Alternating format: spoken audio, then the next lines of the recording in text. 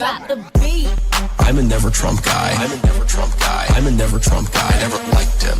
I'm a never Trump guy. I'm a never Trump guy. I'm a never Trump guy. I'm a never Trump guy. I'm a never Trump guy. I'm a never Trump guy. I'm a never Trump guy. I never liked him. I never liked him. I never racism. I'm a never Trump guy. Xenophobia. I'm a never Trump guy. Racism. I'm a never Trump guy. Xenophobia. I'm a never Trump guy. I never liked him. I never liked him. I'm a never Trump guy. I'm a never Trump guy. I'm a never Trump guy. I'm a never Trump guy. I never liked him. I'm a never Trump guy. I'm a never Trump guy. I'm a never Trump guy. I'm a never Trump guy. I'm a never Trump guy. I'm a never Trump guy. I'm a never Trump guy. I never liked him. Oh, good morning, good morning, good morning. Good morning, Christian Villeras. Good morning, Asai Garcia. Good morning, Zenith. I'm sorry for eating breakfast in your earballs, but, you know, I'm hungry. So, just sharing before we get started. Pisco, we should be calling each other momentarily. I did tell him 30 minutes ago. So, we'll be catching up with Pisco. God, I'm just hungry. I'm hungry. I need caffeine. You look good, homie? Or are you asking you good, homie? I'm all right. A little tired. You know, I need a haircut. So I want to keep the length up top, and I want to keep the length in the back. The back is curling. I have naturally curly hair. So I just want to chop the sides. And then also, guys, you have to understand. So my bolter just broke. So the bolt won't reset. I think the firing pin has gotten worn out. But the problem with the gun that I have, the Rock Island VRF 14, is that it's so cheap. The gun itself is so cheap that I can't buy the individual parts. And if I buy the individual parts, I'm going to spend $100. I can find the gun on sale for $250. So my temptation, I will avoid this temptation. But my temptation, because I was trying to finalize the bolter design, I was trying to get a design done and be done with it. But unfortunately, I did have a crack in the design while I was firing because I glued a part instead of screwing a part together. So I have to screw that part. And then not even halfway through, only like 10 rounds in, effectively, I started having light strikes on the primer where I would have to rack it and then pull the trigger, and then it would go click, rack it, pull the trigger, click, rack it, pull the trigger, bang, rack it, pull the trigger, click. So typically, that's a bolt that's not quite in battery. And so I would like jam the bolt all the way forward, but then I would pull the trigger anyways, and it would still go click. So chances are the firing pin is just worn out. I probably have put like 1,000 rounds through it, and it is a Turkish shotgun. So, I mean, that's about like what you expect out of a Turkish shotgun is basically for it to be a shitty range toy that breaks. Yeah, I'm just talking about gun testing right now, but don't worry, we'll move into content momentarily. But the point is that, yeah, like,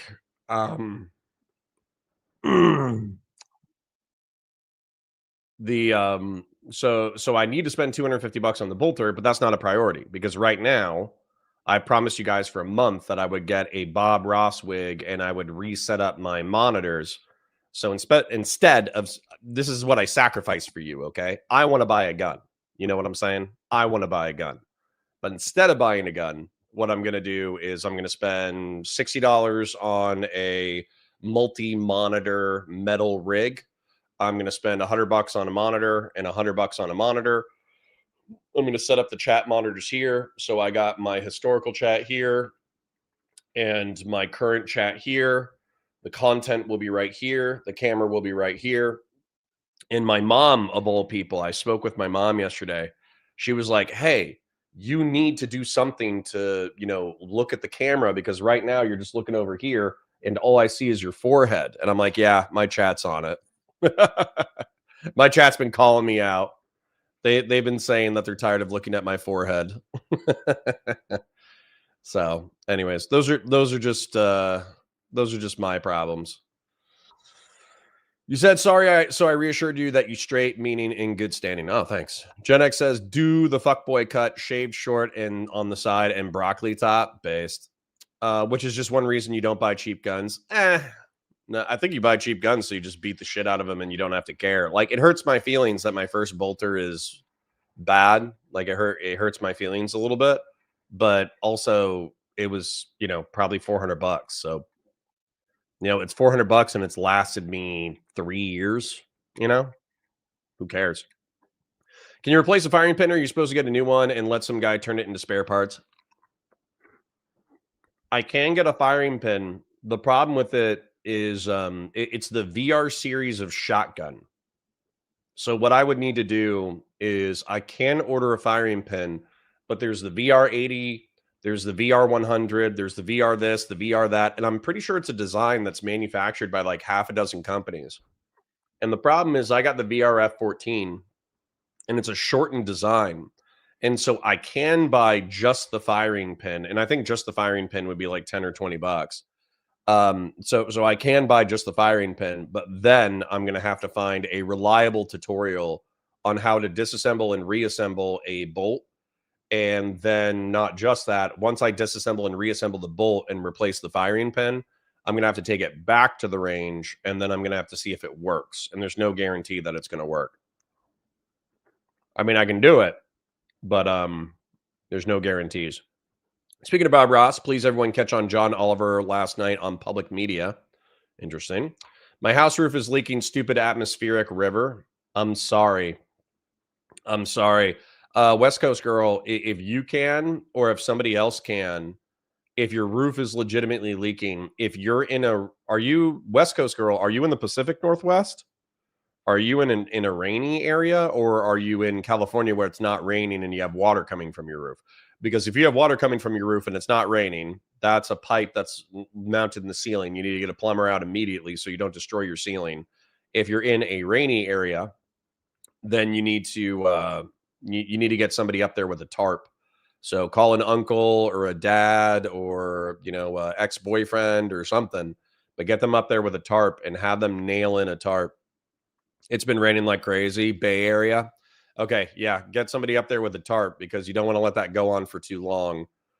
Just speaking from a construction admin perspective, I used to do construction admin.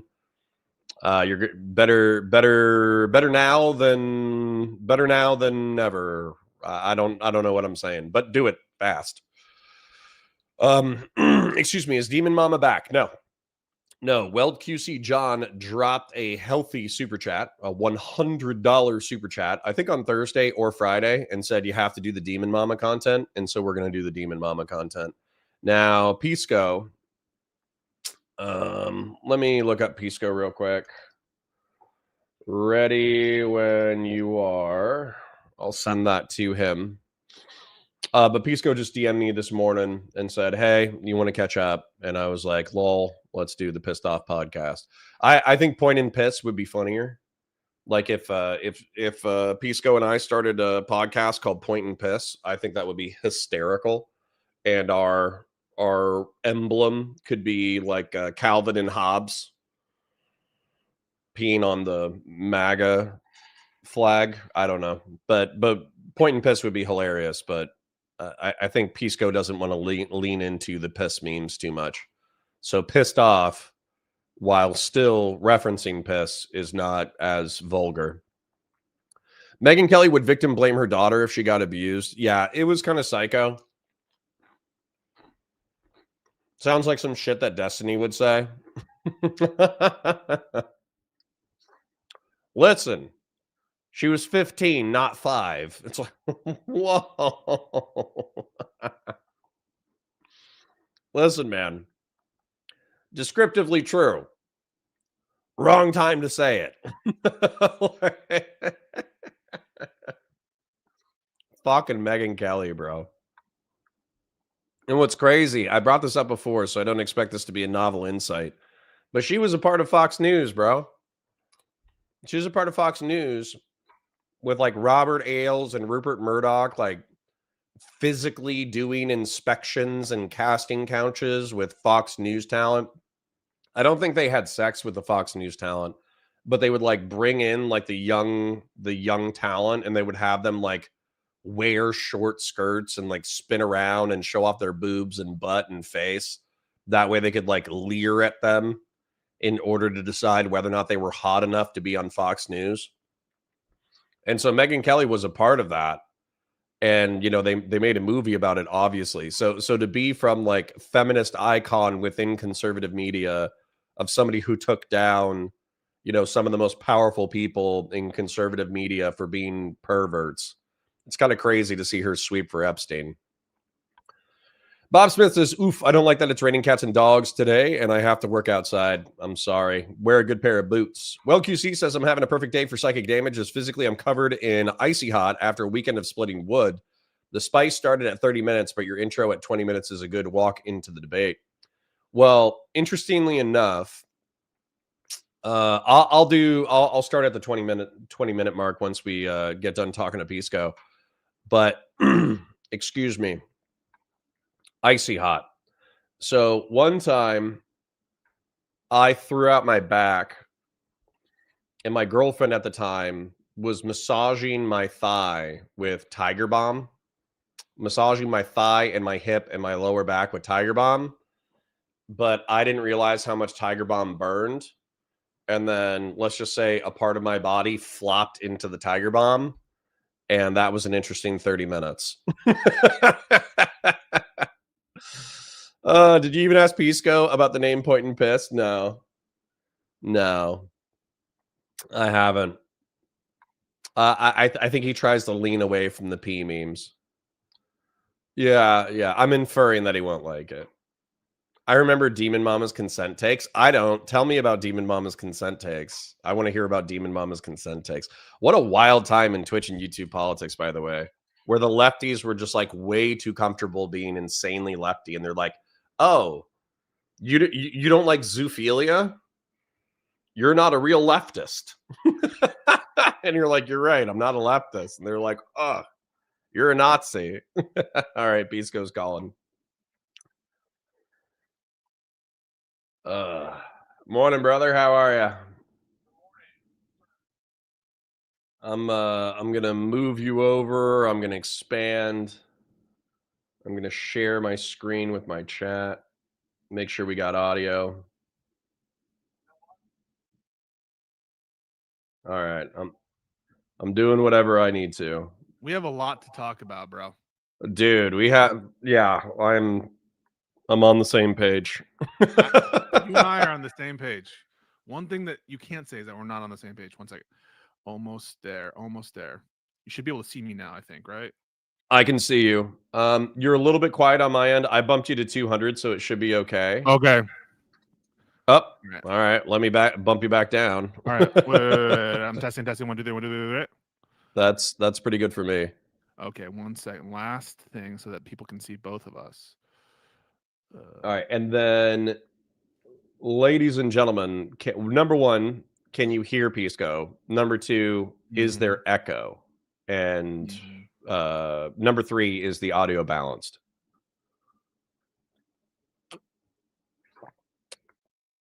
So while I'm waiting for my chat to respond, you're on the screen right now, by the way. Cool. While I'm waiting, audio's good. All right, cool. So while we're waiting for my chat to respond a little bit, I thought it would be hilarious. We don't have to do anything, okay? But I thought it would be hilarious if we started a podcast, and then we did we called it Point and Piss, and we had the Calvin and Hobbes, kid who does the, he's like peeing on a symbol, and then it's Calvin from Calvin and Hobbes pissing on the MAGA sign. Or I know that you don't like to lean into the P memes, so I went with the Pissed Off podcast, because I figured we're both grumpy men. So anger is better than urine. So how do you feel about that? Huh? Do you think I'm white? No, I know you're Peruvian or whatever, but you're white Hispanic. Yeah. What is it with white men and being pissed off? Wait, sorry, what? What's the question? Okay, no, listen. Let me think about it. The P stuff, I'll have to think about the P stuff. But also, Calvin and Hobbes, you understand Bill Watterson did not want his stuff to be like commercialized. By the way, he's still alive. Bill Watterson's alive. And conceivably, I have to think Bill Watterson is a fan of my show. And so imagine that Bill Watterson is like in my community and sees us like basically misappropriating his creation in the exact way that he for so many years, for decades, fought against. Never been a Calvin and Hobbes movie, never been a Calvin and Hobbes lunchbox. It is a pure creation. It is a comic strip. And what you want to do is so insulting, so beyond the pale, but I'll consider it. I'll think about it. Death of the author, I brother. definitely. The second you release your art He's into the public alive. domain, it no longer belongs to you. He's alive, and also, but that all that being said, I think for whatever reason, my audience enjoys our interactions, and it's to me, it's a little bizarre because lately we haven't even been fighting, and so I used to understand it when like we were fighting and shit.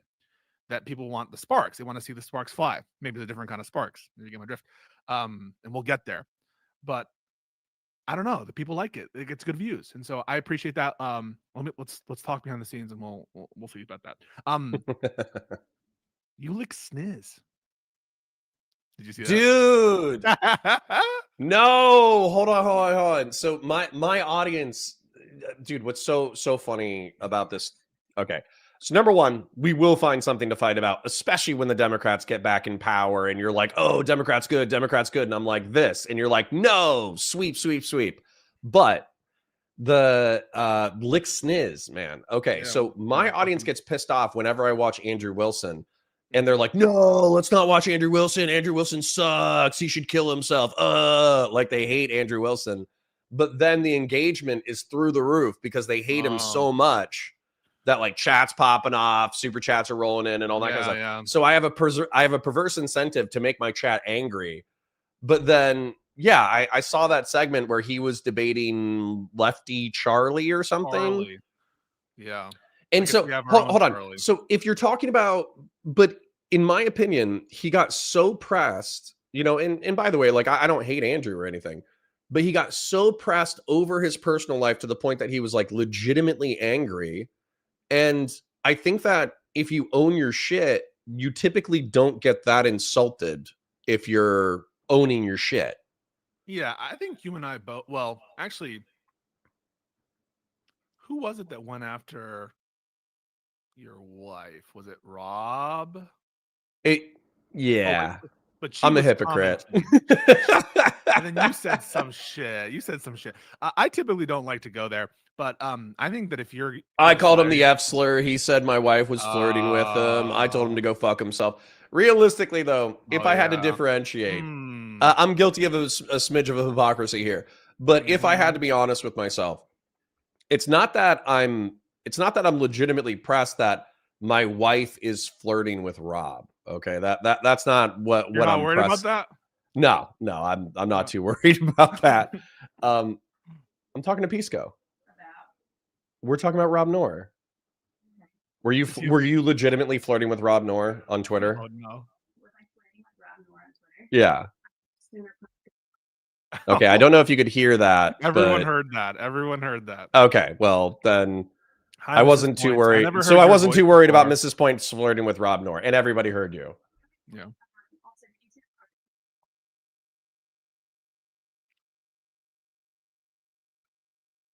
Yeah.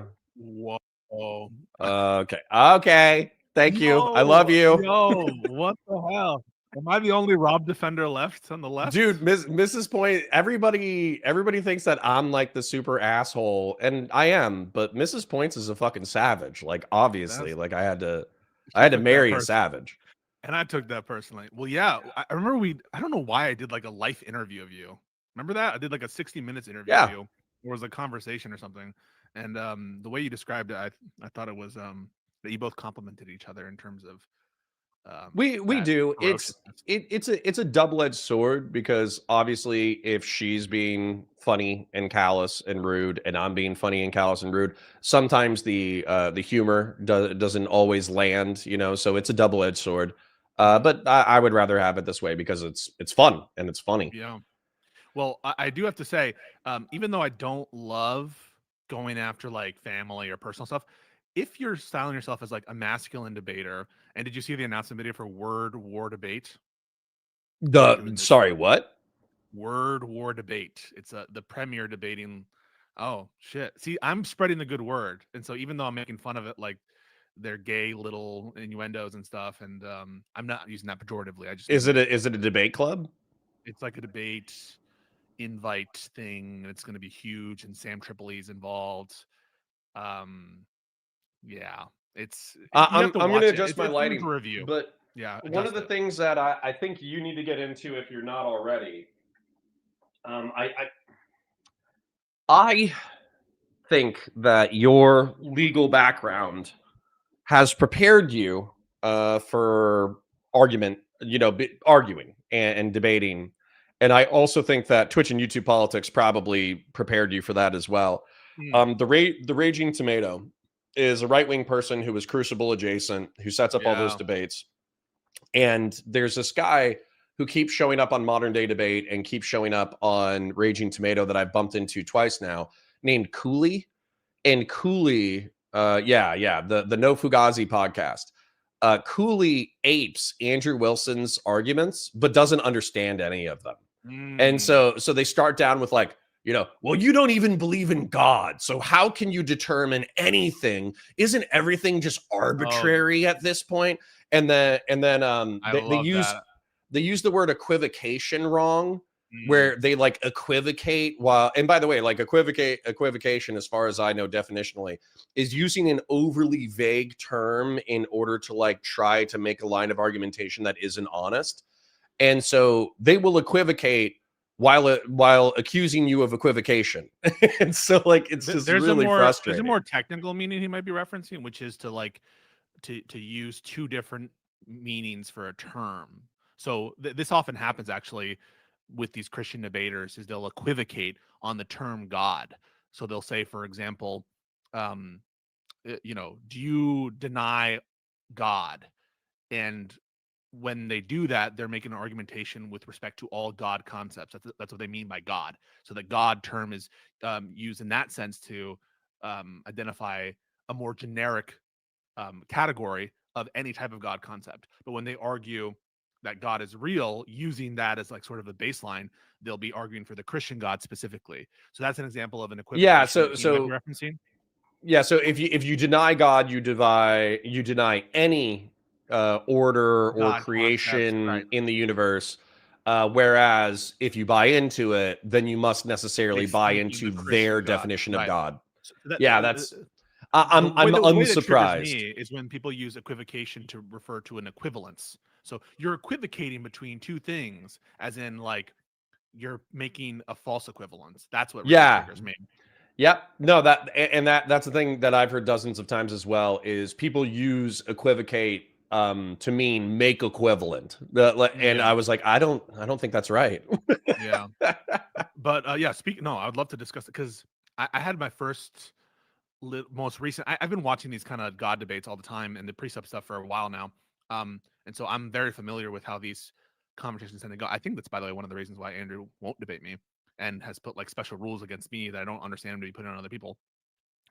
Is because I'm familiar. I happen to be interested enough in these little debates to I know would that, say just float around for a bit and then eventually he'll get bored and then he'll be like, you know what? you know, Pisco, let's go. yeah, no, but the thing is, like, I would love to have that discussion with him. Real quick, back to Andrew. When you're styling yourself as that kind of ultra masculine debater, I think losing your cool in response to someone just being like, "Oh, but your wife though," um, that I think is not very masculine and cool, and it does seem to show a chip on your shoulder, especially since he did this like long lead up where he's like saying, "I think I do really good arguments. I think I'm the best. I think da, da, da. And I think the problem isn't my argument. I think that you're like a stupid bitch." And so like she goes, "You know what? I have a world for you too. That your wife has a baby daddy. It's like three people, right? Three baby daddies and two marriages." You're like, And you for him to be like, whore, "Well, fuck," you dumb and then whore, everybody's like, "You dumb whore, you go you down on women, sniz. Yeah, fuck all lesbians," licking and it's like, sniz was what? that's a wild insult. That's only gonna land with people who don't like lesbians. So that's already a small percentage of the Sounds like population. Dr. Seuss. Like, you know what I'm talking Yeah, about? Like, this it's sounds like, it's a weird insult. And then Yeah. So the sensitivity around it, and by the way, like I've heard the Steel Man because I heard this. I checked out some of the surrounding drama from Rachel Wilson. Matter of fact, let me just summarize this for people real quick, just in case they're totally lost. Okay, Andrew Wilson, Christian nationalist debater in our space. He likes to go on red pill shows. He did get big by going on the Whatever podcast that actually correlates with his explosive rise. Since then, I would say he's between 3,000 and 7,000 live viewers. So he's considered like a big streamer now. But in reference to debates, oftentimes he'll go down like a Christian nationalist, Greek Orthodox line of argumentation with the presuppositional argumentation that Pisco's been talking about. But then he will get weirdly sensitive about some topics, which I mean, we all have our foibles, but it does seem weird to be like the king of blood sports debates, but then have this like massive vulnerability. And the vulnerability that was exploited within the past 2 weeks was while debating Lefty Charlie. Lefty Charlie brought up the fact that Andrew Wilson's wife, Rachel Wilson, has children by 3 different fathers. Now, Andrew Wilson's defense was that, well, Rachel Wilson is serial monogamous. Her previous 2 marriages didn't work out for whatever reason. He was happy to marry into this family and become a biological father and a stepfather to this children. And he hasn't made any specific argumentation against, marrying and becoming a stepfather. However, when you're talking about the red pill space, oftentimes he says that he's not red pill.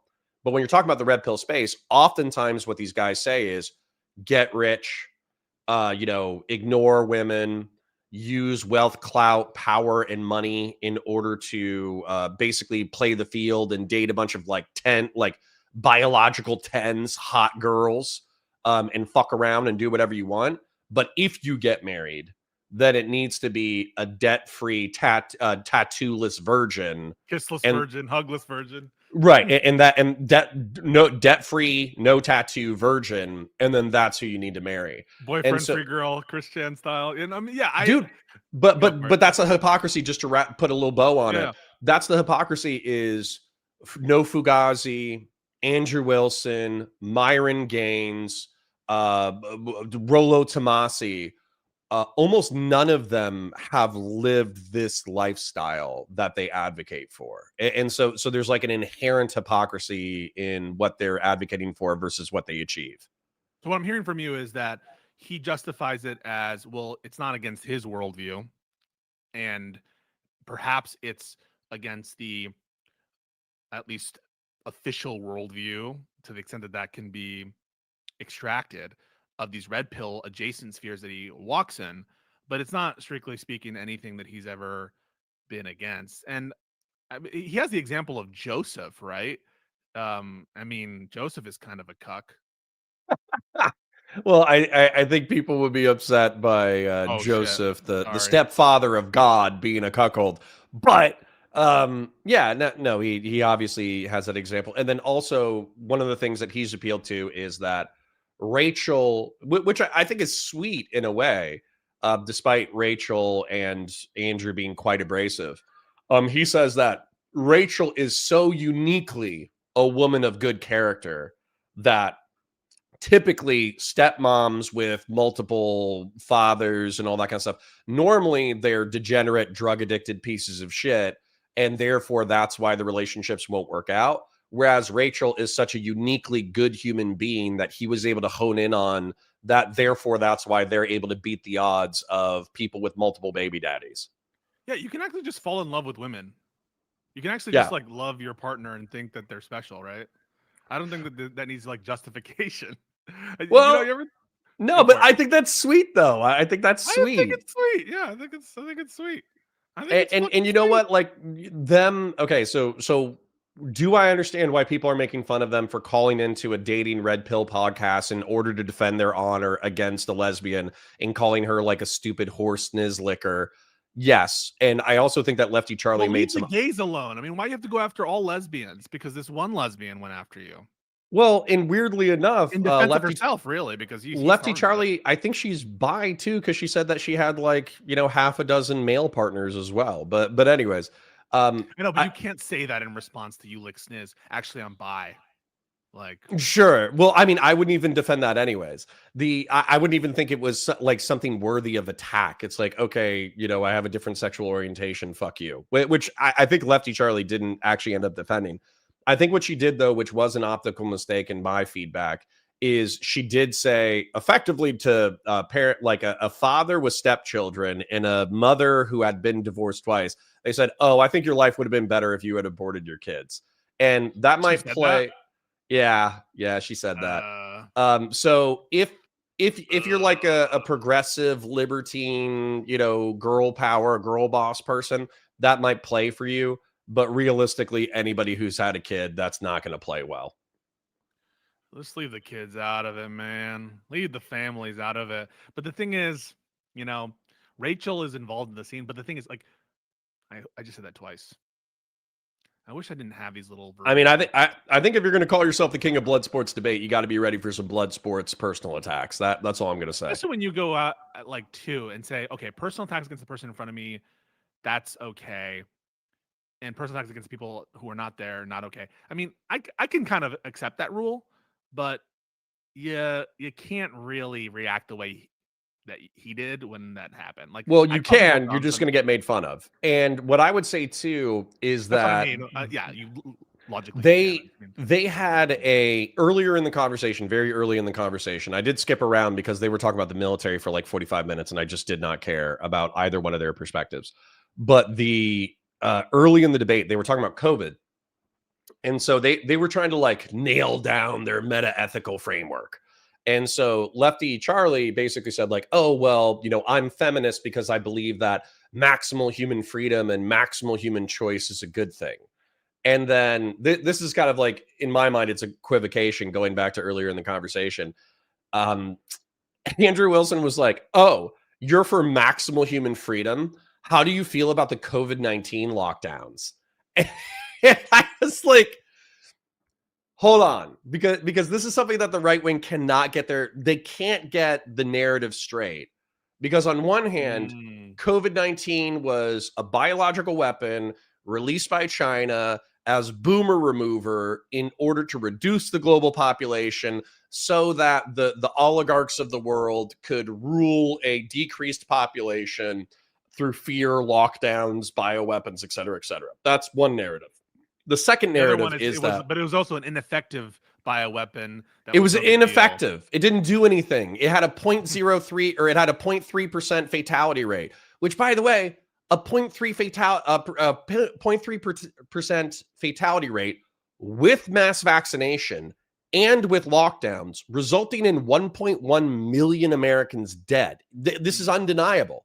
In 2021, in 2022, there were 1.1 million excess deaths related to COVID. And so, which one is it?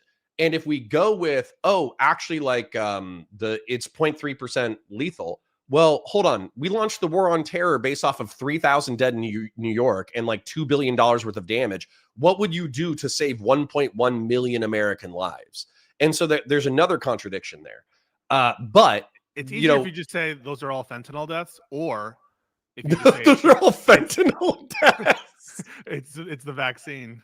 Which You is do why one- we need to bomb random civilian ships in the Caribbean, is because Correct. 1.1 million Americans were wiped out by fentanyl in 2021 and 2022. Yeah, absolutely. I love it when they're like, we just saved 300 million lives, because that's the amount of death that could occur. I hope that was a misspeak. But I also think that somebody like calculated it out. They were like, what if this much fentanyl was done Yes, by this many that's what they people? do, And they were like, yeah. that would mean 300 million people. And they're like, damn, we just saved the entire country from fentanyl. They're like, this amount of fentanyl could have killed 300 million people. I'm like, Yeah. oh, shit. Yeah. You guys, like, And they're like, damn, that's a you guys big know the number. That's population tight. of America. And Let's say that at a press conference. no, it's fucking wild. That the inclination, I think, of some of these, I don't know if I want to say unifiers, or some people who straddle multiple worlds in conservative circles, is to find some kind of like, to chart a course through some of these conspiracy theories, and it rears its head both in the context that you're talking about, where they try to make sense of the the fact that it's no big deal in the COVID context, but also that it's a pandemic or that the vaccines are very, very dangerous. And so they find a way to unify those theories. Similar kind of dynamic. I don't know if it's exactly the same in these fence sitters when it comes to the Nick Fuentes MAGA war right now, where you have people who are trying to, on the Epstein stuff and also on the greater like Fuentes identity crisis of MAGA, who are trying to chart a way that makes sense of Trump policies, Trump statements, the fervor that they're seeing among the Groypers, and to find a way to reconcile concepts that seem to be at odds and with each other. And as someone who is, I guess, a former member of these, on the losing side of one of these identity crises, talk me through that. And you can reference Wilson and stuff, but yeah, talk to me about these different competing ideas in conservative circles that seem contradictory, and how the right is responding. Yeah, so if I had to stat this out, I would say that the right wing and the left wing actually have parallel problems, but the demographic sizes are different. Hmm. And so what I would say is if you're actually supposed to, if you look at stats from polling before Trump seized power for Trump 2, you got 55% of the Republican Party who picks Trump as a first choice. They want Trump. Okay. So that's 55% of the party right there. In the primary, And you're saying? yes. And a lot of And that is that after and a lot of that is after he clinches effectively the nomination. And so it's a fait accompli at that point. So that might be even overestimating initially, because there was a significant amount of opposition, and a lot of the fact that Trump won. Yes, he received a plurality, but for those first primary contests, he was not receiving majorities. They were winner take all states, and the majority of Republicans were voting for someone else. But it seems like since that time, what's happened is a lot of people have come up with contrarian reasoning for why it's okay to support Trump. Yeah. Deep state, Biden, Hunter corruption, crime family, whatever. Come up with a narrative that sticks, but somehow isn't hypocritical. Almost all of these narratives are hypocritical, but they'll come up with some kind of contrarian narrative, and then as a result, 80%, 90% of the Republican Party will support Trump, even if he isn't the first choice. So that's like the demographics 55. And then I would say another 35 to 40% are people who are reluctant Trump voters, but they're still Trump voters. Then what I would say is amongst the Trump base, there's probably, I would say 5% to 10% of the population, oftentimes young people, who are viewing Trump as a vehicle to further right wing ideas. And you could go back to Richard Spencer. Richard Spencer saying like, "Oh, we thought that Trump was our guy. We thought that he was dog whistling to us. We thought that he was going to go further than he actually did during Trump's first administration." You can go back to Nick Fuentes. He'll say similar things. And then also Steve Bannon. Steve Bannon's a fucking extremist, dude. There's no two ways about it. Steve Bannon is a legitimate like neo-monarchical, neo-fascist extremist. No. And so there's dissident right-wing people who I would say probably are 5 to 10% of the Republican coalition, I suppose. But the problem is that the MAGA Trump to me is a populist. Whoever he talked to last that he thought it was a good idea, that's what he's going to say. And so if he talks to the normie cons and the neoconservatives and the Zionist conservatives, then he's going to say pro-Israel, pro-free market stuff. But if he talks to the protectionists and the national conservatives, which is a different voting bloc, which has become more powerful, or if he talks to distant right-wing people, which J.D. Vance, weirdly enough, is a fan of distant right-wing philosophy. He's an unironic fan of Curtis Yarvin. He's an unironic fan of like Peter Thiel, neo-techno-feudalism. And so Those anyways, guys are opposed to Fuentes. Fuentes views them as compromised by world Jewry, it seems. And before we go on to these groups, this is really interesting analysis, and thank you for it. I want to stop because you said that Trump is actually a populist, and then you went on to say like he just listens to the last person he hears. And I don't think that either of those two things are necessarily at odds with each other. But I think just what you mean by he's a populist is that's his affect.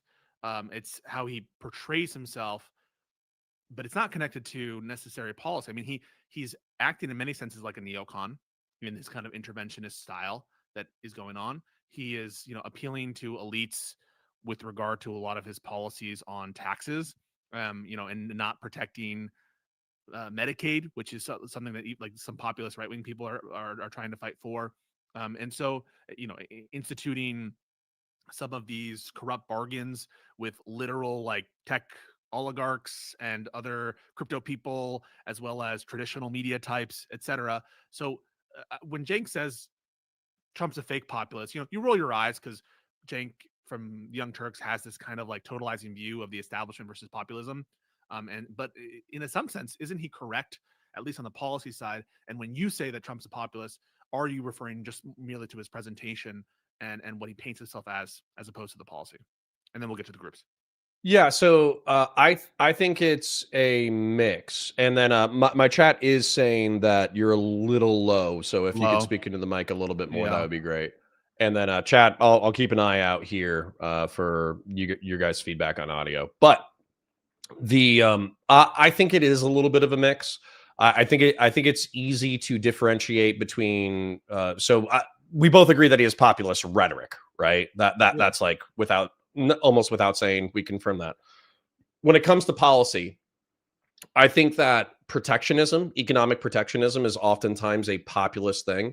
And so I think the tariffs, even though it screws over the working class, I do think that is a populist policy.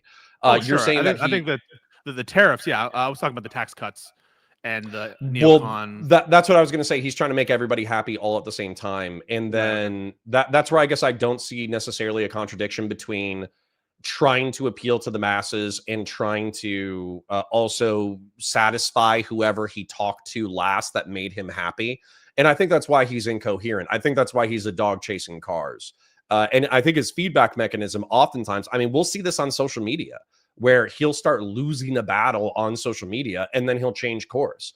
Just as an example that has happened within the past week is the Epstein files, where, that was particularly like, that's like he lost the Epstein fight. He lost the Epstein fight, and now he's reversing course. But of course, what I'm scared of, really, he's gonna fight what I'm scared of is, and by the way, I don't put it past him to do this. I just wonder if it's too smart even for Trump, is to say, oh, well, we're launching anti-Democrat Epstein investigations. Therefore, you can have all of these files that are not compromising to me. But these ones need to stay sealed because they're part of the Democrat investigations. As soon as that Truth Social came out, that's the first thing I said. The minute I'm like, that's exactly what he's doing, and I think that is a non-trivial argument that he'll be correct on that as a legal matter, just because of the ideology behind Trump United States and I guess the doctrine there. I hope that he doesn't win. I don't think it's a necessary conclusion based on the law that it compels that answer as a legal matter. But I do think it's a non-trivial argument, especially when the court doesn't seem to be wanting to take bad faith or sham motive into consideration on what are obviously sham investigations. After Trump and Pam said, hey, nothing to see here, folks, investigation's over. And now all of a sudden, new investigations after you said it's a hoax made by Obama. And so now you're going to investigate Bill Clinton. It's just ridiculous. But so I hear you there. But even if I don't grant that it's a real full reversal, he has had real reversals. And one of those is really on tariffs too, where he's painting the reversal of the tariff also as a popular that he implemented himself on like beef or some shit. Dude, I want to KMS so hard. Yeah. Besant or whatever, which weirdly enough, I heard Destiny say that he liked Besant for some reason. I have no idea what the context for that clip was. But Besant, the trade secretary, I don't even know his title, but he goes on to like news and he's Treasury, bro.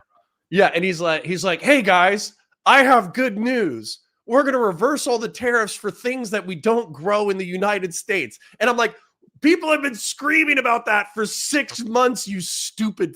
Well, the reason why I think Stephen probably likes Besant over Lutnick is because Besant is more tariff skeptical, even though he has to put on the line of these tariffs are great. We are all on board with the tariffs.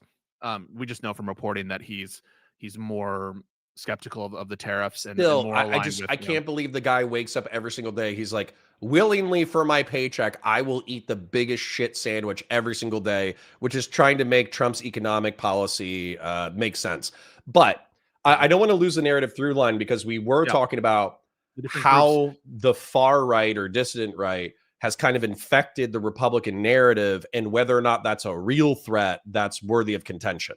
Yeah, one last point on Trump, because I think that he, by being so amorphous and being so ideologically malleable, if there's any ideology, the through line there is just praise, like a praise kink or something, or like ego. But by being malleable and failing to define himself from an ideological perspective, really, he's opened the floodgates for everyone to take up the mantle of Trumpism and to define and say, this is true MAGA. And everyone can kind of have a coherent argument behind them. So, like, you hear Ben Shapiro talk about what Trumpism is, and it makes sense. Like, the way he tells the story. And you hear Nick try to sell what the promise was of America First, and that kind of makes sense from that through line. I think Bannon also, he runs in some of these circles. He's taken a more kind of on the fence position there, but I think similarly, a lot of these people are able to tell compelling stories. Vivek is able to tell a compelling story there. Trump was always in favor of immigration, just legally. Trump has always been in favor of yeah, it's a political Rorschach test. Right. So all of these people can make plausible arguments given the malleability of Trump. And who wins out here, I think, is going to be interesting, because Trump is a lame duck. He's old. And with respect to the left comparison you made there, I thought it was kind of astute, in that the numbers might be different, but kind of the arguments are similar, which is the energy is with these young socialist types, right? The energies are with these people. And regardless of what you think about that with respect to the left, that's certainly true, I feel like, of the online Groyper movement. And I've been saying this, and I think you've been seeing this, and you've been saying, I don't think this is new to you at all. I think you've been very conscious of this, and I certainly have been. The energy seems to be, at least with the youth movement, on this kind of like supposed truth-telling Groyperism, nativism. So talk me through it. It's so that brutal observation. So what's happened is there's a dissident right wing, and I think that they have a more sexy allure, because if you go to like the mainstream academic conservative right wing, you got to read books, right? And you got to study history, and you got to know this, and you got to know that. Whereas you could just go on to Nick Fuentes' show, and he's just going to say, hey, the reason why the inner cities are dangerous is because of black people, and black people suck, and XYZ ABC. The reason why America has a degrading position internationally is because of Jews and international Jewry. And that's why we have mass immigration and we have all our economic foibles. The reason why our, going to the grocery store sucks is because we have all these Hispanics and these Indians who are mass immigrating to the United States, and they're browning it, and they're trying to destroy the white race. And so it's like it's a charismatic and funny guy who's pretty smart, and also actually has decent narrativization of historical facts, but he's giving you like a very simplistic narrative for what's going on. And so I think he tells you it in a paragraph, and that I think is one of Trump's, when he was younger, he was able to do that very effectively to a certain class of people. The difference here is that I truly believe Fuentes is ideological, and I truly think that, even though I think sometimes he's actively deceiving and lying, I think he's sincere about the views he holds. In a way, I don't want to compare him to Mamdani in any other respect, but to say, like, I think Mamdani is sincere in that sense. And that's the only sense in which I'm comparing it, is that I think that Mamdani he's earnest. He thinks that if I had to say this, and by the way, I'd be happy to be corrected by any Groypers in chat, but I think he's sincere in his Christian nationalism. And a differentiation that I've made is, so whenever somebody says the word nation, I'm synonymizing that with the word people. When somebody uses the word state, I'm synonymizing that with government. And so as a result, these terms that we kind of associate with each other, when you hear Christian nationalist, what I think Nick Fuentes genuinely wants to do is he wants to wake up everybody to racial tribal consciousness. Right, yeah. He wants to wake up everybody to religious consciousness. And then he wants white Christians and maybe some allies who are down with the cause. Like if you're like a black nationalist Christian, like you want to segregate and live in your own black commune or whatever, you can be a Groyper too. And same thing with Hispanics. But we're going to live in separate ethno-religious enclaves. But anyways, so once you wake these people up to religious and race consciousness, then you can get a really powerful political bloc of white Christians who advocate for their interests tribally within the American construct. And then within the American construct, they're post constitutional. They don't give a shit about the Constitution. They think Yeah, the no. Constitution was written by a bunch of like libertine, wine sipping, anti-Jesus, anti-religion douchebags. And so as a result, like the Constitution can be thrown out. We don't need the Constitution. We'll obey it insofar as is legally necessary to Yeah, to not the extent totally that it collapse serves them. society. Yeah, to the extent like the notions of free speech, it serves them when they're on the outs, and there are aspects of the framing and founding of the country that they'll cling to, particularly like the history of Christianity in the sense of a lot of the framers and a lot of the people coming over the country being Christians. I'm sure they'll jettison the anti-Catholic aspect of the founding of the country, and it's puritanical and Anglican style to it, and more, at least the Catholic iteration of this. Although I don't really see. I think you're correct. It's a kind of more generic Christian nationalism. It isn't as focused on the Catholic aspect to it, and it's willing to break bread with different sorts of Christians.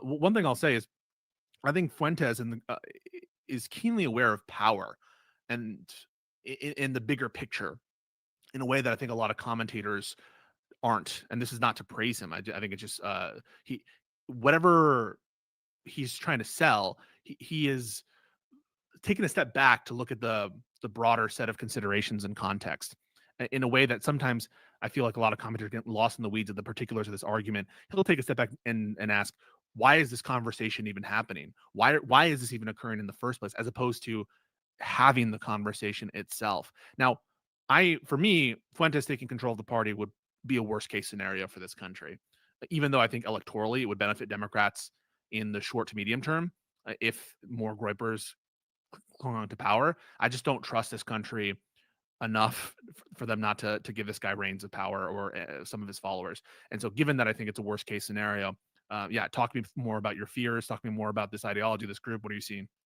Yeah, so even having a conversation recently, I just went on Wick TV this past week, and I had libertarians, I had Lactoid, and I had Ash of Creativity, they weren't suckered in, they weren't groypers, but they were suckered into a romantic vision of Nick Fuentes where they were like, well, I don't agree with 80% of what he said, but I'm happy that I listened to the interview because I really feel like I have a better understanding of who he is. And what was so frustrating to me in that conversation is when we were discussing who Nick Fuentes was, they were regurgitating all of the sanitized talking points. They weren't talking about Holocaust denial, Holocaust revision. They weren't talking about disempowering American Jewry from political power, which is an often stated goal of his. It's very vague, but I have a feeling it's going to involve some degree of violence. Don't talk about like resegregation, none of that shit. They spoke of it exclusively within the sanitized terms that Nick Fuentes did. And so what I'm worried about, I do think Nick Fuentes and the Groypers are overestimating their position within the right as it currently stands, where they're probably only representative of a few percentage points of the right wing. However, I do think that they are Trojan horsing terrible Yeah, ideas into the right wing. And I'm hearing it because of Tucker Carlson, because I think he's not even a useful idiot. He's like a useful vehicle. He's a useful vehicle of bad ideas. I hear the sanitized talking points being regurgitated and popularized. yeah. Like, I think you're correct about the extent to which those views are representative of the broader Republican right, though I do think there's a lot of reprehensible views among a lot of the ideological right in this country. But I do think it's a minority. The thing is, like, Fuentes is totally conscious of that, totally conscious of that in a way that, but the thing is, he doesn't need to convince 40% of the country. He just needs to convince the people who are writing policy memos. He just needs to convince the people who are at the heads of the apparatus that Trump has constructed. And they're so conscious of that. Like, they view Trump as a wrecking ball to destroy aspects of the old guard and to wrest control and to basically do the little finger of introducing chaos. And in that chaos, as long as they position themselves in, for example, the young Republicans group, among the people who are having a seat at the table in terms of who they're going to nominate for different political positions, including, threatening to withhold their vote. You see JD Vance and Trump tiptoeing. They're not forcefully condemning Fuentes. And that is power. And though I think, don't count your chickens before your hatch, I don't think it's like a sure thing that Fuentes is gonna, or his type, are gonna control the Republicans going forward. The fact that I'm seeing such caginess among Trump, JD Vance, and some members, they're waiting to see which way the wind blows, and they're not above making a deal with them. And that is real Confidence power. confidence is infectious, Yeah. and that's one of the things that is part of their propaganda is groiperism, or the America first is inevitable, right? It's like the Borg, like resistance is futile. And so like the whole point is they're trying to convince you of their ideological purity and supremacy. That way you become so attracted to their narrative that even if you don't agree with their narrative fully, you will sell out to it because you see like you mentioned, the momentum. You'll see the political momentum with them. And so one of the things that I think needs to be pointed out was PF Young, of all people, said this, and I agree with him. Wealth inequality, rapid demographic change, existential technological shifts, and the dissolution of the social fabric are giving us fertile ground in which radicalism is attractive. And so, whether you're talking about like radical leftism or radical right wing, there are hundreds of thousands or millions of young men and women who are looking for an ideology that advocates for them effectively within this like really chaotic landscape. And so, what I see doomsday prophets, and I think Nick Fuentes is a particularly effective doomsday prophet. And I think that he's going to punch well above his weight. And so when you have JD Vance saying that he's a post liberal, when you have him quoting Curtis Yarvin, when you have him, basically being in the pocket of Peter Thiel and being groomed by Peter Thiel, who's a techno feudalist. I know that he beefs with the Groypers and beefs with the Christian nationalists. But when you have them considering these like post-liberal, anti-constitutional ideas, I'm not going to be surprised if Zionist conservatism and constitutional conservatism, I'm not going to be surprised if those are such historical parts of the right that they'll never fully be able to dissolve that construct of conservatism. But like you said, they might have this like puritanical core that climbs to the top in positions of power, similar to who's that dickhead? Is it Stephen Miller? Yeah. Well, it's one dickhead. He's a Yeah, dickhead. well, but just imagine effectively like a JD Vance administration, but a Groyper or Groyper light dissident right wing philosopher is in Stephen Miller's position, and that's kind of the future of the right that I'm envisioning that Groypers would celebrate. Yeah, I'm concerned about it. One thing that really bothers me is when you see a bunch of comments. I see this sometimes in my comments or in my chat, which are like, they're just virgins in their basement, or they're this or that. Like, the worst thing you could do at this time, and I felt this with Trump back in the day, is underestimate your enemy. Like, seriously.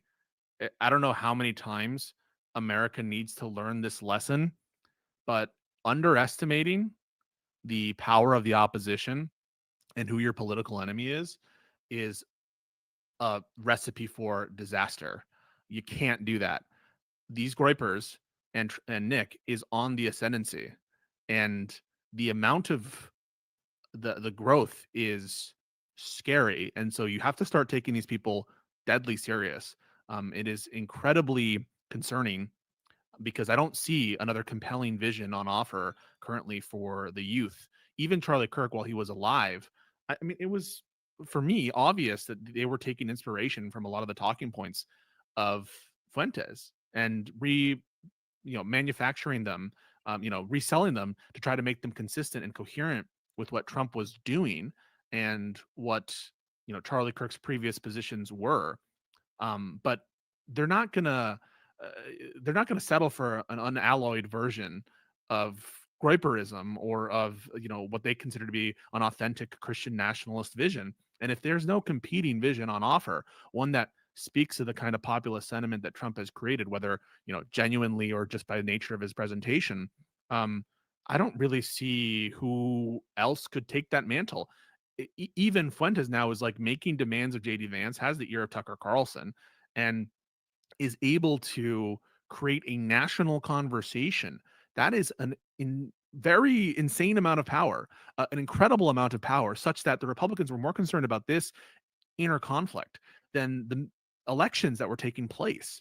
Do not underestimate it. And if the Republicans don't have anything else on offer but platitudes and fence sitting and just trust the plan Republicans, the Groypers are going to win.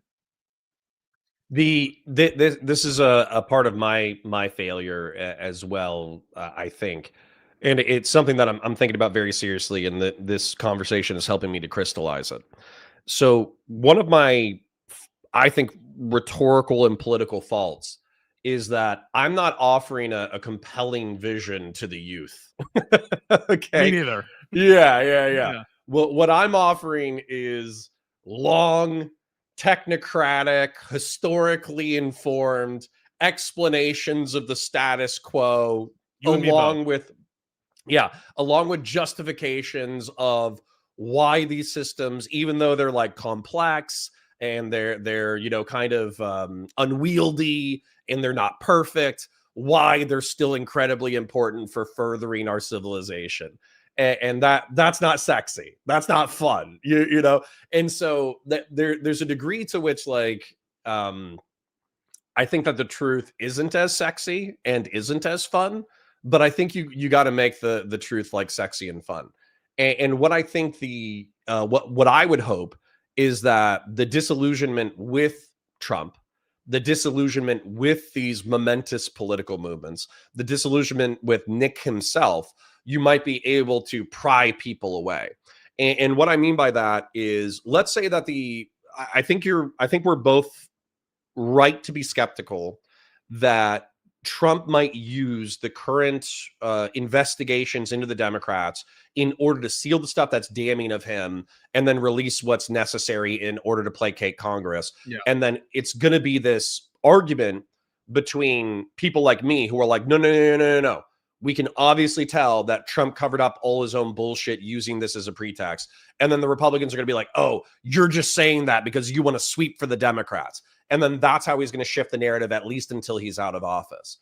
So that's going to be frustrating. This won't end his presidency. Like, people who are saying that, like, you haven't been watching this, and he'll be able to put up a non-trivial legal argument in court. And yeah, so this is not going to tank his presidency. I would just want to damage him before the midterms and then have the midterms mute his presidency. Right, but they're not going to remove him from office. He's not going to be able to, like, it's not going to be like he's going to be thrown in jail, or he's going to have to, like, this is going to be a slow death, but and he's going to finish out his term unless he dies in office. And it's just an indication, I think, of the fault lines here. And the fact that you can sense it. There's blood in the water. And Trump is making the wrong strategic moves, going after Marjorie Taylor Greene, going after Thomas Massie, because if they survive, and I've made this point on my Twitter, on my X feed, if they survive, then his status as a kingmaker is seriously in jeopardy, seriously undermined, and the perception of I'm power. I'm praying for it. Before, yeah, but you're praying for it now, but who's going to be left? The perception of power. I mean, would you rather have Trump as kingmaker, where he's making, like, picking Dr. Oz, or would you rather have Fuentes being the kingmaker in terms of who they nominate as America First candidates? That's the problem. Well, is that there's a vacuum here. Just real quick, Josiah with the super chat. Thank you so much for $20. Ask Connor how many GEOMs from 40K it would take to defeat Sheev Palpatine, 3 or 4. And then how do you spell? GEOMS from 40K. Geomes? God Emperors of Mankind. Once again, hold on. I'm going to entertain this absurd statement from Josiah. Okay, I'm going to entertain it. The God Emperor of Mankind eats 1,000 psychers a day, and the psychic powers of those psychers are equivalent to Sidious. Sidious isn't even the coolest Sith. There was the Sith Emperor, I forget his original name, but I could look it up. There was a guy Darth Bane. who no. Bane is a weak player too. There was the Sith Emperor. He invited, after a war with the Jedi, he invited all of the high-level Sith to a planet, and then he used a psychic death weapon to destroy the planet and consume all of the psychic energy of that planet. And then he became like a force demigod who was capable of possessing and running multiple bodies at the same time. Sheev Palpatine is fucking nothing. Sheev Palpatine's a pussy. Anyway, thanks for distracting us, Josiah. We were talking about the party. I had just said that the perception, to your point, where you were like, momentum is infectious, victory is infectious. That the good news is that victory is on the way out. Momentum is with them, victory is not. And what I mean by that is they tied their destruction of the establishment, which Trump, let's face it, he did a decent job of being a bull in a china shop. Oh, sure. They tied their. But the old guard had a seat at the table, though. To be clear, he dethroned the Republican old guard, but he brought them back just as the head. Like it's almost like the shogun in Japan or something. Like they take over and whatever, right? But like we still need our keys to power. We're still going to use them. We're still going to use in the first term Paul Ryan. We're still going to use the RNC, and we're going to slowly embed ourselves. But yes, he absolutely was a bull in the china shop. Go ahead. But that's where I think it's going to take people with balls. Just as an example, I heard the Democratic Congress member from Arizona get sworn in. I forget her name, but she said, she was like, it is time that this body starts acting as a co-equal branch of government and stop bending the knee to the executive. And I was like, damn. And like, people were applauding and all that kind of stuff. And so it's going to take people like that. And the reason why it's going to take people like that is because this power, I'll cut through the parable, but there's a parable from Game of Thrones that I love where power is where people believe it resides. And so right now, vast swaths of the population believe that power resides with Donald Trump. Therefore, he's quite a powerful figure. Hundreds of thousands or millions of young men believe that Nick Fuentes' message is one that's worth listening to and worth repeating. And the reason why Tucker Carlson and the old guard of conservative media are paying attention to Fuentes at all, it's not because they actually necessarily like Fuentes' ideas. It's because they know that he has the ear of hundreds of thousands or millions of disaffected young men. And so the whole point is it's going to take stones from people at the bottom, not to just relent to the far left or the far right, but to actually say, no, fuck you, here's why you're wrong, and make a compelling argument to the youth. Now, the problem is the solutions to wealth inequality, rapid demographic change, existential technological shifts, and the dissolution of the social fabric, that's going to take creativity. That's going to take intelligence. That's going to take balls. That's going to take money. And it also seems like the old guard, in reference to a mixed economy, American capitalism, they don't seem to want to tackle these problems head on because they're so complex that you could spend trillions of dollars trying to fix these problems, and there's no guarantee that you would even make a dent in them. And I think that's why they're scared of it. Yeah, I see what you're saying. I think that there are additional challenges for the Groypers and Fuentes that shouldn't. This war is not done. This civil war and what's going to happen. Yes, some people are trying to be like the first shakers and movers to show that they're open because they don't want to be left behind, because it sucks to be left behind. They had the experience of, Glenn Beck had that experience. Megyn Kelly had that experience. I'm having that experience. Connor had that experience. Being left behind in this environment, especially if your job is to be a political pundit, not good. Remember, Tucker Carlson used to be fucking Bush, apologia on Fox constantly wearing a bow tie. So, I mean, this guy, he might have some principles about him. He might have some ideology through line there, but he's a cunning political actor. He's a thoughtful, deceptive guy. And I think Fuentes is thoughtful as well. Here's where I think the challenges for the Groypers will be. First is some of these institutions were more malleable to Trump in that he really was working with a status quo that was willing to work, that was willing to deal with him. Even the Federalist Society, the courts, these are institutions that Trump didn't really buck from the conservative standpoint, and he was willing to play ball with a lot of these institutional actors, including, by the way, the Bezoses of the world, these tech oligarchs, Elon, right? So even though he had that populist rhetoric about him, he was connected and still is connected to an institutional legacy which keeps the Republicans in power. Now, Groypers are slowly embedding themselves into these different ladders, but they're going to, I think, get more pushback from these institutions than Trump got, because Trump was willing to play ball, I think, in some of these areas, so long as they paid fealty, almost like a king. What Fuentes has on offer, I think, is a more radical undermining of the status quo there, and he's ideologically committed to it in a way that Trump isn't. And the second is women. Women are a big barrier for the Groypers, and they currently have power in this country, whether you like it or not. With their, from their perspective, they don't even think they should be able to vote, right? But women do, in fact, have power, and though the gender divide has never been greater now than it is, Groyperism is going to push more women away. I don't think this is a message that sells well to women or young women, and so the Democrats can't, I think, lose women. Women are, that's a message I think that Democrats need to take home, is the importance of women, because the Groyper message is going to put them off, and there's no easy way for them to get around that. Um, we need to make inroads with men, but we need to make sure that we're keeping women around. And so those are two big challenges, I think, for Groypers, is to find a way to tell them. I was going to say, one of the really interesting things about like learning history and philosophy is realizing how many of these problems are ancient, like 3,000 years old, 2,500 years old. And one of the really interesting things was this conversation. I think it was in like Xiphon or something like that. He wrote about a dinner party that Socrates went to, and there was this like great man, basically like the proto Groyper, and he was saying like he was using force doctrine. You know how Andrew Wilson loves force doctrine. Mm-hmm. So he was talking about force doctrine 2,500 years ago, and he was like, it's such bullshit that in Athens we let all these like weak people vote who, they don't back the great men of society. They tax the businessman too much. They don't back the military generals the way they need to. It's only because the strong allow themselves to be subsumed by the weak that the weak are able to rule.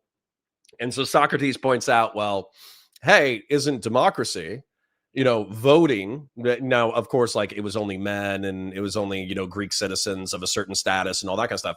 But he was saying like all these weak people through whom that you say that political power is invested, that is restraining your own power.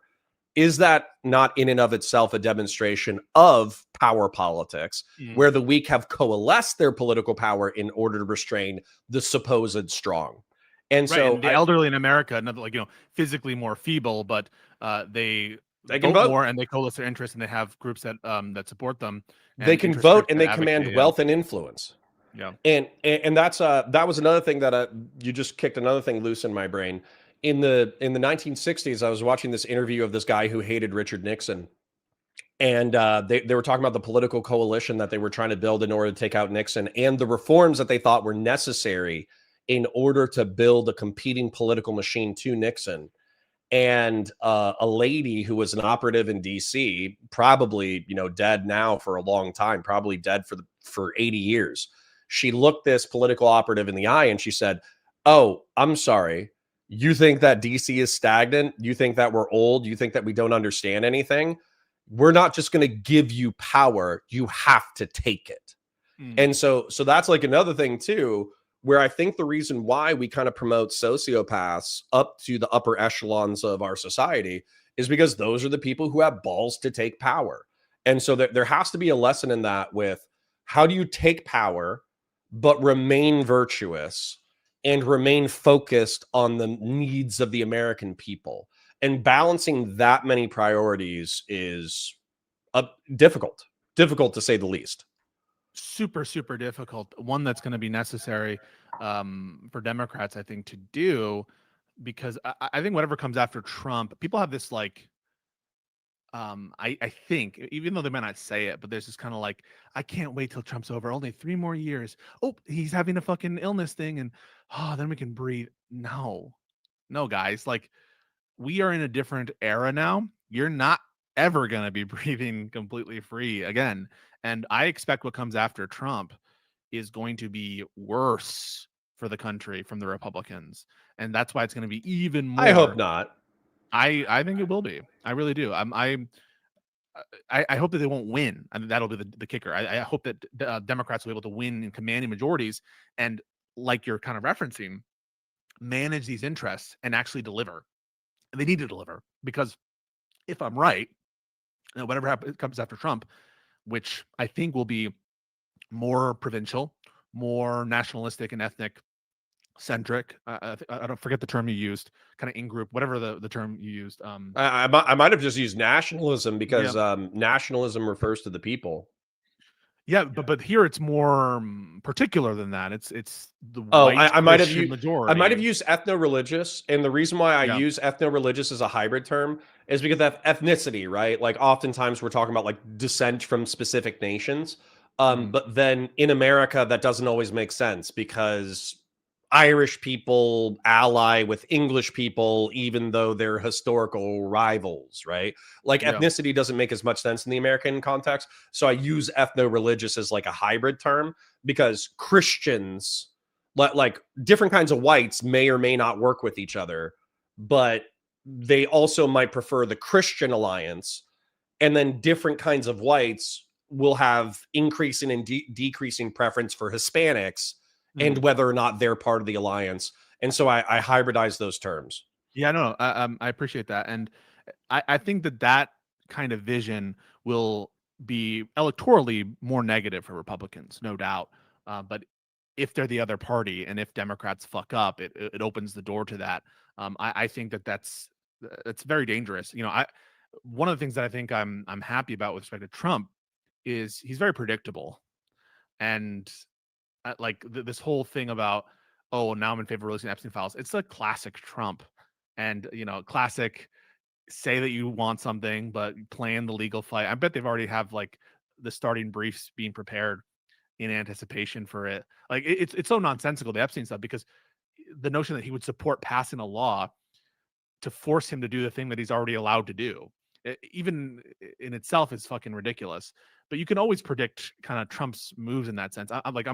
I feel like more devious are people like Russ Vought, people who are movers and shakers and that have more like kind of cunning to them. Trump has a certain kind of cunning and a certain kind of Oh, he does. instinct for that. The Atlantic City thing I use as an example almost all the time because I think it's really easy to dismiss Trump as stupid and unintelligent, and I do agree. I actually do think that he's dumb and unintelligent, but he is cunning. Yeah, And one of but the he's not a interesting long-term things. planner. I feel like I don't think he's not a planner. He's got a cunning. He's got an instinct, a kind of intuition. But I don't think he's planning in the way like Fuentes literally planning. He's like, don't out yourself as a groiper if you're in these tracks. Let yourself get into these different areas and just go about your normal day. That is something that Trump's ego couldn't stomach, and he doesn't have the patience for. And so Yeah. I'm more scared of a patient planning autocrat fucking fascist than I am a Trump, I'm even though I'm with very you. scared. I just think that they overplay their hand. And just as an example, I have a community member named Justin. He's a groiper, and he talks about banning pornography, and he talks about banning what is it? Banning Yeah, their contraception. policies. Yeah, their policies aren't going to be able to sell as much as But Trump's but more even but vagaries even will. right there, if you have, let's say that you have Nick Fuentes, the extremist, and he's doing his Rush Limbaugh shock jock daily show, and he's like, "Oh, these whores, they need to get back in the kitchen. We need to ban contraception. We need to ban pornography." Well, obviously, what's going to happen is any Groiper operative who's a part of the Republican establishment, they're not actually going to probably push for that because they know it's going to be legislative suicide, but they'll probably take that a little bit into their zeitgeist, into their consciousness. And so as a result, they'll push to do things like banning Plan B, right? Mm. Or making like required age verification for 18 for you to be able to buy condoms. They're going to chip away at the extreme. They're going to chip away legislatively at the extreme position that Nick Fuentes stakes out. But I think that even that chipping away of those freedoms, especially if you have a polarizing Rush Limbaugh style figure, I think it's going to turn off vast swaths of the populace. Because just as an example, Justin was talking in my chat about how we need to ban contraception in order to increase the birth rate of the United States of America for the national population. I checked out polling on contraception. 80% of the American public supports enshrining into law the right to contraception. So 4-1, they have the opposite political instincts of the Groyper movement. And so that's where I think the Groypers will overplay their hands. I think a lot of them are serious about their political views there, but I don't think that is limited just to the greater population. What you're saying, I think your point is even more expansive than that. And this is the way in which I'm suggesting it. Even though the Groypers' ideology is segmented and premised on creating additional barriers, right, and additional distinctions, right, physical barriers in the sense of the borders. Race barriers in the sense and distinctions based on their ideology, distinctions in terms of morality and women and men and their roles. So their ideology is very much steeped in certain aspects of tradition, but certainly in terms of like building restrictions, additional restrictions. That is all fine and good, but their rise to prominence almost is as a result of lowering walls and restrictions, right? Lowering a sense of decency and this sensitivity we have to certain words and certain kinds of comedy, and destigmatizing things, and making it more accessible, the kinds of wild opinions that can exist, and being more fun and having more freedom in that sense and being more wild. And so there's a kind of part of the rise to me, and I think this might be a challenge. I'm not saying it's insurmountable for the Groypers to overcome, is the inherent like joyful exuberance at play in the feeling of Nick's rise that is seemingly at odds with the structures they want to put in place in society. I'm not saying that those are insurmountable, but I do think that they'll get more pushback on that stuff than that's actually why I kind of want to, I call my community the coalition of girl hottists, because actually just through liberal debate or whatever, probably 60% of my audience are pissed off liberals who hate leftists, and 40% of my audience are like libertarians or conservatarians or conservatives who hate Trump. But I think that there's an opportunity. I'm a statist. I'm not a libertarian, so I'm not pure enough for the libertarians. Oh, we know. But what's that? We know you're a statist. Go ahead. Well, right. Okay. So I'm not pure enough for them. But I do think that there's an opportunity for like a cultural alliance between conservatarians, libertarians, and liberals in order to take back some of that exuberance. Because if you look at the 2010s, maybe you don't feel this is true, but the narrative, at least the dominant narrative, was that the left wing were the moral busybodies, policing speech, trying to get you to buy into pseudo-religious orthodoxy, right, of progressivism, and all that kind of stuff. And if you look at the 20s, and if you look at the Groypers, and if you look at the Trump movement, it seems like Trump was a wrecking ball, and the conservatarians and the libertarians went along with it. But it seems like increasingly the authoritarian narrative is coming out. And so as a result, the right wing is increasingly becoming authoritarian, dogmatic, pseudo-religious, all that kind of crap. Enforcing these kinds of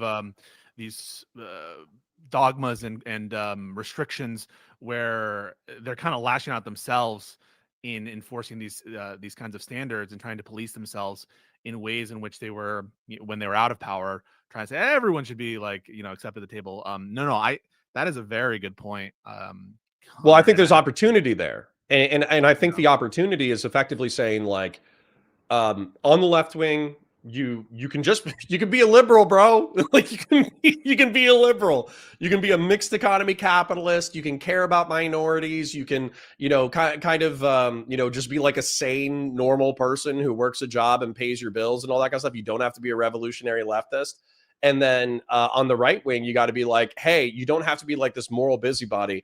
As an example of one of the stories that I think is really funny is Nick was had a roommate and best friend named Jaden for a long time, and Jaden started dating a girl and probably having I know the premarital story. sex. Yeah. And so when Jaden and him started having increasingly awkward interactions, and eventually Jaden moved out, well, Nick was texting some of his subordinates that he had taken a black light and inspected Jaden's room after he had left to see if he could find sex stains from premarital sex so he could use that as political leverage against Jaden.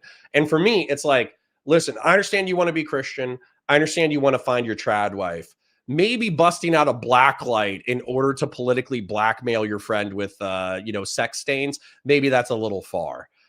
So, that I think there's political hay to be made there. Yeah, the thing I'm a little bit worried about additionally though is Trumpism without Trump is hard to imagine. Groyperism without Nick is not hard to imagine for me. It's in a way it feels like a social contagion that can spring up in any number of charisma. Now Nick in his particular flavor of it, I think is he's particularly charismatic, he's funny, that kind of stuff.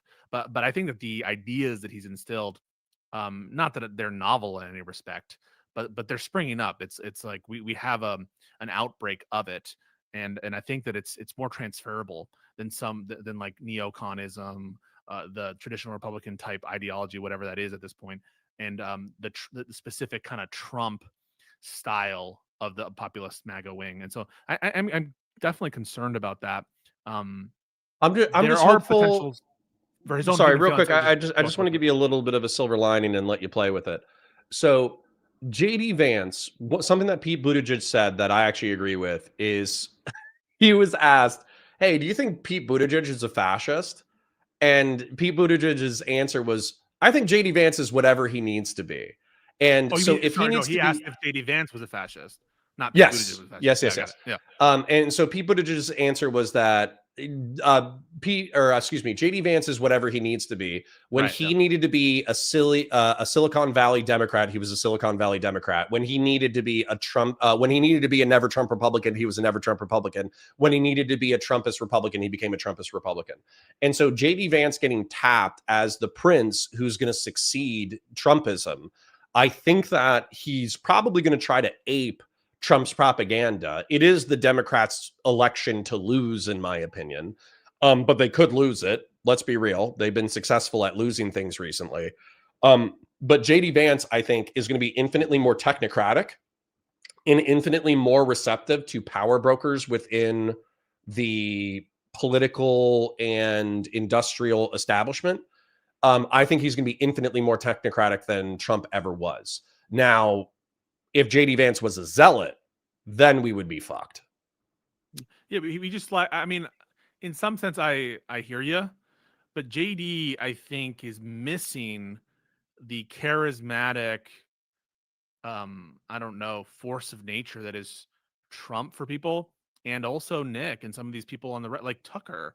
Like it feels like he's cagey in a way. He reminds me of Kamala. Like he's trying not to offend. Like every tweet of his is trying to find some middle way to appease. Now he's a unhinged fucking loser fascist guy, or at least is willing to support that regime. But there's a kind of nervousness that you feel that when he's answering a question, he's conscious of his audience in a way that it seems like he's being incredibly deliberative. Now, Nick does this too. Nick is very aware of what his audience is. When he's on Alex Jones and when he's on Tucker Carlson, it's very different than when he's on a show. So this is not to say that people, any politician, time and place, right, understand it. But there's a kind of deliberateness and uh, thoughtfulness behind JD Vance, which makes you feel that inauthenticity. That's one of the reasons, by the way, that I'm often so hard on Democratic leadership these days, is because I'm thinking about the long term. And I just don't think these Democrats have it, whatever it is. And that is a No perception of authenticity. stones.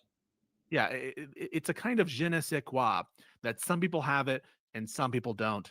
And I don't know that I can Can I reduce it can I more tell than you that. what it is? Because it's Yeah. something that I'm deathly afraid of for myself. Yeah. So I went to 21st century liberalism in the 21st century. I went to this past year. I was invited by a Fukuyama, one of Francis Fukuyama's employees, and I went, and it was cool. It was cool to meet everybody. It was cool to meet a bunch of liberals and libertarians. There were actually a healthy chunk of libertarians there as well. But it was interesting to meet these people who effectively all decided that Trumpism was bad. But the problem with it, in my opinion, was that they had all gotten theirs. And what I mean by that is they were representatives of think tanks with six-figure salaries. They were former Congress members and congressional staff who had all made money in DC and rubbed elbows. They were all captains of industry and former business people who had retired, who just had expendable income, and as a result, wanted to be politically active.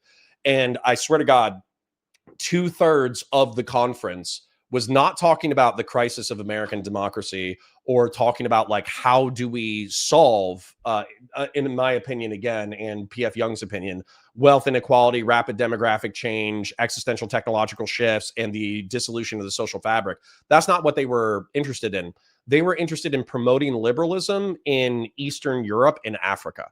Mhm. And Mhm. that was probably, I would say, maybe I'm exaggerating, but it felt vibes wise half to 2/3 of the conference, to the point that anybody under the age of 40 did not attend the panels. They went into the bars and went into the area outside in order to talk amongst each other, because we were like, these fucking boomers are lost. And so for me, when you're saying the je ne sais quoi, the thing that I don't know that is bugging me about Democratic leadership, for me, when I look at Chuck Schumer, when I look at Hakeem Jeffries, when I look at any of these people, they already got theirs. They're not hungry. They're not rising to the moment. They're not scared. And if they are scared, it's something that they can ignore when they go back to their houses at night and they're in DC rubbing elbows with their friends, making 6 or 7 figures a year. Whereas I think the young people who haven't made it financially, Are there's a ambitious. hunger and anger Yes. there. They want it. I'm gonna make two, since you nerded out with Josiah. I'm gonna make two nerd references. The first is to George R. R. Martin. Right, everyone who's following these books knows he doesn't want it. He doesn't want to write, and he's probably not writing right now. Wins a winner because he doesn't want to, and he doesn't have that hunger in him, that dog in him. The second reference I'm going to make is respect to what you were just saying about your conference. Another nerd reference reminds me of the first StarCraft. In the first StarCraft game, the Protoss alien race is their homeworld is being invaded, and they're like having to deal with these massive odds on this swarm that's like attacking their precious homeland and homeworld. And in the middle of all that, there's this douchebag in the conclave who's like concerned with enforcing the edicts, the law against this like one guy who's trying to help them, this guy named Tassadar, and who ends up like sacrificing, well, no spoilers, he ends up doing stuff to save the this is an old game, it's from the fucking 90s, guys, to save the It's planet, all at right. I'm least tracking. Keep going. yeah, what's left of it. And that's what it kind of feels like. There's a lot of these like futile fights that don't matter, that are being prioritized, or things that are like, who the fuck cares about that? So one example of that is like the seniority system in the Democratic Senate. When I hear people saying, "Oh, we must abide by the seniority system in the Senate," or when I hear someone like Arnold Schwarzenegger say, "Oh yes, we must adhere to like interstate gerrymandering priors that don't relate to what the fuck the rest of the country is going through," I want to pull my hair out. It's like, you guys are fighting for things that in the moment don't matter. Like the house is burning down, and you're worried about like that, like someone spilled a drink on the carpet, Yeah. and that Use a drives me coaster. insane. Use Yeah, a and coaster it while the really house is feels on like a good fire. like 60% of Democratic members in federal government were like just not honest about how they feared a Trump presidency, and like either don't have the ganas, as in they don't have the, or they just like are not being upfront about what their priorities are. Their priorities about, their own advancement and arranging the deck chairs on the Titanic. We have a super chat from Ian. A key aspect to Nick's success that doesn't get enough pointed out enough is how he's on specific key issues. He's much more extreme, but on less key issues, he's able to come off much more normal compared to MAGA diehards. I also think that there's a kind of like down to earthness about him. This guy's like a kissless virgin who, if he's gonna like fail in his movement, it's probably because he has issues, in terms of his sleep schedule, in terms of his personal life, whatever that might be. That. He Right, sells that, man. Part of the aesthetic. Sorry if we're distracting, but the part of his aesthetic, they were talking about who was it? It was either JD Vance or it was Vivek Ramaswamy, and one of them did a derisive comment towards kissless virgins in their parents' basement, eating chicken nuggets and all that kind of stuff. And he was like, and Nick did this like 2-minute rant where he's like, "Oh, you're talking shit about this part of the demographics. These are the people who got you elected. These are the people who are a part of your base. I am them." And he went on like a Zoomer fail son rant. But like, here's the thing. Nick could escape. Vivek could never do that. Vivek could never do it, partly because I just to say he's Indian. And so I'm sorry. I think that I know the polls have it really close. Like, I think he's going to underperform in Ohio. He might lose Ohio, which is swung very much to the right. So one is he's Indian, but two is he's too manicured. He's too. Whereas with Nick, well, dude, he made what, millions or billions off of selling a drug that didn't work. Yeah, in some ways, Nick's faults, and I have to be honest, this is also true of Destiny to some extent. Like, his faults give him a kind of credibility or cachet with the people who look up to him. That the same is true with Trump.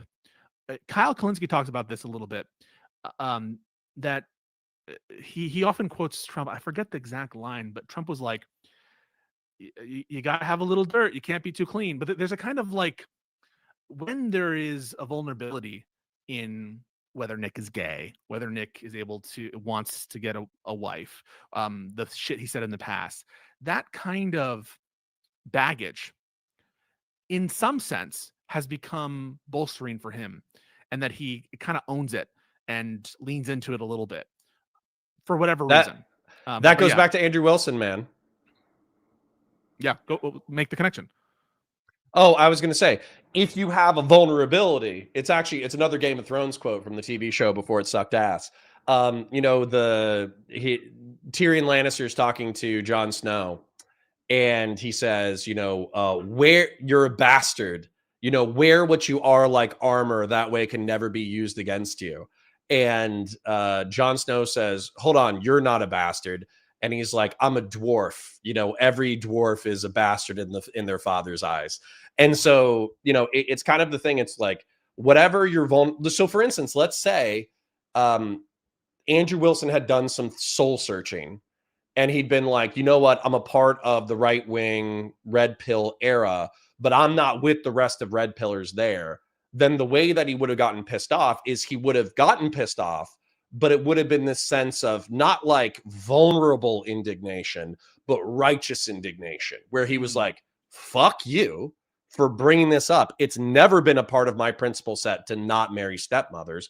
I always advocate for X, Y, Z, ABC." Now, from his perspective, he might think that he did that, but from our perspective, it looked like he was getting pressed. Right. Yeah. And so you have to own your vulnerability, I suppose. Yeah, I think, and also match energy, which I think Fuentes does more effectively than someone like JD Vance. And like, who sees the JD Vance fucking wearing that meme of him and is like, "Oh wow." Oh yeah, no, that didn't. People like, "Oh, this is so epic," and I was like, that doesn't really feel. It didn't feel like. I know that he probably thought he was having a good time, but it looked like he was trying to have a good time instead of actually having a good time. And you can kind of vibe on that subconsciously. I totally fucking agree with that. And in a way, it feels like Trump with the McDonald's outfit, the kind of silliness or kind of like absurdity to some of what Trump Weirdly does. enough, I kind of felt like Trump owned that one. Well, that's what I mean. But it's just so fun. It's just like an absurd little thing. Yeah, he's a goof. It's like a little goofy thing. And I feel that way sometimes with Fuentes, that this might lull people into it. Good, when he's like, having sex with women is gay. Having sex with It's men funny. is gay. It's all gay. And humor is disarming. And humor has a way of just Yeah, you forget how totally nefarious yes. his Yeah. ideology is for a few seconds. Dude, Yeah. that's one of the things whenever I engage with Nick's content. Dude, I've tried to engage with Hassan Piker's content half a dozen times.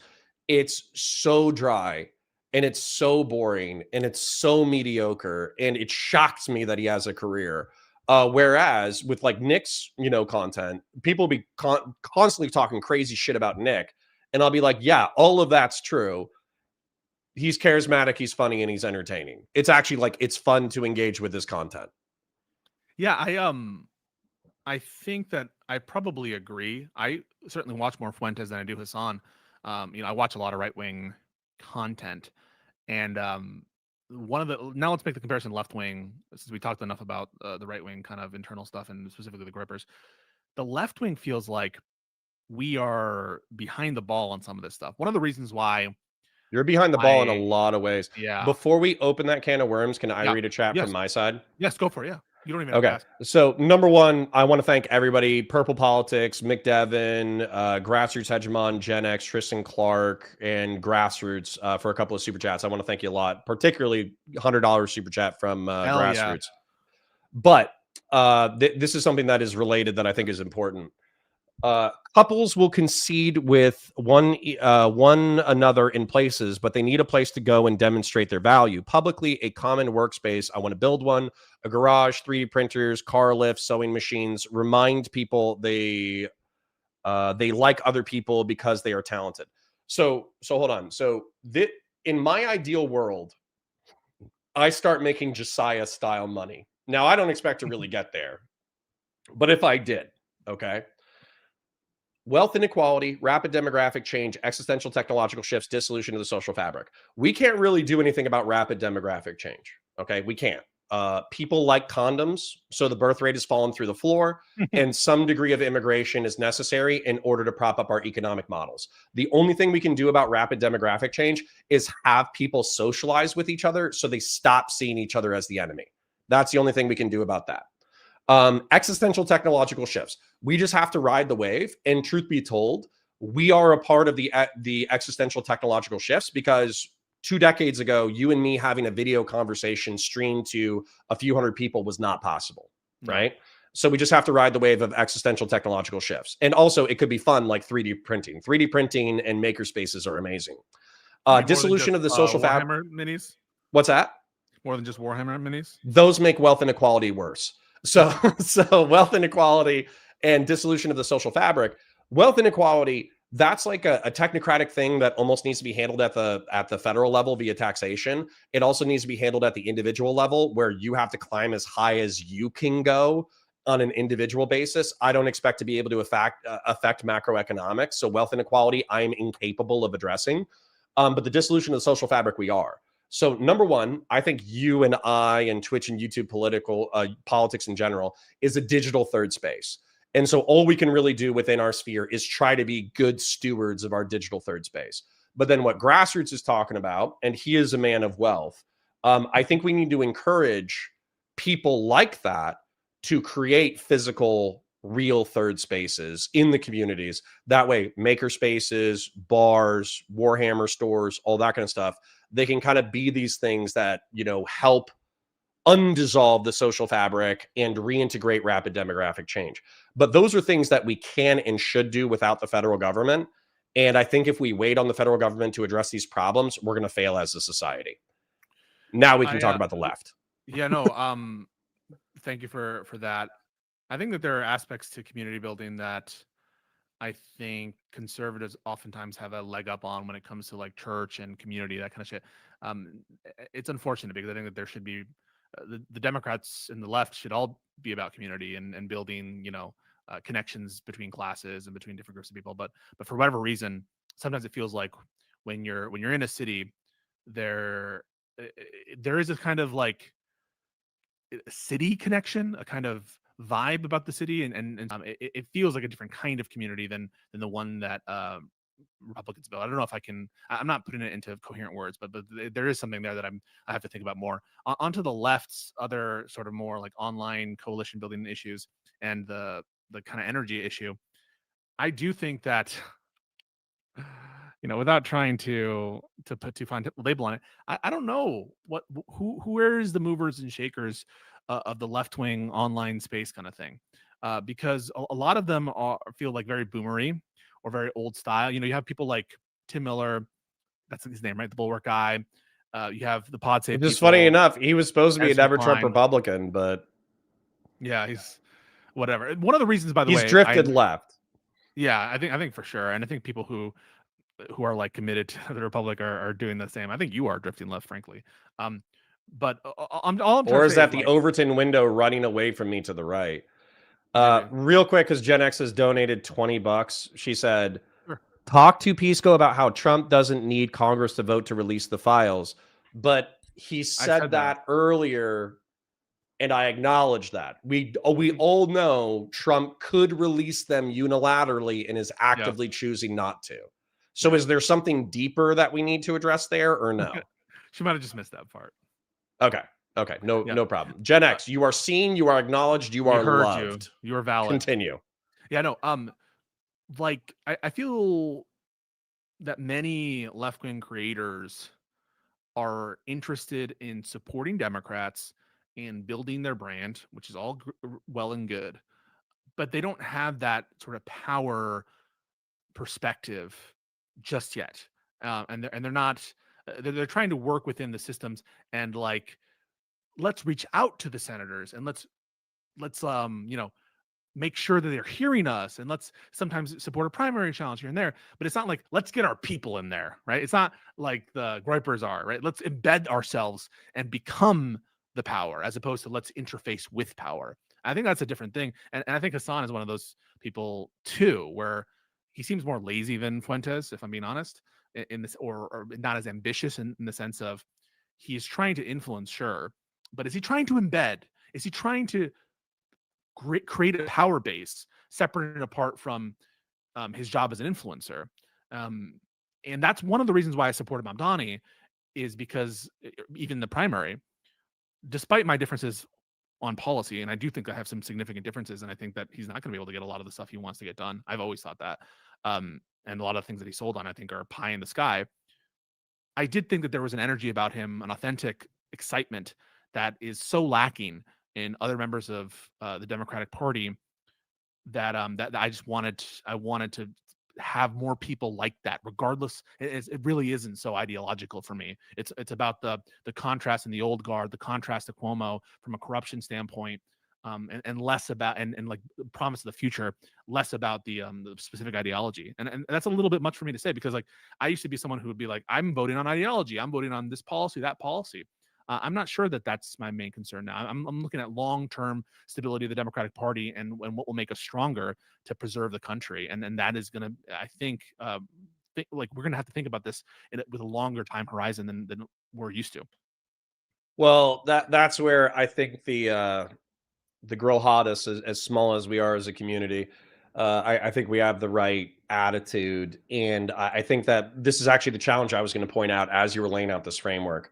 So similar to you, the actually the right wing, I suppose, just to analogize it, the 55% around MAGA is the energetic momentum, but the dissident right wing is the energetic momentum that will likely survive MAGA.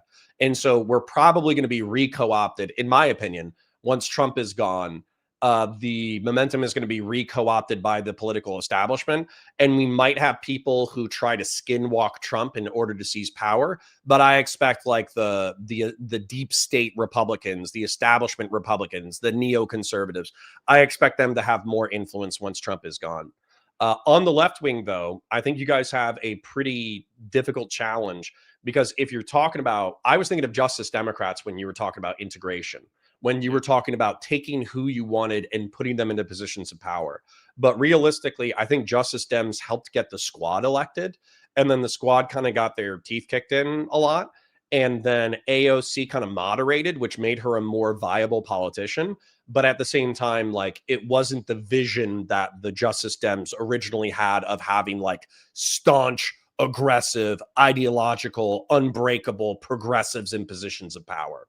Now, for me, I think the challenge with what you're talking about is the revolutionary sentiment kind of is with further left people than, let's just say, milk toast brunch liberals. But the problem is, I would almost want to see a revolution of hungry brunch liberals. The Yeah. problem is that it's what we were talking about earlier with the Protoss, where they're arguing about who should be in charge of this fucking council or this thing or that thing. Meanwhile, they're enduring a civilizational invasion by a voracious series of monsters. It seems like a lot of liberals. Do you remember Oliviana Juliana or whatever the fuck her name was? The kind of the thicker chick who was talking about men's issues for like 2 weeks. I remember everyone saying like, "You don't know who this person is." I'm like, "No," and yeah, I remember this. Okay, Yes. okay. So the point is, the reason why I'm bringing her up is it feels like what's happening with the liberals is there's a new flavor of the week of like a liberal influencer, Brian Tyler Cohen or Olivia Juliana, and BTC is huge. I'm not trying to knock him that way, or Josiah, even as an example. But what ends up happening is once they hit that comfort level, they're just establishment Democrats, and that's and they shell for the establishment. And they're the news. Yeah.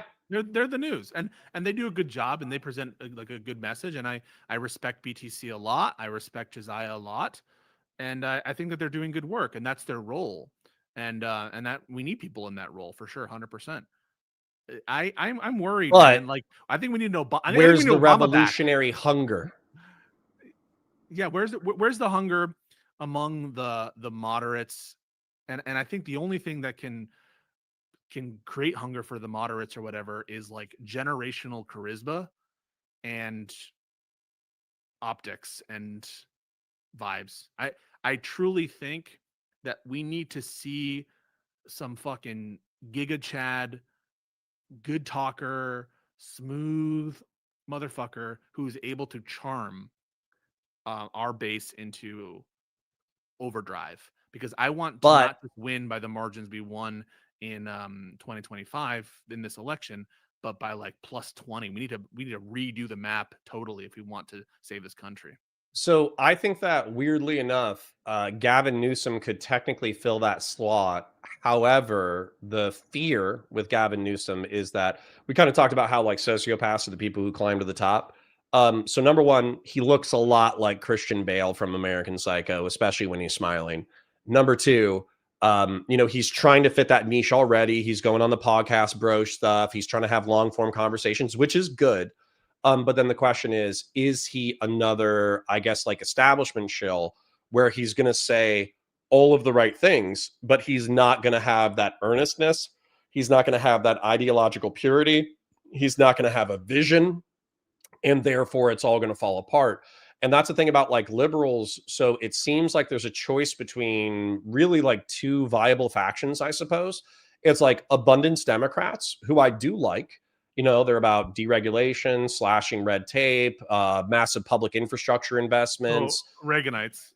trying to build the cities of the future, trying to build the Yeah, no, infrastructure of the future. I'm kidding. I'm talking shit, but there are You aspects can, of the agenda that dude. that I'm really I really I support. think leftists have every reason to be scared of abundance Democrats, because abundance Democrats, let's be real, what happens once you deregulate?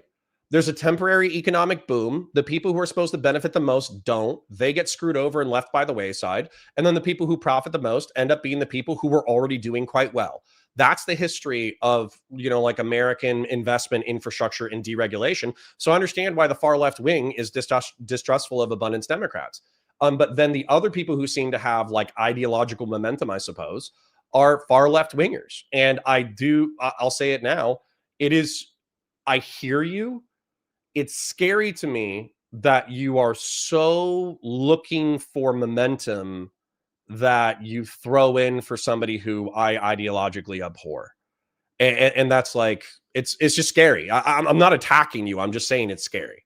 Yeah, I think that I get that, and I understand people's frustration that because Mamdani, I guess, supports certain rent control policies, the freezing of certain rents, and he is an unapologetic democratic socialist. he quotes Eugene Debs in his speech, which is frankly, I'm going to sound like a fucking loser saying this. I think he's entitled to have a triumphal speech. It was pointed, man. It was definitely pointed at. I think Cuomo deserves it, and Trump deserves it for sure. But so I can understand some of the misgivings there. Well, can That I said, tell you it's the a sentence crisis that for me, freaks and me the and, fuck and there's some of out? the agenda that I totally agree with, and I will always take this over corruption, which I just view Cuomo and those kind of old guard people as corrupt, and I will never vote for a Republican in this context unless they have a huge disavowal of Trump. Yeah, so let me tell you the sentence that I'm scared of, and actually let me read a super chat and then do that. So Yeah. Mellow D with the big 50. Good God, my Oilers are oiling this morning. So got the new job, sending some shekels your way for entertaining me in the morning. Ask Pisco what's next. What's the next time you're going to be invited back on a Live and Learn? If I can make a request, please be unhinged like Prime Kai. Oh yeah, All right. we should invite you to Live and Learn.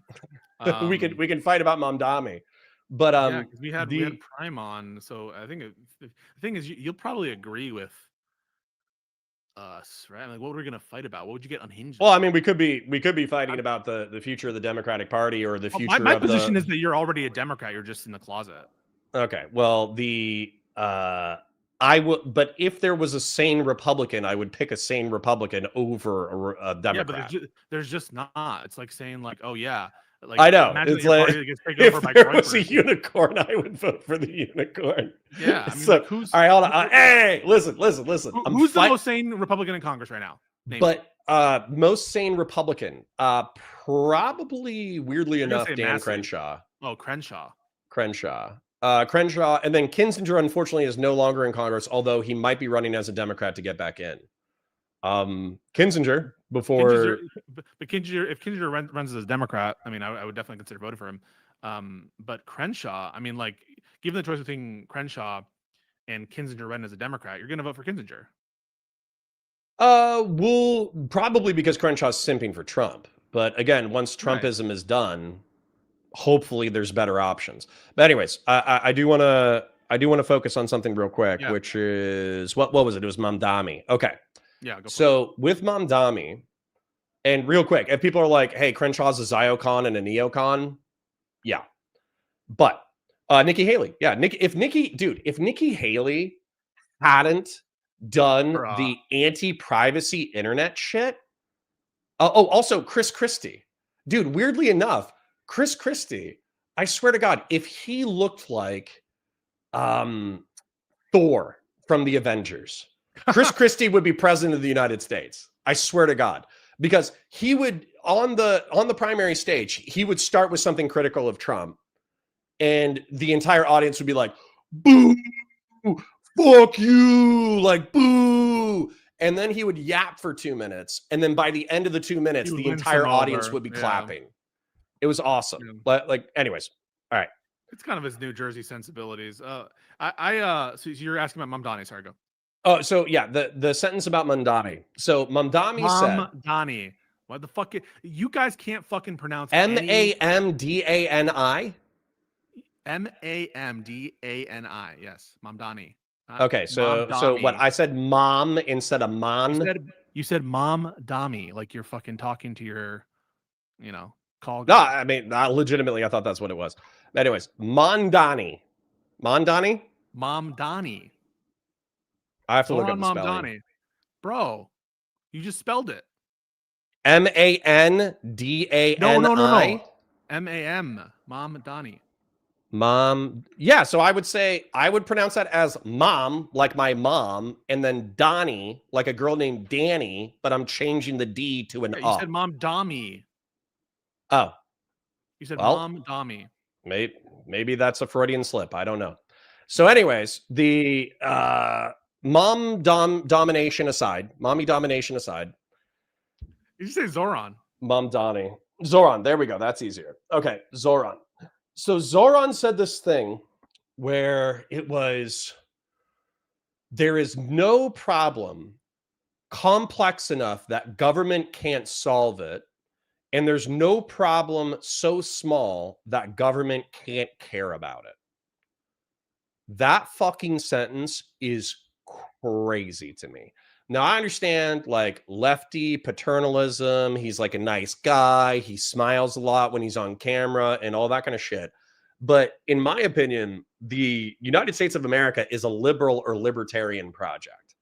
It is a project where free men and free women of good conscience are supposed to work, pay their bills, pay their taxes, and enjoy themselves. And the government is supposed to fuck off as much as possible, except when it's necessary. That's the American project. And so to have a guy say, we can solve mass demographic change. We can solve existential technological issues. We can solve the dissolution of the social fabric. And if you stub your toe on the sidewalk, that's also my problem. That is like Care Bear communist bullshit that freaks me the fuck out. I mean, there's two ways you can interpret that. In your way, in the most fucking bland, literal, maximalist vision of what he means, or maybe you could have an ounce of charity and just think, okay, maybe he's talking about like the cost of halal food and how that affects people in the city. Or maybe he's talking about little things like, I say little, but like the garbage on the street in New York. And that's something that actually Mayor Adams was like always talking about he's going to fix. Maybe he's talking about the, remember I found out, actually Aaron told me this, that the whole thing, do you know Glusen Perez did the Banana Act thing? Apparently that's do you know what I'm talking about? Where she's like, turns out there's a law against handling fresh fruit with your kids. Turns out that was like all like not as clear that that's what the law said. And Glusen Perez like made a meal of it, whatever. But maybe if you interpret the statement as like, there are these like annoying things that government can solve more easily as a collective action problem. And we shouldn't just forget about these like annoyances within the city. Now, if you interpret it in the maximalist, literalist version, yeah, obviously I don't agree with that. I don't think government should get into like necessarily solve interpersonal disputes or like family issues or that kind of stuff. I think that there's obviously domains that I don't want the government touching. But I guess you don't want to give them My charity. charity though, I cannot extend charity to somebody who's coming from a political tribe that I'm already skeptical of. And just as an example, I know that Hassan Piker hung out with Mamdani once, and then I know that he was barred from the after party or whatever, right? I know that. Was he And barred? he wasn't barred from the party, but he couldn't go to the VIP area with Mamdani. Okay. Yeah. So, but the way that I Does that would view matter to that, you? Like, what the fuck? yeah, What? Okay. yeah. Hold on. So hold on. This is where, for me, I understand your, I guess your, je ne sais quoi. Your, I understand your anxiety about normie libs and normie progressives being so lackadaisical that there's no sense of urgency, no sense of emergency, no sense of momentum. And as a result, even if you disagree with Mamdani, you're willing to throw in with him for a sense of momentum and energy. I understand that descriptively. However, the way that I perceive this within political tribalism would be like, this would be like a never Trump Republican saying that, oh, well, I don't really like Donald Trump, but the momentum's with him, and I just want some excitement in the Republican base. And Okay. then I see that concern, go for it. furthermore, it would be like if Nick Fuentes was invited to do an interview with Trump, and then afterwards he was invited to the after party. He wasn't banned from the after party, but he wasn't allowed in the VIP. That's the way that I view Mamdani and Hassan Piker. And also one of the things that we could fight about is I legitimately think Hassan Piker is one of the biggest pieces of shit in online politics, and the normalness with which liberals accept him pisses me off. So basically, a couple of things I'm hearing. One is that you kind of view Hassan and Fuentes, in terms of magnitude, similar in terms of harm, or just in terms of their ideology. Yeah, Because like yes. presumably Hassan has like basically no power in the Democratic Party, and Fuentes is looking like he's on the rise to get power. So I don't know that you would grant that it's similar in degrees of harm, but maybe you're just talking about ideologies. I would talk about ideology. I would also talk about like relevance with the next generation, like the younger people. I understand that Hassan might have a larger international audience. Like there's apparently somebody told me this. I don't know if it's true, but apparently like a lot of like young international people who speak English watch Hassan, so that helps with his numbers. I don't know if that's true, but at the same time, when you're talking about 20,000 to 50,000 live, hundreds of thousands of post-recorded views, millions, if not billions, of cumulative views, and you're talking about energy with like the youth under 30 or under 40, I do view size and influence, maybe not getting into the party yet, but I view them as like similar sizes, similar influence. Okay, got it. Let me address that after. First, I'll do the Mamdani point because I think that there's a genuine concern here, which is like that what I said might be misconstrued as like a kind of like Faustian bargain that was made or kind of proposed for Trump, and that might be on offer for Fuentes for people in the future or something. And the difference I think are legion. One of which is I do believe Mamdani is committed to the rule of law and to principles in a way that Trump is just not. And so, the minute Mamdani starts like breaking the law or trying to go beyond his authority and I don't know, institute an illegal tax, I'm going to be the first person to call it out. I just don't have any indication that he is committed to anti-democratic principles. He's a democratic socialist, and I recognize that. And there's some policies I disagree with. There's also some policies I agree with. I disagree with rent control in general, but we've already had rent control. I disagree with the rent freeze in general, but that's not the first time we've done it. I don't disagree with like free buses. I just think that we should be able to pursue it legally. I don't have that much of a problem with like the free or not the free, the people who said free grocery stores. That's not what he's proposing. The government run grocery stores. I don't have like a principled position against that.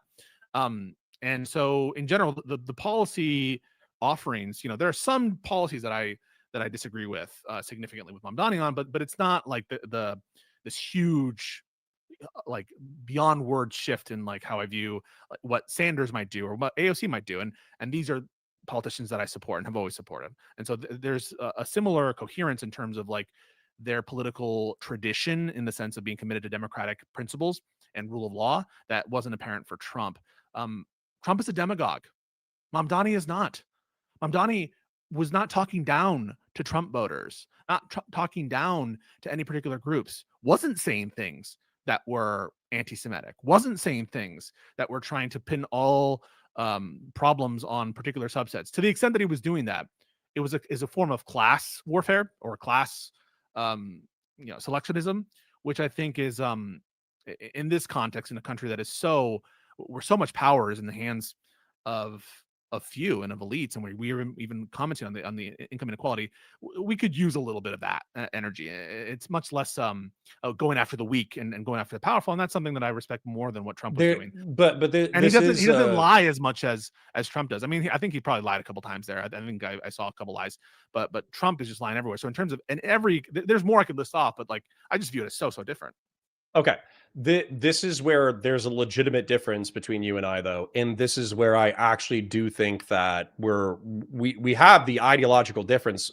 What was supposed to be the ideological difference between Democrats and Republicans between us right now. Okay. Now, bear in mind, as I lay out this narrative, I understand it's historically bullshit, but let me just lay out the narrative that I was raised with as a kid. You have all the time in the world. So the narrative that I was raised with as a kid is that Democrats, root word democracy, are advocates for the people. And the people should live with dignity, work hard, have good lives, all that kind of stuff. But effectively what it ends up being is gives. Gives me that, gives me this, gives me this. Okay. And so it becomes a question of voting in benefit. So for instance, free buses, rent control, blah, blah, blah, blah, blah, blah, blah. What Republicans are supposed to believe in a republic of representative democracy, in which we elect the best amongst us in order to craft technocratic policy that isn't just good for the average workers of America, but it's also good for like the whole. And so that's supposed to be republicanism as representative democracy. And the Republicans, because they, understand economics and they're former business moguls and they're this and they're that, and they're generally speaking, try to appeal to successful people. Generally speaking, they're better at crafting technocratic policy. Now, within my lifetime of, I would say, the past 40 years, past 50 years, what's happened is because of Reaganite deregulation, because of neoliberal Bill Clinton policies, because of neoconservative militaristic interventionism through Bush, and then because I would actually say Obama was actually a step back towards advocating towards the people. What's happened is deregulation and kind of like anarchic chaos due to deregulation that's so drastic that to calibrate society, we probably need some left-wing advocacy. We probably need more dignified wages. We probably need the working class to be in a better material position. However, that doesn't change my political position of, in general, my fear is people like Trump, because he has weird left-wing economic policies. People like Mamdani will use the legitimate grievances of the working class in order to rise to power and then instantiate dog shit, perverse incentive, terrible technocratic policies that actually make our societies worse. And that's my fear. Yeah, but okay, that could be true of any Democrat you elect. I mean, the similarities between Mamdani and Trump are like they're both populists. I agree. They're with both that. economic populists. Well, sorry, they both veil themselves in populist. Use economic populist rhetoric if you want to be specific. Yeah, correct. So I don't think Trump is like truly implementing policies to like the tariffs. I think are just as much about personal corruption as any other versus policy. I don't think he's genuinely motivated to help people. I just don't think that he has that bone in his body. I don't think he's capable of it. So that's the sense in which they're similar. But in terms of personality, couldn't be more different. In terms of genuineness, I think couldn't be more different. In terms of commitment to the rule of law, couldn't be more different.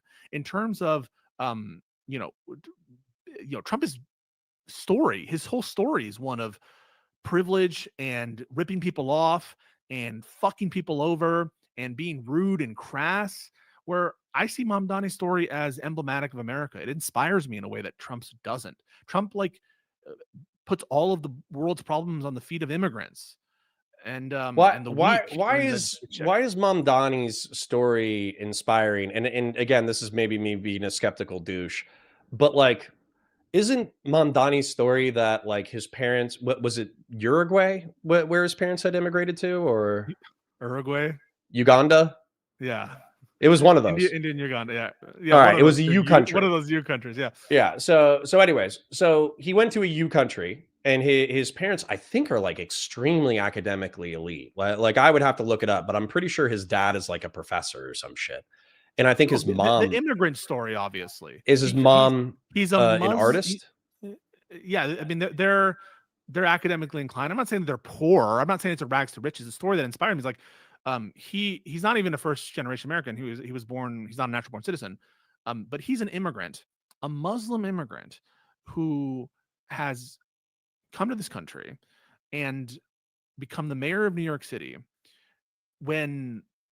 at a time in which prejudices are rampant, 20 years after, I want to bring up 9/11, after there was a huge rash of, anti-Muslim attacks and stuff like that. And yeah, just basically coming from like a more normal household that is able to integrate itself into New York and into the United States. That to me is an inspirational story, as opposed to like Trump, who's bombastic and a cheat and a liar and basically a scammer. Like, this is a piece of shit. And so like basically on every ground other than this populist rhetoric, they're so different. And like they're obviously so different. And so when I hear this comparison of Mamdani to Trump, they both kind of inspire a kind of loyalty among a particular base, and they have this populist rhetoric. But like, in what other respect are they similar? Well, yeah. So I think it's the I'll just be charitable and say economic populist rhetoric, and say that's like the main crux of it. But the reason why this is frustrating to me, I suppose, is and by the way, we should probably talk about Islamophobia in a second. My Islamophobia specifically. What do you mean? Yeah, you want to fight on live and learn? Let's talk about Islam. So you think like I'm a fan of Islam? No, but let's just say I'm probably more Islamophobic than you guys. Although prescriptively, we might be more aligned than you would initially think. I'm a critic So, of most Abrahamic religion or all of it. So sure. I guess I'm Christian phobic or whatever phobic. I kind of roll my eyes at the term. I'm gonna be honest. I think it's more like anti-Muslim bias. That's like kind of what I think is a huge problem. Now Islamophobia has kind of captured that meaning a bit, but you're not gonna hear me like defending the Okay, doctrine let's of talk about my Islam. anti-Muslim bias in a second. So Okay. the the economically populist rhetoric, okay? You have to understand that the same way that I think that Trump is kind of an idiot chasing cars, but realistically there are people who hid their power level in order to get into the Trump administration and are integrating nefarious policies as a result. That is the way that I, Groypers or Groyper lights, like who is it? Stephen Miller is a Jew, but he's like a super Zionist, and he's also like borderline in an American like ultra nationalist. Like he doesn't have specific bad things to say about black people and Hispanic people, but he's effectively like hostile. Anybody who doesn't have citizenship, he's hostile to. Anyone who's been naturalized but like speaks against Trumpism, he's hostile to. Yeah, but Anybody how does who's that not bear on down with the Mamdani? MAGA Yeah, agenda. I Sorry, what's I I, that? I grant that. How does that bear on Mamdani? Okay, so what I was going to say is Mamdani himself. I don't really care about the personality. I'm more talking about like policy, and I'm also talking about the what would you call it, like a bellwether, like a flag of Yeah, sure. where the political winds are blowing. He's more, to me, he's an indication of where the political winds are blowing.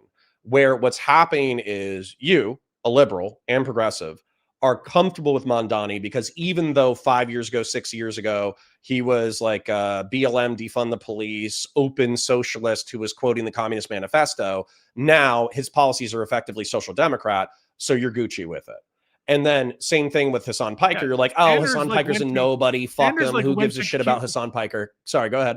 Sanders like went to Cuba and like did a Yeah, little I days don't of like Sanders either. I think Sanders hides his power level like a motherfucker. I think Sanders was a socialist or communist, but then he realized that America is not ready for socialism or communism. So he effectively became in policy a social democrat while trying to rehabilitate the term and concept of socialism. I think the same thing of AOC, by the way.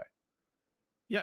Okay, I mean, I hear you. I think that a lot of the ideas of communism and socialism are cringe. I don't call myself a socialism or communism, but I am willing to. If you're a democratic socialist committed to the rule of law, I am willing to abide your presence in a democratic coalition and even vote for you. I voted for Sanders in 2016 in the primary. I voted for Sanders in the primary in 2020, even after Biden had clinched it. I would vote for AOC if she were my congresspeople. And so, I'm not, I'm even though I sorry. don't I'm sorry necessarily for identify, I'm laughing, willing. but Yeah. I view the MAGA movement, the people who are like, oh, January 6th was bad. I view them as Democratic groypers. Like that's how I view it. They're like Wait, what? groypers who are committed to the Constitution and the rule of law. But if they could have a Christian nationalist theocracy with a God King at the head, they would. But they know Wait, that's anti-constitutional. who are you comparing to Groypers for Jan 6? I didn't understand that at all. I, Can I you view just repeat it? democratic socialists Okay. as, let's say that Groypers threw Democratic on the front end. That way you knew they were the good guys. That's how I view democratic socialists. Because you don't actually believe they're sincere, the Democratic Socialists, that they would adhere to rule of law and the Constitution. I just have a Correct. different I have a different intuition about their sincerity. And the reason why you're laughing at the Democratic Groyper is because everyone knows they're insincere about that. But like, I just do think that Sanders and AOC and them are sincere about their commitment to the rule of law. I don't think that they would do it, and I don't think Mamdani will either. And if they do, I'll be the first to call them out, and I will, and I definitely will not just be. You started this conversation being like, I can't wait till the Democratic majority comes in, and you're just like standing for everything they do. There are definitely things on which the Democratic Party I agree with, and certainly a lot that I disagree with, and I've been vocal about all of it. But I'm serious about these principles, and I think what you're saying is like I'm the sheep letting in the wolf in the sheep's clothing, and so I'm kind of being taken for a ride. I just have a different impression about these people's sincerity, and I don't You know you why you can think differently. you can, and by the way, like you could feel about them the same way that I feel about like Peter Thielian techno feudalism. Okay, because realistically, what like Peter Thielian techno feudalism, if you listen to some of his interviews, for instance, with Ross Douthat, or if you listen to, I watched another interview with him. I forget who it was with, but it was a good interview. If you look at it, Peter Thiel, despite being friends with Jeffrey Epstein as recently as 2017, what he is allegedly all about is that he believes that American tech innovation is stagnating. That if you look at what happened in the 20th century, the refrigerator, air conditioning, the telephone, I already said air conditioning, the internet, military industrial complex innovations, radar, LiDAR, all that kind of stuff, all this stuff was an explosion of tech innovation. And what he sees is, as we are evolving as a species, he sees like a funnel that we're kind of like heading into right now, where tech innovation is stagnating and it's becoming increasingly centralized within computers. And so what he's trying to do is he's trying to deregulate from the federal government, and he's trying to focus on AI and Palantir and whatever their investment firm is and all that kind of stuff. And they're trying to create the tech innovations necessary that are foundational in order to usher in the next generation of technological abundance that's going to like unleash the productive capacity of the human species. You're not a Thielite, are you? I'm not a Thielite. I'm just trying to highlight his because he's written like basically that democracy sucks and that it should be but he hates democracy because it restrains his capacity to do what he wants to do.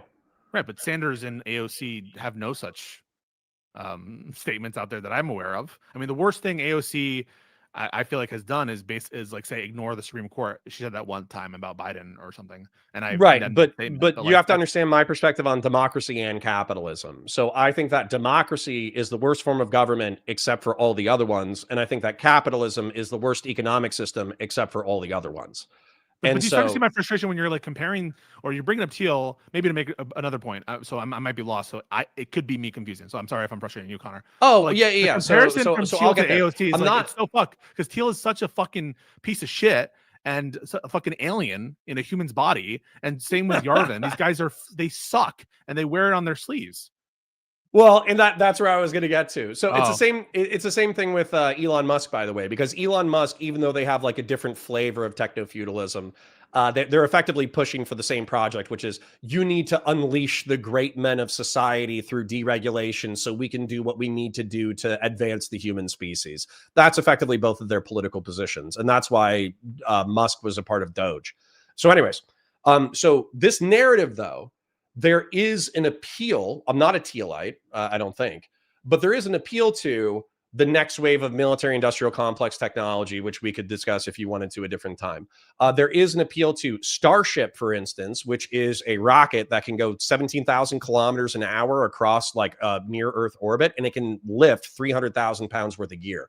That's effectively like blow up. What does it have to do with the Democrats and the Democratic Socialists? So what I was going to say is, those ideas, while they can allude to things that I'm interested in, like space colonization or the next entrepreneurial tech wave or the next advancement of human beings, it's a siren song. The people who are singing me this song are ultimately dangerous. And so what I'm worried about is with AOC, Bernie Sanders, Mamdani, becoming normalized within the Democratic Party, and I view you as a part of that normalization. You can say like, oh, well, subsidized bus fare is great for the working class. Rent control is, it's not my favorite policy, but realistically, in a city as big as New York, it's necessary to some degree. Like there's going to be I don't agree with that, but it's already here. Rent control is here. Well, that's what I'm saying. But even if you're not a part of that specific sanitization, your acceptance of their acceptance within the Democratic Party, it's going to normalize those ideas to the point that there's not an immediate. If I say food, water, and shelter should be free to every person within the United States, and it would be good if people owned a stock share of the companies that they worked for, does that like immediately throw off your like socialist revolutionary bells? Does it signals to me a kind of socialist rhetoric? Yes. Okay. Anything about like sharing in the ownership structure as like right, because Marxist socialism is the decommodification of basic human needs and workers owning the means of production, right? It signals that, but Trump is saying that shit. Trump is trying to get us to stock in in all this in a bunch of And companies. and a lot of libertarians who are Right, principled right. But like, are I just upset. don't. I don't think that they are. I think they're just trying to get healthcare for people, bro. Um, right, which is again where I'm looking for hard lines because let's say that a lot of people are frustrated with PF Young, Paul Young, because he seems to play within the dissident sphere.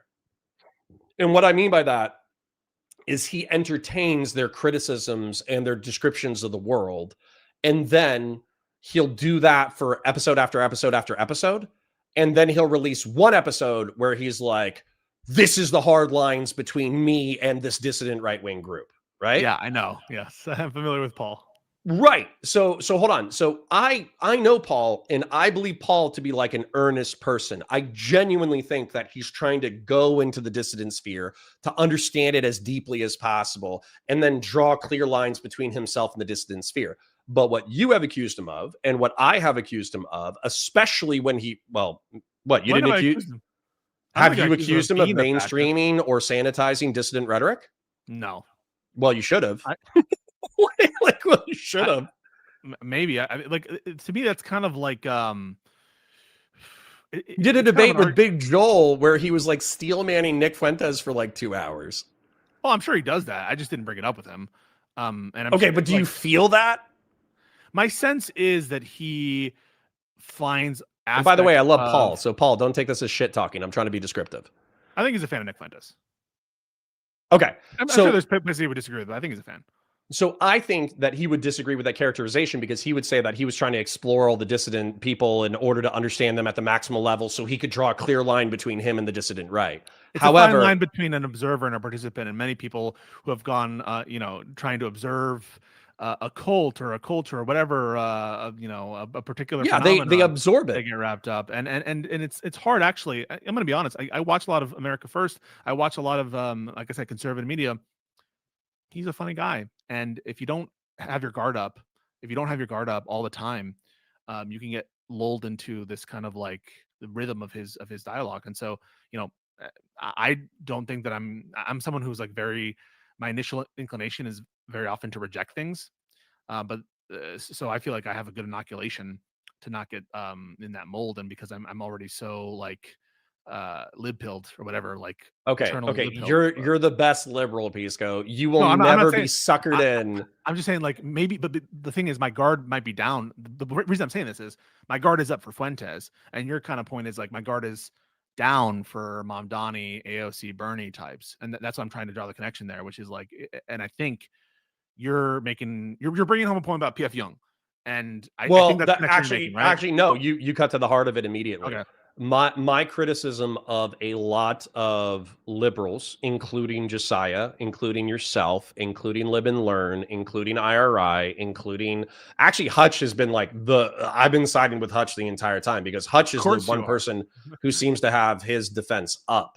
Is effectively like I think that you guys, due to political pragmatism, wanting political momentum on your side, and also realizing how dire the political situation is within the United States, you are operating with your walls down when it comes to socialists and communists, and I don't like it. I see. Yeah, I mean, dude, you do you. I understand politically and pragmatically. Like, so for instance, when you were saying, I don't ideologically agree with Mamdani, but On everything I said, on some stuff I do.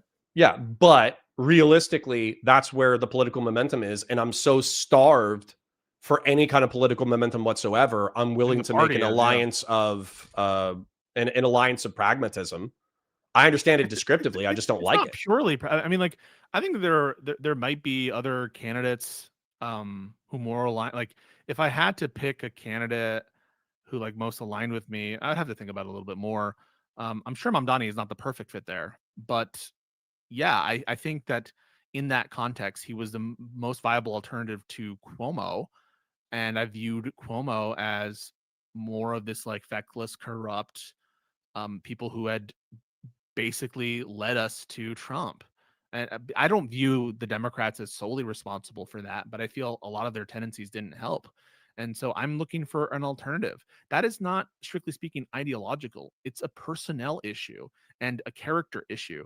Those are the things that most motivate my vote beyond the policy. If you swap Cuomo and Mamdani's policies, but you keep the character, you keep the my intuition about them, like I'm sure I would vote for Mamdani as well. To me, it really isn't an ideological issue here. It is about the future of the party, about getting rid of corruption, and making sure that, like, who we're voting for have the character of putting people at the heart of things, and not being selfish, right? Biden was selfish in many ways. He has a selfish streak to him. And I hate that, because he also has a selfless streak to him as well. I don't think that he's a purely selfish person in the way that Trump is. But the Democrats who can't think about the greater good, that is a toxin we just need to excise.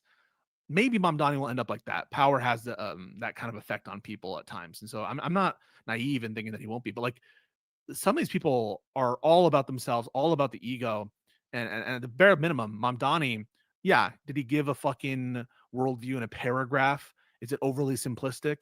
I am certain he won't be able to achieve many of the goals, and that some people will be very disappointed. I'm certain. Sure, and I'm just going to point out the parallel, even if if you don't think this is totally parallel, that's fine. Phil Labonte, because he's a Tim Pool, Tim Pool guy, yeah, Tim Pool guy. So he's also the lead singer for the band All That Remains, which is independently commercially successful of his podcasting career. But as a Tim Pool guy, we had a conversation maybe late 2024 before the election. And I was like, how the fuck can you be a Trump guy? Because I just wasn't getting it. He's libertarian, he's pro-gun, pro-market, pro this, pro that. But Trump is such a fucking disaster. How can you be a pro-Trump guy? And his argument effectively to me was, well, Trump isn't perfect, but the guardrails will hold. That was his argument. And so I feel like when people appeal to Mamdani not being able to achieve socialist or communist policy, and or even his proposed policies that are social democratic in nature, that he will probably only be able to achieve 10% of what he wants or 30% of what he wants. I feel like it's a similar appeal to ineffectiveness, where they're not really saying like, oh yeah, I disagree with his ideology. They're really saying like, well, his ideology, meh, but he's not going to be able to do it anyway, so who cares? And that's kind of how I hear that. Yeah. So I think that there are many differences. I understand what you're saying. You're basically suggesting it's kind of like, oh, it's no big deal. He won't be able to do it, whatever. He's not promising to do the crazy, crazy, crazy ultimate tier shit of making New York a haven for Sufi Islam, or making it. But that's what Hassan does, dude. Every time Hassan's on stream, he's a socialist. Every time Hassan does an interview, he's a social democrat. Okay. So yeah, a person does one thing, another person is a separate person. I don't know. Like, how would you? No, dude, I view anybody. This is just the way that I view it. Anybody who has socialist or communist rhetoric, unless they're specifically disavowing these ideas and they run as a social democrat, I think they're hiding their power level. He disavowed Hassan on stage in the debate. He just said he didn't invite the VIP party. What do you mean why? On the why did he disavow Hassan? On the 9/11 stuff. That has nothing to do with socialism or communism. Oh, you're saying he's hiding his power level? He's not. He quoted Debs. You can't say that he's hiding his like. What are you talking about? I think he's what he appears to be. Quoted Debs? Eugene Debs. What did Eugene Debs say? I don't know the quote exactly, but he's like the most famous American socialist. He ran for president like 3 or 4 times. Here we go. The super chat. Sorry. What is missing from Connor's argument is he approaches socialism as inherently dangerous and without evidence. If Zohar Mamdani had free reign to do whatever he wanted, what is the worst thing he could do? That's the next point I wanted to say is like the office of the mayor is different than the office of the president, and so I think that there's a more viability in the argument that if this was my lead argument, that the guardrails will hold him in. But the 2 main lead arguments that I have are Mamdani is committed to the guardrails, I think. And if I didn't think he was, I wouldn't vote for him. I think he's committed to the guardrails. And if he starts being outside of the guardrails and showing that he's not committed to the guardrails and starts doing some crazy shit like imposing, like I said, illegal taxes or trying to like take ownership of a store without authorization, contrary to what Hochul is giving in terms of leeway from Albany, that's number one. And then the other part is he is not an unhinged, delusional piece of shit, horrible person like Trump is. I mean, those are No, huge, your obvious your super distinctions. chatter. No, your super chatter is 100% correct.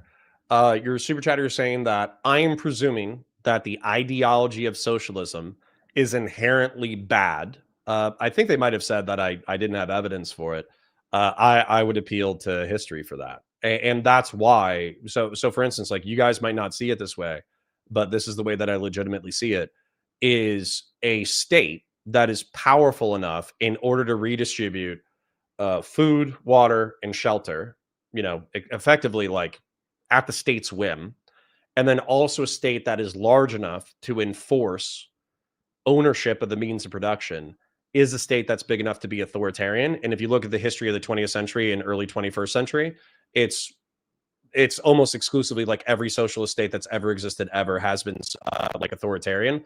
And the ones that weren't, they survived for 3 years and then they were stomped into the ground. So yeah, like they are correct. I view socialism as a necessarily pernicious ideology that even if it starts out well intended, becomes authoritarian over time. Okay, I mean, And you can say that. I'll note though, however, he's not doing what you're claiming he's doing, which is like hiding his power level. He's never said that he's not a democratic wait, but socialist, and if he he's says like, "Hey, quoting. I'm a socialist," I'm gonna quote Eugene Debs. That's like worse for me, not better. Like, Oh, that's what do you worse. mean? What do you mean? If he's willing to do that, you're saying that so every communist, every socialist is a tanky. It's like a fucking is a Stalinist. I mean, that's Well, basically what I'm this is taking the from this. argument that I had with a narco-communist and a narco or libertarian socialist back in the Twitch and YouTube politics days. Is once again, like, if you want to go live on a fucking farm and decommodify basic human needs and have workers own the means of production within your little like polycule and you raise like goats and ducks and shit, you do you. I don't give a fuck. Okay. But if you want society to be socialist, then I think it's necessarily authoritarian. Okay. We don't necessarily have to disagree or agree on this because we're probably just going to run in circles around the topic. Yeah. But the whole point is that I feel like a government that is large enough in order to decommodify basic human needs and have workers own the means of production is a government that necessarily will wield so much power that it will become authoritarian because there will be challenges to that power. It's the same conversation that Ethan Klein had with Hassan Piker, where he was like, well, you believe in democracy, right? And Hassan was like, yeah. And he's like, you believe in, freedom of speech and freedom of conscience. And Hassan was like, yeah. And then Yeah, but he was like, Hassan oh, well, isn't what would you do if Mamdani. there were capitalists who were gaining political momentum within your socialist society? And then Hassan was like, oh, education. Yeah, but Re-education? dude, really? I mean, Hassan is not Yes, Mamdani. really. Hassan is not Mamdani. It would be like me Hassan is saying, not Mamdani, but I view Mamdani as a step towards Hassan. Ideologically. If we're in the political spectrum, you are to the right of Mamdani. Okay, descriptively, within the left-right dynamic, you are yeah, to the right of Mamdani. yes. Mamdani, I think, is substantively to the left of you to the point that effectively, if he could snap his fingers with the current popular will that he has, he would govern as a social democrat. Okay. And he would institute, like, for instance, you made a joke like, we just want health insurance, bro, or we just want healthcare, bro. That's what I think that he would institute at this point. But I think that he is normalizing the rhetoric and ideology of people who are further to his left. And I think that you ignore this or sanitize this at your peril and my peril, truth be told. So you're advocating for a civil war and for us to do what? To unite the coalition of girl hottists. So the two right-wing liberals and the libertarians. So the two libertarians who don't vote for Democrats and the 5 never Trump Republicans who are all becoming Democrats. Yeah, and the liberals. You motherfuckers are already voting for Democrats. Yeah, but if the Republican Party becomes sane again, then maybe they'll return. But then they're sane, and then I don't have to worry as much. I mean, yeah, that's the goal. I think your vote's The goal secure, Connor. would you rather have, so for instance, like I say some anti-Muslim bigoted statements, but in general I'm chill with like my Muslim neighbors or whatever. Maybe I make like a homophobic joke about how gay dudes are promiscuous sometimes, but realistically I have gay neighbors and we get along excellent. I talk about like Asians, I don't know, driving poorly or some shit, but realistically I love Asians.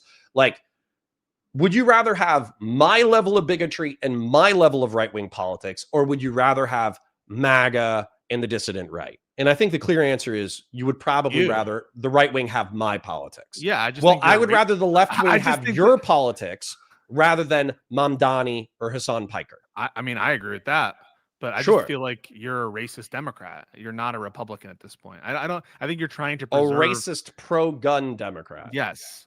I don't really. And I think. I mean, that's a Republican, bro. I don't think so. I think we'll have to end on this because I first of all, great conversation. I love this conversation. I think that you are deeply, deeply in the closet, and you're looking around yourself, and you're trying to find like-minded individuals who are like you, and they fit on a finger, on 5 fingers, and the ones who are like-minded, like Kinzinger, are going to the Democratic Party. And you're still fighting a lost war. You lost the war. You lost the war 8 years ago. Yeah, but what's weird about this war, okay? Because I feel a great calibration coming in. I feel a great reckoning coming. Is that like Littlefinger? I think we all love Game of Thrones here. Chaos is a ladder, right? And so what's going to happen when Trump steps down is it will be a scramble for power between the neoconservatives, the constitutional conservatives, the fiscal conservatives, the social conservatives, the Groypers, the dissident right, the NatCons. And so if you concede the entire Republican Party to the NatCons, who hide their power level, and the Groypers, then effectively what you're doing is you're solidifying Trumpism or Trump-esque policy and rhetoric as the way the right wing will be for the next century. And I don't know about you. Connor. I don't know about you. I'm exhausted by a decade of this shit. So I'm not interested in that. I would rather the neocons, cons. I would love all of them to rally. They have and fight no for the soul of the right. They have no credibility. It doesn't matter. Romney We're starting from scratch. Credibility. They're either dead. Cheney just died. They don't exist. They're gone. They're Democrats, or they're converted to MAGA, like Dan Crenshaw, where they're willing to play the Game of Thrones, or Nikki Haley type, which I hope after what she did, selling our country out by endorsing MAGA for political advantage, you're gonna run to her arms after she did that, after she fucked us over. This party, no, but maybe she was dead. But hold on. See, here's the thing, because we're also talking about a generational changing of the guard. The boomers in the next 20 years, regardless of whether or not we have another pandemic disease that acts as boomer remover, we will have a changing of the guard. And so while I only stream to 100 to 300 people, depending on the topic, by the way, like the stream, share it with your friends, engage with chats, super chats if you got them, memberships if you got them. While I only stream to 100 to 300 people, this is at this time financially viable for me to go for the next decade. And so if this is financially viable this early into my digital media career. I don't doubt. Wait, counterpoints. Connor, I don't doubt. I want to make the conversation. I don't want to be. You are a viable media person. You're a viable creator.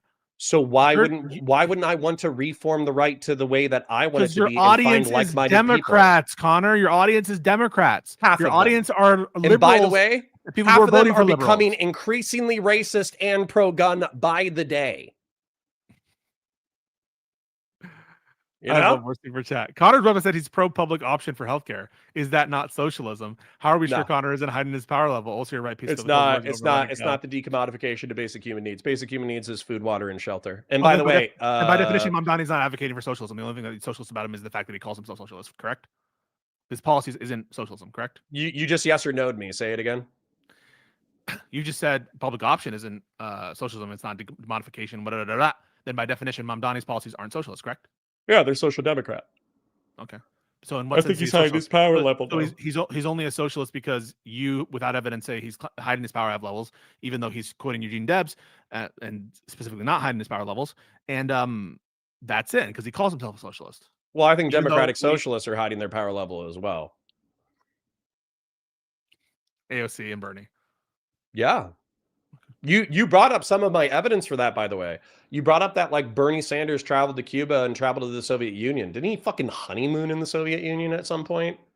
It's a different time, bro. I don't know what Soviet Union. It was a different time. It was a worse time. The Soviet Union was more authoritarian and more I don't know socialist. if he went to the Soviet. I don't know if he went to the Soviet Union specifically. It's fucking cringe, and you're basically It's saying, cringe to hate socialism. No, it's cringe to like ever glaze for like Castro or whatever, or glaze Soviet Union if that's what happened. I don't think that's Yeah, I directly view what happened that. with Bernie. Yeah, I view that But- as worse than but you're cringe. I view that basically as like, aligning oh, yourself because he with went the to Cuba ideological enemies of the United States. He went to Cuba one time, and so I think he's had his And power praised level. Castro, and went to Venezuela, and praised the Maduro regime. And he said, prior to Venezuelan collapse, he said that the American dream is more likely to be realized in South America than it is to be realized in the United States. You know what that was Bush said pre-collapse. You know what Bush said about Putin? What? He's a nice guy. He knew he could trust him because he was wearing a crucifix, and he knew he was a good guy. Like, bro, Bush is like, dumb sometimes. What does that? Yeah. What does that have to do with anything? You're like willing to be and say that Sanders wants to institute a 1,000-year communist Reich in America because if he could, he can. Your evidence for that is honeymoon in Soviet Union. He went to Cuba.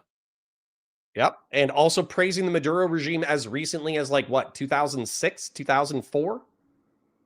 The Maduro regime, you understand, like the Maduro regime is explicitly socialist, and that they nationalized the oil in order to decommodify basic human needs and have workers own the means of production. As a result, capital withdrew, and as a result of that, I'm not Venezuelan a fan of society collapsed. I'm not a fan of Chavismo. I'm not a fan of Maduro. I think they suck. I don't think Bernie. Dude, but do you understand how like this is small comfort when what I'm saying is, hey, bro, listen, I'm really anxious and defensive of the far right, but I want to fight for the right wing that I want to see in the future. And you're like, hey, bro, the water's warm over here. Listen, let me splash the water around in the Democratic Party. The Democratic Party is great, but also Bernie Sanders, AOC, and Mamdani, they're not that bad, bro. They're actually chill, bro. If you want to fight, they love the food that you love, bro. If you want to fight for the soul of a party, you're going to have better luck in the Democratic Party than in Republican. I would, but it's politically, it's almost like too politically expedient. You want the cachet of saying you're the last good Republican because you don't want me in the Democratic Party. Do you know why? Me on that wall. You want me on that wall. Yes. Say words like honor, duty, respect. We say them as a honor, courage, and commitment. Yes. Yes. Whatever. No, yes. Unironically. Punchline. Dude, you don't want me because if I came over there, you guys have so many people who are low T, like it's bad. And then not only are so many people low T, I would red pill everyone on guns. You guys would effectively become like a pro-gun party. Like, why not do it? You would also be Islamophobic, and it would be based. If you're so confident, why not do it? You're not going to get anywhere with these freaks. I mean, the new generation that you're talking about, the new guard, they're Nazis. Well, you know where I'm really going to stay? I'm going to stay in the coalition of girl hottists. I'm going to stay with the half of my audience who are maybe 60%. Half of my audience who are right-wing liberals who think liberals are pussies. And I'm going to stick with the libertarians and conservatarians who actually want to preserve the Republic of the United States. You guys are all Democrats in denial. You're Republican. My libertarians would piss you the fuck off. Okay. I mean, I'm sure you have some conservatives in your audience, but like you yourself, you voted for Kamala.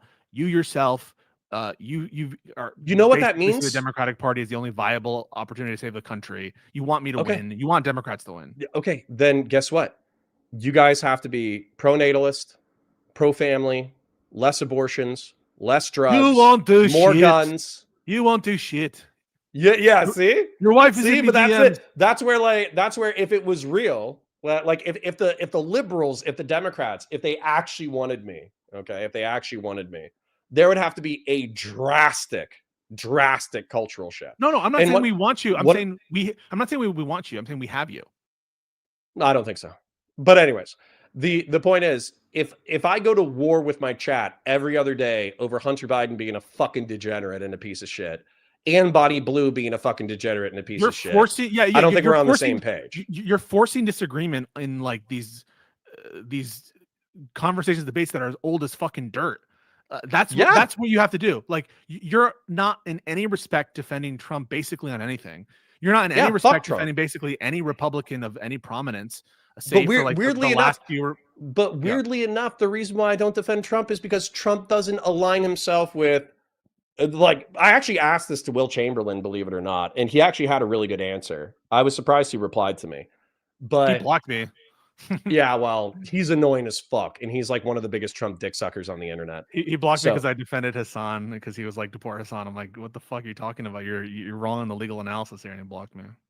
Yeah. So and you're probably, by the way, why are you defending Hassan? And by the way, illegal, I'm running. If I run for president of the United States, my sole platform is like firing Hassan Piker from a trebuchet into the fucking Atlantic Ocean. What the fuck is wrong with you? That's like the basis of my entire presidency.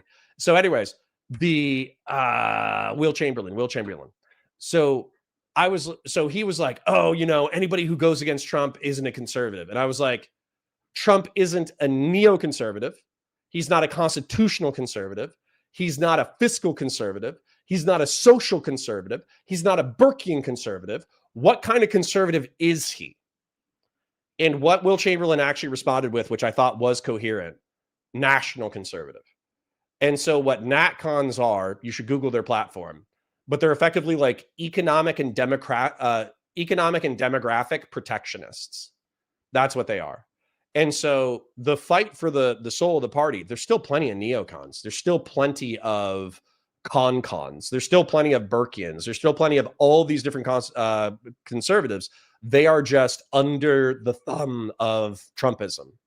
And so when Trump's gone, the power vacuum, that's the time to fight. And if I get bored or if I lose, then maybe I'll come over to the Democratic Party and try to make you guys pro-gun and racist. Who's a Republican of prominence and anti-abortion? Who's a Republican of prominence that you would rally behind? It would be a capitulator. It would be someone like Nikki Haley or Sununu or Christie. Or Christie didn't. Yeah, it would be. Yeah, it'd be like Christie if he actually got into shape. Like if Chris Christie called me, we could lift weights together. Nikki Haley, Dan Crenshaw. Basically, anybody you call a rhino is probably somebody that I'm a fan of. Yeah, but most of them are capitulators. Even Christie initially, right? But but that's where the soul of the party needs to be fought. So, for instance, like Thomas Massey and Marjorie Taylor Greene standing up to Trump and standing up to the MAGA movement right now, I actually view that as a good sign that the coalition is cracking. They're lunatics. So what? I agree sometimes, but they're lunatics. Yeah, but they were okay. Massey wasn't Trump's lunatic, but MTG was. So if you have somebody who was as in the paint, MTG was super, super, super pro-Trump. If you have MTG breaking ranks over the Epstein files, the coalition's cracking. It's the perfect time. Chaos is a ladder. I think your optimism is ill-fated. I think you should take the Band-Aid off, take out the stitches. You're a Democrat now. You just want me to vote for Mamdani. That's what you want. I don't think you're not going to have an opportunity because the Democrats you're going to have on offer. Are you in Florida? Yeah.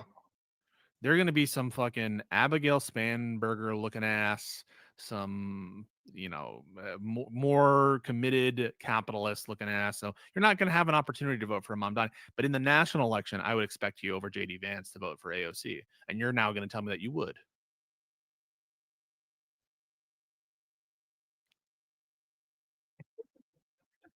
You would vote for JD Vance.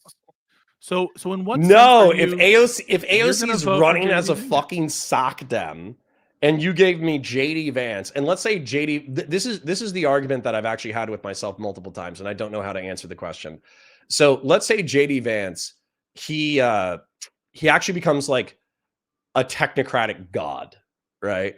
He takes like abundance liberalism, mixed with American militarism, mixed with some level of like technological investment into the next generation, mixed with like free market capitalism, mixed with some kind of like technocratic design for the next generation of American cities. If he took everything that I believed in and he synthesized it into a popular platform, then and then he actually kind of like disavowed Trumpism, that would actually be something that I would have difficulty not checking the box for his name. Now, here's the thing though. The only reason why I like in good conscience I might not be able to is because of how hard he buddy fucked Ukraine and how hard he buddy fucked USAID, resulting in hundreds of thousands of deaths. That's something that doesn't wash out real easy. Bro, he's an authoritarian. Who the fuck cares? I'm like, with Buttigieg. I'm scared. He's a man. He's a man who does what. He's a man of the moment. Yeah, you're like, I'm scared of AOC because she might turn out to be authoritarian. Like JD Vance is an authoritarian, and yeah, I think JD Vance is what you pay him to be. Okay, in some ways, so is Trump. He's taking bribes. No, I think Trump has a vision. What's that vision other than enrich myself and? Well, it's delusional. Trump's vision is delusional, but Trump's vision is that he is Napoleon. He is Alexander the Great. He is Julius Caesar. He is the great man of the American moment, called at the time of the Lord of the Rings style civilizational collapse in order to right the wrongs. And he's delusional enough to think that fucking with tariffs and shutting down immigration, he saved Western civilization. But I do think that he has like a great man mythos about himself. So would you vote for Trump over AOC? Gun your head? No. But I would kill myself at the airport. This is like, I don't know. It doesn't really make sense to me. Yeah. Well, let's fight about it another time. Are you still going to be streaming after this? Yes. Okay. Well, Connor, this was great. I really just love when you and I can have a nice chat without any other bad situations or us yelling at each other and just, bros being bros. What do you think about that? Wait, sorry. You said that you had an excellent conversation and you love hanging out and being bros being bros? Yeah. Oh, I can't rate into you because you've disabled it. Why do you keep doing that? I don't think I disabled it. I don't know if Valor Media Network ever set it up. Oh yeah, you got to do that, bro. Because I want to. So guys, go follow Valor Media Network on YouTube. Go follow Counterpoints Politics on YouTube and Counterpoints 40K. Good. Yeah. So if I could chill real quick. So Counterpoints 40K is obviously one of my main channels. I break down the wonderful world of Warhammer. I also launch Counterpoints sci-fi and Star Wars. So if you want to break down Star Wars lore or science fiction lore, YouTube search those. Where I do political content though is two places. Monday through Friday, 9:30 a.m. to 2:30 p.m. I'm live on Valor Media Network. VALOR Media Common Spelling Network Common Spelling. So type that in, subscribe, check me out, 9:30 a.m. to 2:30 p.m., especially if Pisco isn't live. And then also on Tuesdays, I'm live on my home channel, which is Counterpoints Politics. Counterpoints Politics is where I post the VODs. And also if you donate there, it comes directly to me. Whereas with Valor Media Network, I have a rev share on the channel. So keep that in mind, folks, when you're sending those super chats and everything. Appreciate you a lot, guys. Stick around just for a second. For those of you who want to, I'm just going to conclude a little bit. But Connor, always a pleasure. Let's stay in DMs and we'll talk again real soon. Whenever it's clever, man. Setting it up for the weekly or whatever, maybe we would just have a dry convo. However, whenever it feels like we're bubbling over with things that are happening, then I think we always have an excellent conversation in those moments. 100p. And also, for those of you who are following Connor, Live and Learn tonight at 7, and that'll be a lot of fun. But thank you again, Connor, and talk real soon. All right. Appreciate you, bro. Bye now. Ladies and gentlemen, I still need to read your super chats, and we still have content to do. So the gentleman, who is it? QC John super chatted $100 last week in order to review a Demon Mama debate. So we're going to do that. And Chat Rangooner says, I got a content idea for you. Well, go ahead and send it if you're listening. Let me go ahead and thank all the super chatters, and let's read the super chats out loud. Purple Political Breakdown for $5 says, my suggestion for both of you is telling people to be more involved in local politics and impact immediate and substantial change to them individually, followed up by another $5. That suggestion was in response to appealing to the youth and providing them something I do that's important to affect politics and change. I agree with you. Not only should we vote locally, we should act locally. I need to convince Grassroots Hegemon to move down to Orlando so we can do a makerspace together. Unfortunately, I think he has community ties in Pittsburgh, so I don't know how easy it's going to be to convince him to move down. But, you know, maybe I can, and then we'll make a third space and act in local politics. But quick show before we continue. Like the stream, share it with your friends, engage with chat, super chats if you got them, memberships if you got them. I parasocially love you. Thank you for hanging out. We roughly had 200 people at our peak, and normally we're between 100 and 150. So if you enjoyed the content, we do this every day, man. We do this 9:30 a.m. to 2:30 p.m. McDevin says, I personally have been radicalized to the position that the White House doesn't need to be dismantled, or the White House does need to be dismantled as a concept, especially the entitlement aspect. That's interesting. I'm not there. McDevin for 5 says, white Christian nativist entitlement is anti-American in that it demands we sacrifice the competitiveness of the U.S. on a global stage to preserve the status of white Christians as a majority. I agree with you that it's anti-American fundamentally, 100%. Grassroots says, for $20, it's not a challenge to make inroads with men at all. A man in a position to care for his children and wife will do it almost always. Men need to buck up and get themselves into that position, and third spaces are a way to do it. I agree with you. Move to Orlando so we can do this. Gen X says, $10, talk to Pisco about how Trump doesn't need Congress to vote to release the files. We did that, and I don't think you heard it. Then we did it again after you donated again. I'm sorry if you feel like your money was wasted because we didn't address it thoroughly, Gen X, but we both acknowledge that Trump could release them unilaterally at any time and is choosing not to do so. Tristan Clark became a member. Thank you. Tristan Clark for 10 says, oil for piss points. Thank you. Much appreciated. Grassroots with 100 says, couples will concede with one another in places, but they need a place to go to demonstrate their value. Publicly, a common working space. I want to build one, a garage, 3D printers, car lifts, sewing machines. Remind people they like people because they are talented. Well, brother, I want you to do that up in Pittsburgh because obviously that's where your home is. That's where your community is. I'm assuming that's where your family is. But I swear to God, if I could just like teleport you down to Orlando, we would do it here. Grassroots for 5 says, I swear to God, I think I bought snake oil from Vivek. Nice. Jet X says, talk to Pisco. That's the one that we did. McDevin for 5 says, issue with left messaging is dropping universalist terms like civil rights in favor of weird collegial terms like intersectionality. I agree that intersectional progressivism set the left-wing movement back. Tristan Clark for 5 says, the moderates are not going to be revolutionaries. There are no lines on the map to draw to have a civil war. We will just watch insurgency on stream. Maybe, or we could make a third space in Central Florida and actually create a stream that is entertaining and lucrative, and then we could take some of our money. We could put our money where our mouth is, and we could improve the world slightly over time. Melody for 50. Thank you for the Oil King. Got the new job! Exclamation point. Everybody say congratulations to Melody in chat.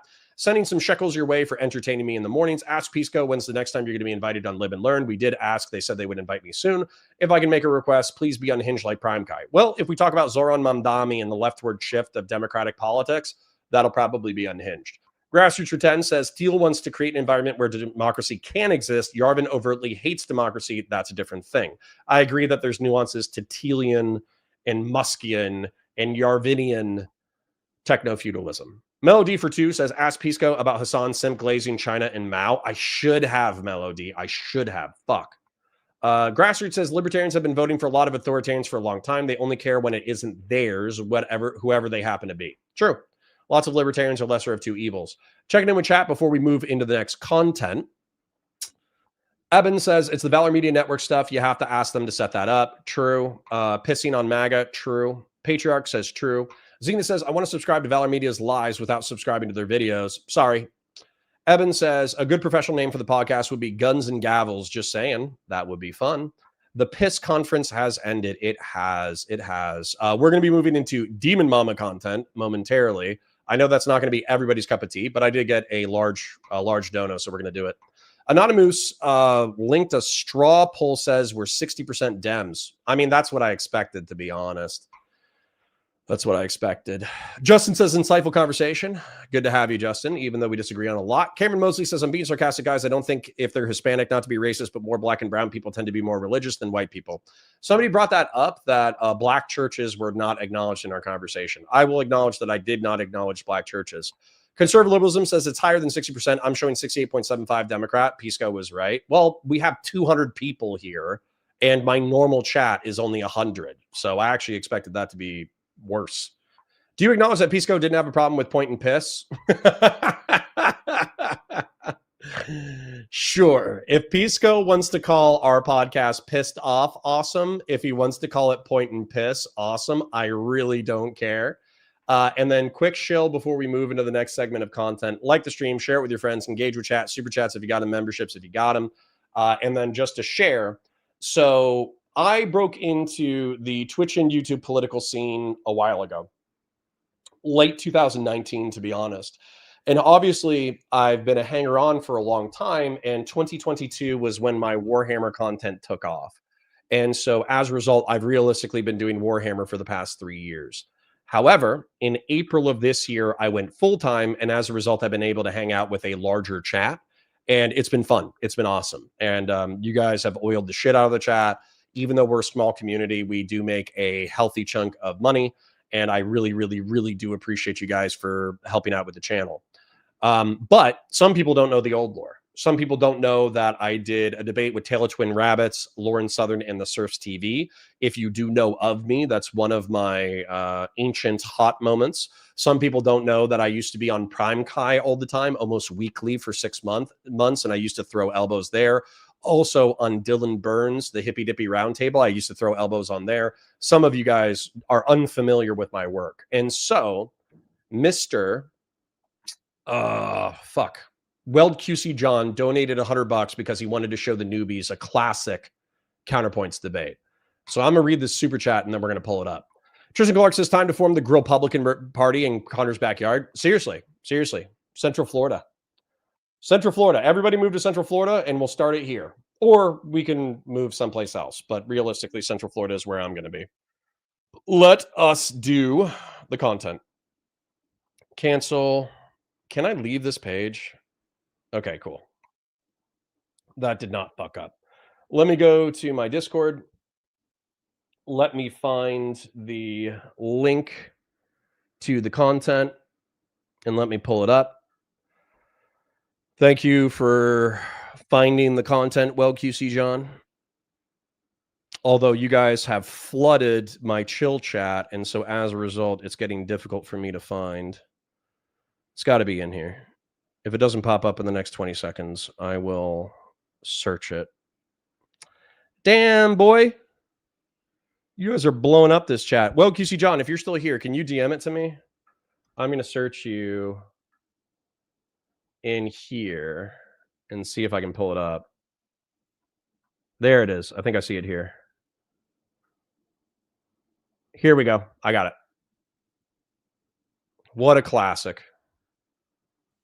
We're going to fast forward to the 20 minutes mark. I'm going to do an intro real quick. Is the audio too low? Sorry, I'll try and turn her up. Give me a second. 4 years or something. I hate watching panels, but I can't argue with the super chat. Oh my God, Anna Voir and Drew Welty. What a blast from the past. What an insane. Oh, dude, my hair's all disheveled. I look homeless. It's perfect. I look homeless now, but this is actually pretty funny. My hair is not as gray. This is wild. Okay. Hi, guys. Welcome to Counterpoints. My name's Connor. I'm a science fiction, politics, and philosophy nerd, a Marine Corps and law enforcement veteran. I would argue a real Republican, and we are going to be kicking it old school. A Oiler from my chat asked that we watch a classic Prime Kai debate where I yell at Demon Mama. He said that around 20 minutes is where it's warming up and around 30 minutes is where it explodes. Therefore, I'm going to bring these folks on for you right now. It should be about like violence and terrorism. It should be about like law enforcement. At least that's what I remember. Let's go ahead and take a look and see what's going on. Should not just factor in the response I agree with that you. the I think that's government fine. itself has. We should also be talking about how are the media responding to it. Who This is pretty low for me. Do I need to download the Chrome extension audio booster? I might do that while we're listening. is sensationalizing these events, because that in itself can also be detrimental. Often is. So I guess since it's just a 1 minute opening statement, I guess I'll just leave it at that and expand more later. All right, Anna. I'm sorry, I wasn't paying. Call in someone else, damn it! We need to read this again. Sorry. All right. I'm arguing with people in chat over research methodology. I can argue with people. You're here to argue with the people here. Anna, here. Anna, the questions are in the Discord for the Yeah, group. I know. Okay.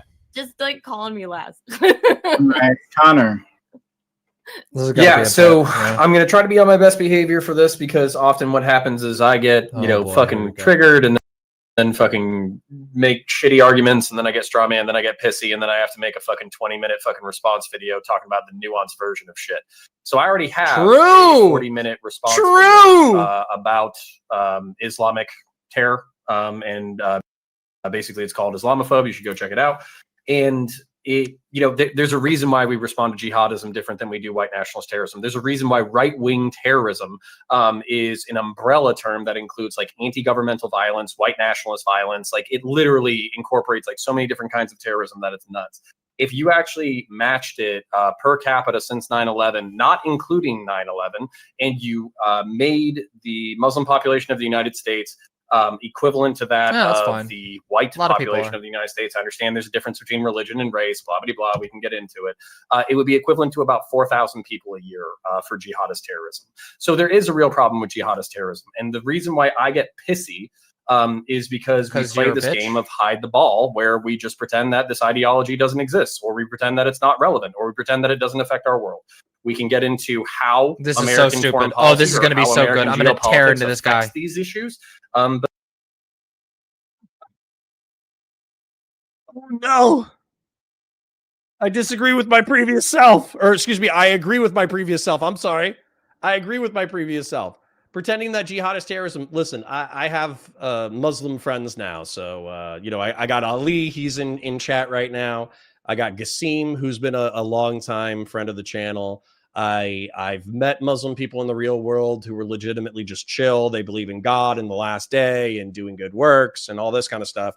And also, if you just look at the stats, even though I do think jihadist terrorism definitely punches far above its weight, I still think that you could probably tie it to some level of like geopolitical motivation. However, if you look at terrorism since 9/11, and if you were to scale the Islamic population or the Muslim population, the Muslim population up to that of white Americans, it would be an average of 4,000 people per year. And if, for those of you who don't know, we have 20,000 homicides inside the United States. So pretending that jihadism doesn't punch heavily above its weight class is absolute bullshit. So I'm really wondering what Demon Mama, she's like, oh, I'm gonna tear into this fucking idiot. I wonder what she's gonna say that's actually stupid. I don't think anything that I've said is factually disputable. But jihadist terrorism is real, and there's a reason why we talk about it fucking differently. Jihadist specifically terrorism. When we're talking about the Christmas bomber, this guy who probably was I know he was a cop. 5G internet or whatever. He's an He literally ex-cop. had an intercom system warning people to get away from the bombing site. There is a different morality in play in this specific terrorist instance that isn't in play in jihadist terrorism. So I'm looking forward to getting into the nitty gritty. Me too. Me Okay. too. Yes, he's defending next them. we'll go to Polar. I just Counterpoints made some interesting point about comparing like jihadist terrorism in comparison to the amount of, I think you said, Muslims in America, but that's not necessarily what we care about. We care about the threat that these groups actually provide to America, right? Not in comparison to the people here. I think that's a very odd and weird comparison to make. I don't think that's the goal of how we should handle counter. Since I have the ability to pause, I'm going to pause. Holy shit. Why would you have any problems with comparing like source populations for stuff? Jihadism is a subset of Islamism. Islamism is the belief that Islam should be in theocratic control of society. Jihadism just oftentimes mean holy resistance in the name of Islam. So there will never be a Buddhist jihadist. There will never be a Christian jihadist. There will never be an atheist jihadist. Okay, you could say that the motivations are very similar, like from a personality basis, but you could not say that they're the same ideologically. It would be the same thing like if we were talking about quote unquote black on black crime, homicides, then we would of course say, oh, well, this is going to be young black males aged 12 to 50, and they're disproportionately going to be working class or poor. Like, that's just true. It's just descriptively true. If you were trying to solve black on black disproportionate homicide rates, you wouldn't be using exclusively black as the population, but you also wouldn't be using black women. You also wouldn't be using black men over the age of 40 or black men under the age of 12. So the fact that like you can't even acknowledge that jihadism emanates from Islamism and Islamism emanates from Islam and Muslims are the people who are devoted to the religion of Islam. The fact that we couldn't even like tie these logical chains together already drives me fucking crazy. Terrorism. I will say that, like, watch this. Like empirically, it seems like there's a greater threat when it comes to. Oh, watch! He's already getting mad. Like, watch! This is gonna be so right-wing easy. terrorism, Watch this. but that is broad, Watch. and that's probably something. Get ready, everyone. This is gonna be fun. Account. So, that first one was a little odd, though. I have to be honest.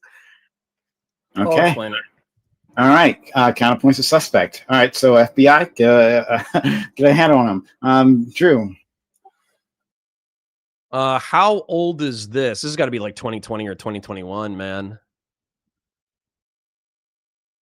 January 14th, 2021, bro. Classic. Yeah, so I did a little bit of research on this today because I actually wasn't sure. And what I looked into, I couldn't find any differences in like the way we treat like particular types of incidents, but I just looked up like terrorism across the world to try to answer the question of like what's the biggest threat to America's national security. And it seems like the most active, top five most active terrorist groups in the world are all Islamic extremist groups. And it's like the greatest, like the worst terrorist attack in the United States by far was 9/11. I looked at a study. I guess it was like a collection of I love data. this. This is going to be so much fun. I think it was the Anti-Defamation League about like right-wing terrorism, and I assume some people will get into that. So I have some points to address that. I'm ready. Data I'm so ready. Terrorism is this is more. Jung Anarch says, on the topic of atheist jihadists, there was a guy in Brazil who massacred religious people because they viewed religion as like a net negative or whatever. How many times did that happen, and how many groups are there? Was it one? That'd be great. To me, this is purely an empirical question. So if I'm wrong about it, it doesn't really make a difference to me. But it seems that I'm given so that ready. The most active I'm so terrorist fucking ready. Groups in the world are Islamist extremist ones. It seems to be the case that we should consider them most in terms of national security, given that national security isn't just domestic; it's just national security general. So yeah. Next, we will go to Fanatic. Okay. So Key Code says, yeah, but it's not like Christians aren't violent and didn't run crusades to convert people. And if you didn't, they killed you and even stuck a pole up your ass and put your mouth. Yeah, sure. Like every population has the capacity for violence. We're all human ultimately. The thing is, though, that the crusades haven't been relevant since what? Like when was the Reconquista? I would argue the Reconquista was like the last. When was the Reconquista ended? January 2nd, 1492. So the 1500s would be like the last time that was done, you know, in the name of Christ, like anti-Muslim purges. But the argument would also be Ottoman Empire at its peak. If you look at the Islamic invasions of Europe map, because they made it as far as Tours, which is south of Paris. So look at this map real quick. So if you consider Europe Christendom, like if you consider this area Christendom, this is how far Islam, like Muslim invasions into Europe made it. And then if you look at Vienna, Austria, this is how far Muslim invasions made it into Europe. So once again, like you could argue, I'm not saying that there weren't like massacres or war crimes or civilian deaths or forced conversions or torture during the Crusades. There absolutely were. But if you look at it as a response to Muslim invasion, then it kind of makes sense geographically. Now, if you want to extend Christian barbarism into the era of colonialism, where colonialism did forced conversions of Native Americans, then yeah, of course, like I would never deny that Christians have a capacity for violence. I would say, though, that since 1945, Christians have largely converted they've like what would you say? They outsourced their violence to nations instead of Christendom. I'm ready. Okay. Wow, that's crazy.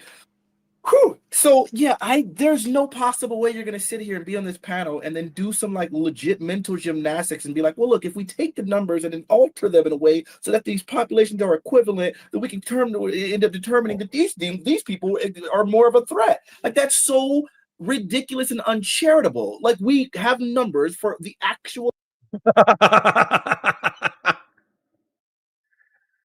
Oh my God.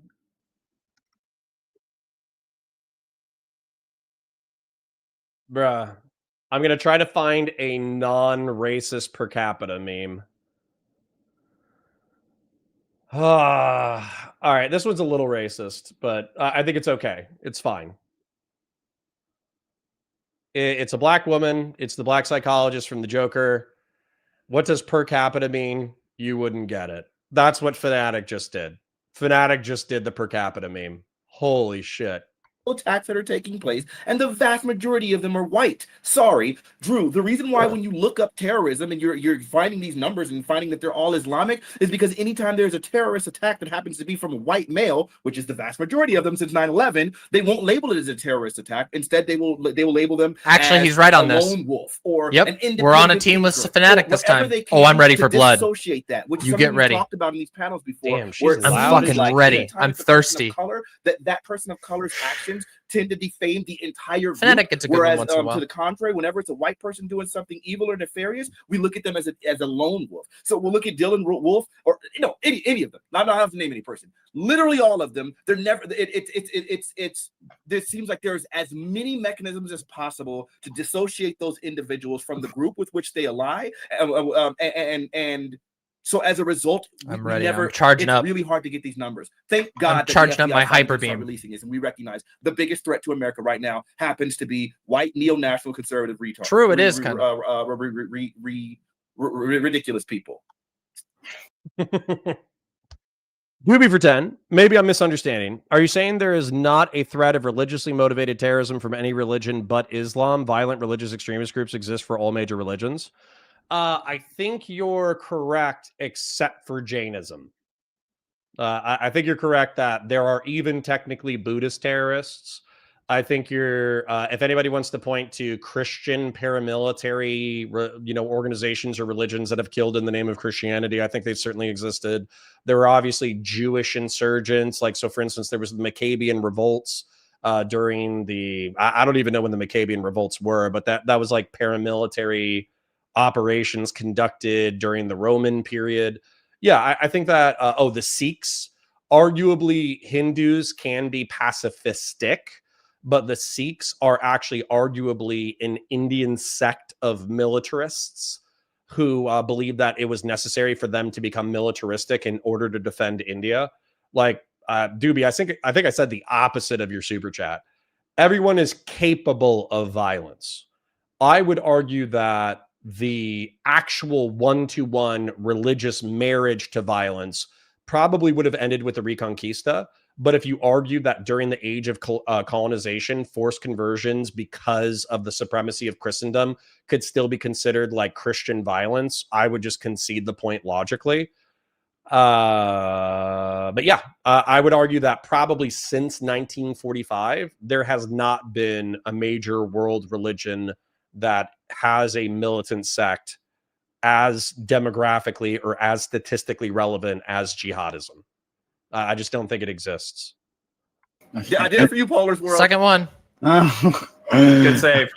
Okay, so see, I'd rather team up with the. How much of this do you remember? None. I remember none of this.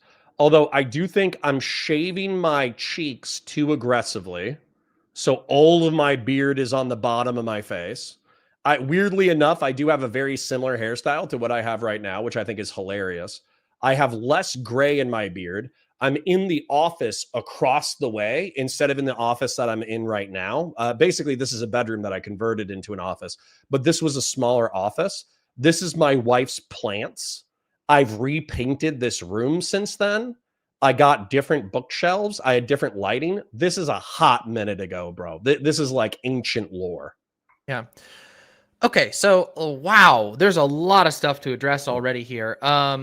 Besides the terminology used, I find myself agreeing with Fanatic, but for a couple of different things. So okay, so first off, the definition of terrorism is a huge problem, and in Counterpoint's intro, there was like a lot of really obvious. Like I understand why you get emotional about this, and it's because you clearly have like a really big emotional attachment to the issue. And I get it, I guess, but it's pretty obvious that it's biasing you. Like saying that like, oh, right-wing terrorism doesn't include far-right Islamic groups. That's a little bit weird to me. The groups that are involved in terror among Islamic groups are usually very far-right themselves, which is a little bit interesting. But the other thing too.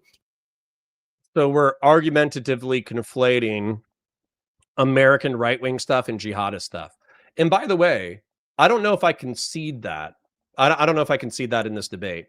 But I would argue that jihadism is theocratic. It's statist. In that way, definitionally, it is a right-wing ideology. But we obviously differentiate American right-wing terrorism from jihadism because jihadism is from Islam, and the Muslim population of the United States, I think, is only 2.4%. It's not very many people. Is that like there's this implication that's been said? Dude, Alma says, dude, this shit always pisses me off because you guys do this shit. You're like, abortion clinic bombings and the murders of abortion clinic bombings.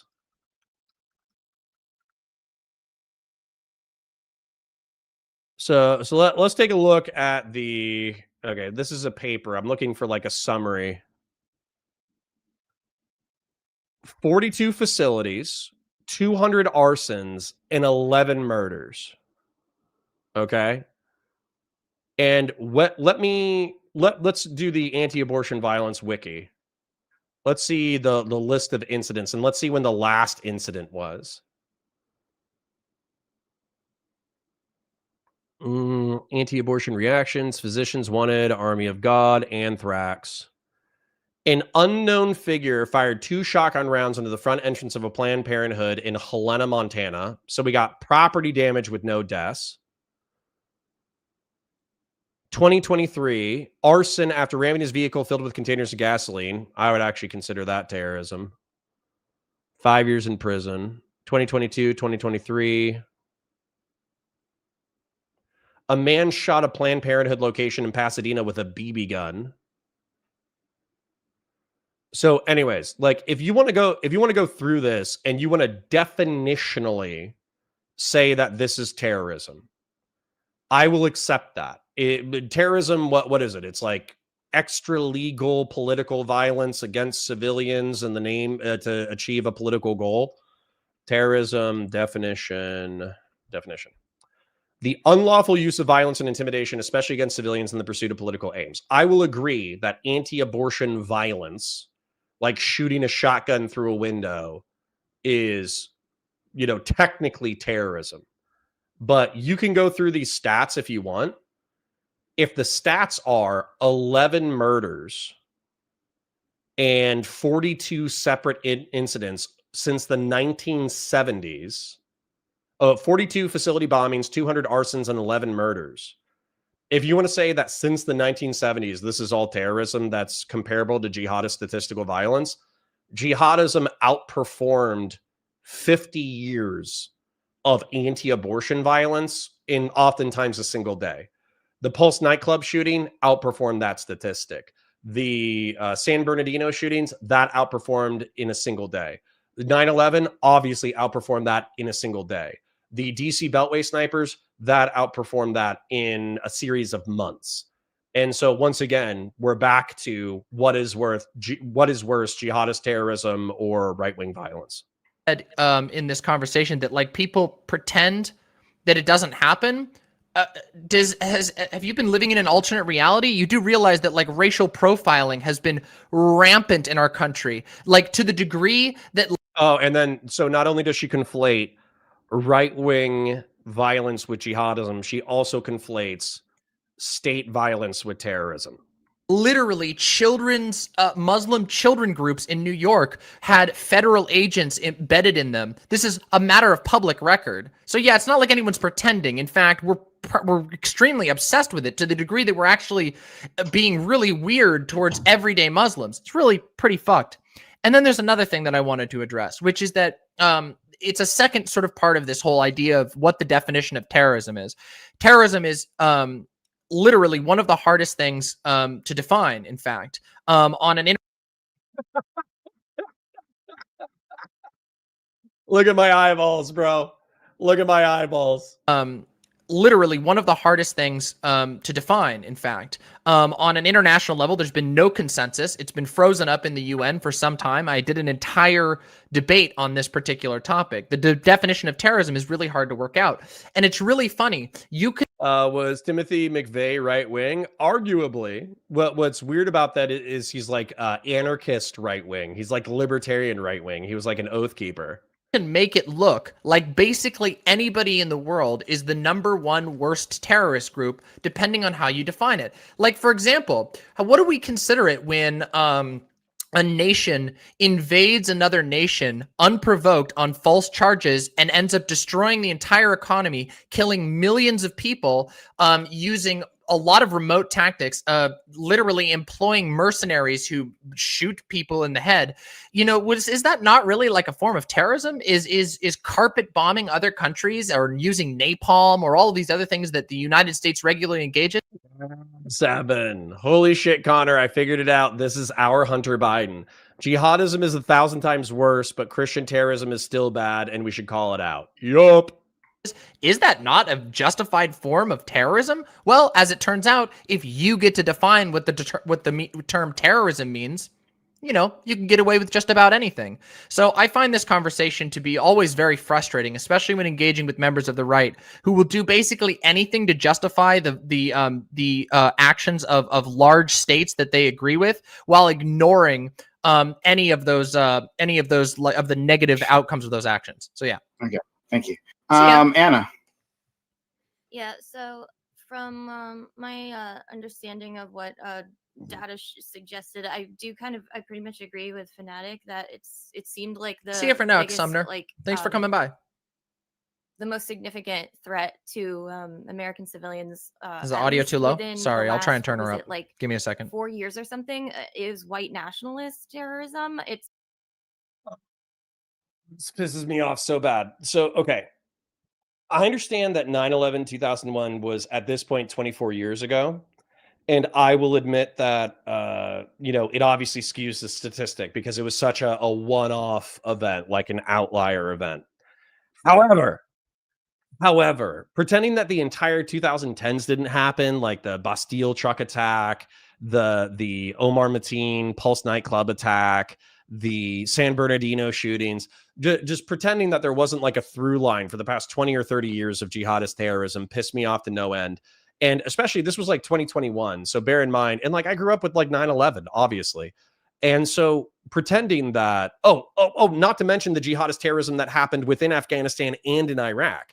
So this entire thing where we only look at the United States, we only look at the United States within the past 3 years, and we ignore 9/11 2001, just seems to me like liberal and progressive cope. It just seems like absolute fucking cope to me. But yeah, I mean, it is true that it tends to not it's kind of just recently that is that better? Defined them as a part of a terrorism. Okay, there we go. It was usually just people, well, Muslim mostly. Yeah. Yeah. Gibby. Or should have. I think Demon Mama kind of touched on most of my point, but I think you could expand that further to violence. Oh no, I thought Doobie was being a contrarian when he was arguing this stuff. He genuinely believes it. Fuck.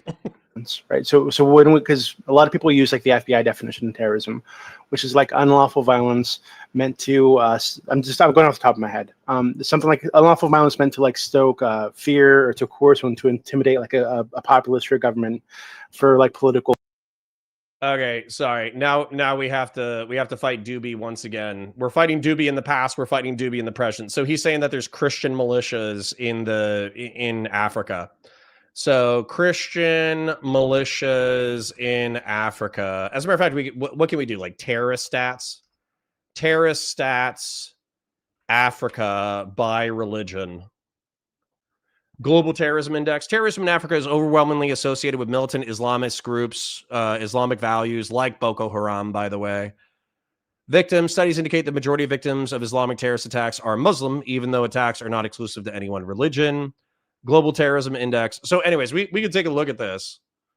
But I would be curious, like, we're not saying no Christian militias exist within Africa. I don't think you've ever heard me say those words out loud. But what I would do, like, name a country, okay? Name a country, because there's we know Boko Haram. We know the Islamic State is in Africa. We know that there's Al-Qaeda in Africa. So my question to you is, if we go to Africa, like name an African country where a Christian militia is based, and if we look at the terrorist activities that are engaged in that country, I'm not going to say that there isn't a Christian militia engaged in terrorism.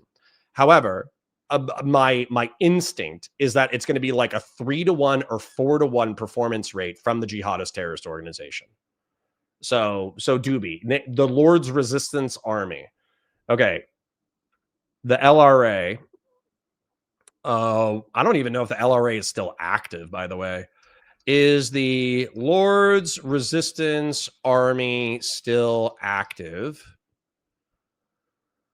Yes, the LRA is still active, though it's significantly weakened, highly fragmented, and operates more like a criminal gang than a formal army. Okay. What country was the LRA in?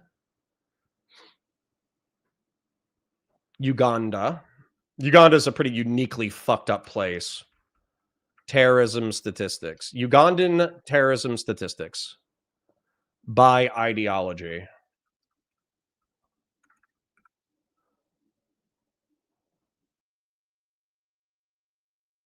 Okay. In recent years, Uganda has experienced multiple terrorist incidents, with the most significant occurring in 23 and 22, leading to dozens of casualties, including a school attack that killed 40 people and the murder of tourists in a national park. These attacks have been primarily associated with ISIS DRC, known as the Allied Democratic Forces, or ADF, which have targeted various locations such as schools, religious sites, bars, restaurants, and tourist areas. The government has responded with blah, blah, blah, blah, blah. So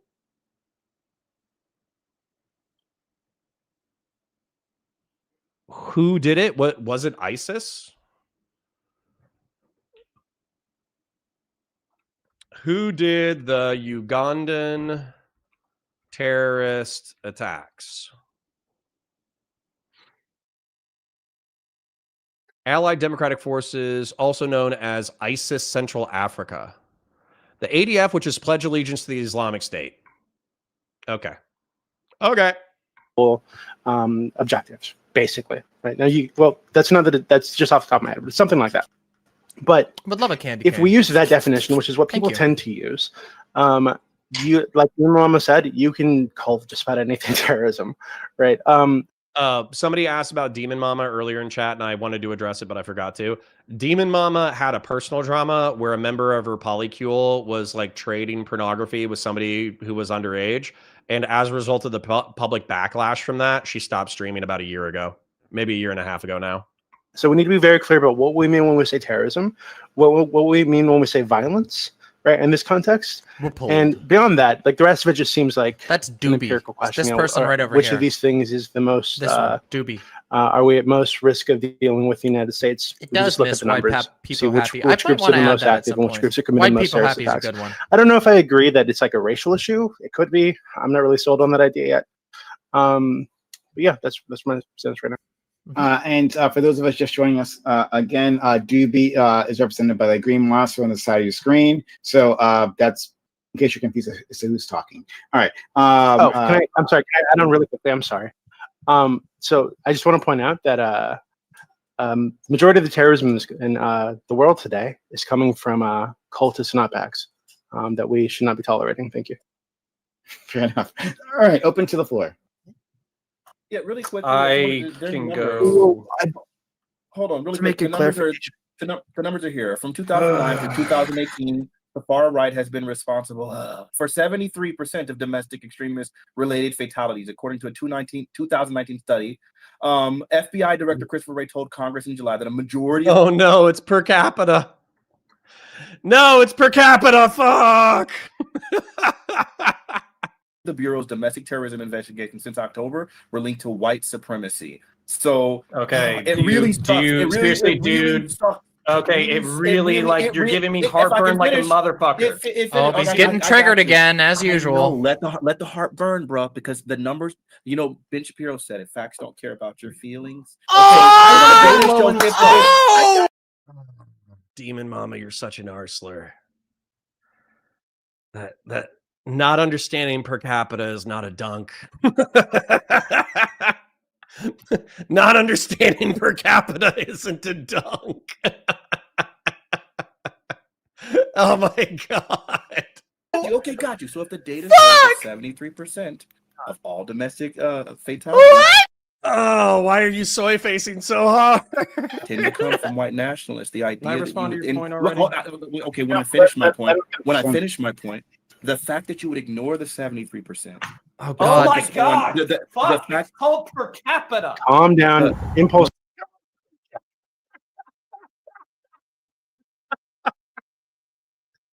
No way.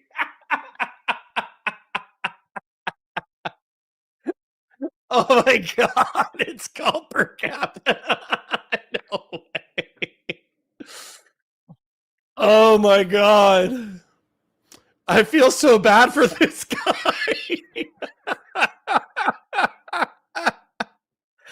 Oh shit. All right, sorry. Let it flow. Let it flow. Fuck. Control. Let him finish, please. It's okay. They're there. Oh, The fact that you would focus on the minority who represent the minority of Okay, it. okay. Hold on. If I can finish. Stop. So it's not You're kind saying the same So thing for you're never 2 gonna let me minutes. finish your point. So you're never gonna let me. Because the point you're making is so unbelievably fucking stupid. Oh god. I feel so bad for Connor.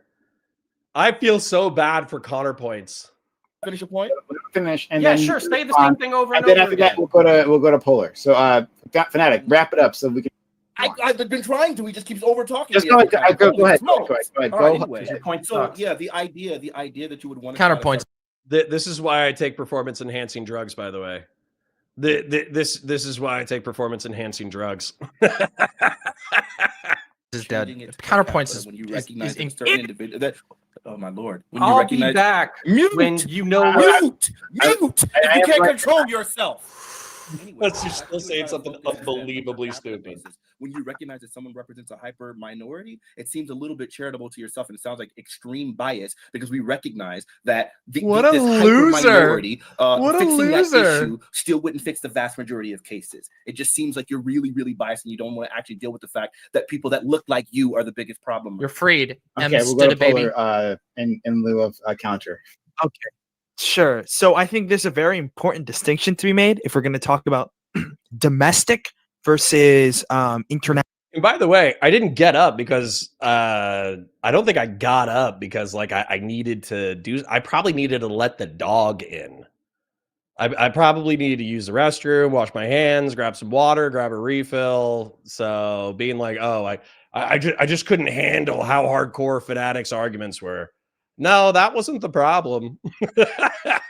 National form of like terrorism, because our goal here is we need to clearly disseminate whether we're trying to talk about threats to American citizens or we're trying to talk about threats to American He's such a baby. It's actually interests, unbelievable. quote unquote. That's something that's very important, right? So are we going to talk about like the DHS's definition of what's going on, You're gonna how Hassan they're your characterizing pants, it, or are we fucking going to talk brown out about, for Hassan? example, Poo-poo piker? ISIL in places like Syria and Iraq, like bombing like American interests, right? That can also be considered terrorism. Is that what we're talking about? Or are we talking about threats to American civilians? Okay. Wait, dude, I would have to look at the PLO for whatever their like ideology is. My point is, for example, the PLO might moderate based on political conditions. Hamas never will. Boko never will. ISIS never will. That's a term for R something. And then Youngwas says the PLO is not jihadist. I mean, do they root any of their ideology in Islamism? I know they've conducted like suicide attacks. Yeah, top right's the for mad love one. of God, it's so annoying for fucking like Fanatic. I love you, Demon Mama. I respect you, but like it's so annoying to act like the simplest of fucking information is somehow controversial. Literally, Are you just the gonna magic. cry, or Shut the fuck up, Demon. wait, really? Seriously, Like you yeah, just screamed I'm over going Fnatic like 4 really times. I don't really slow. feel like I owe you anything. Okay, so don't owe me shit.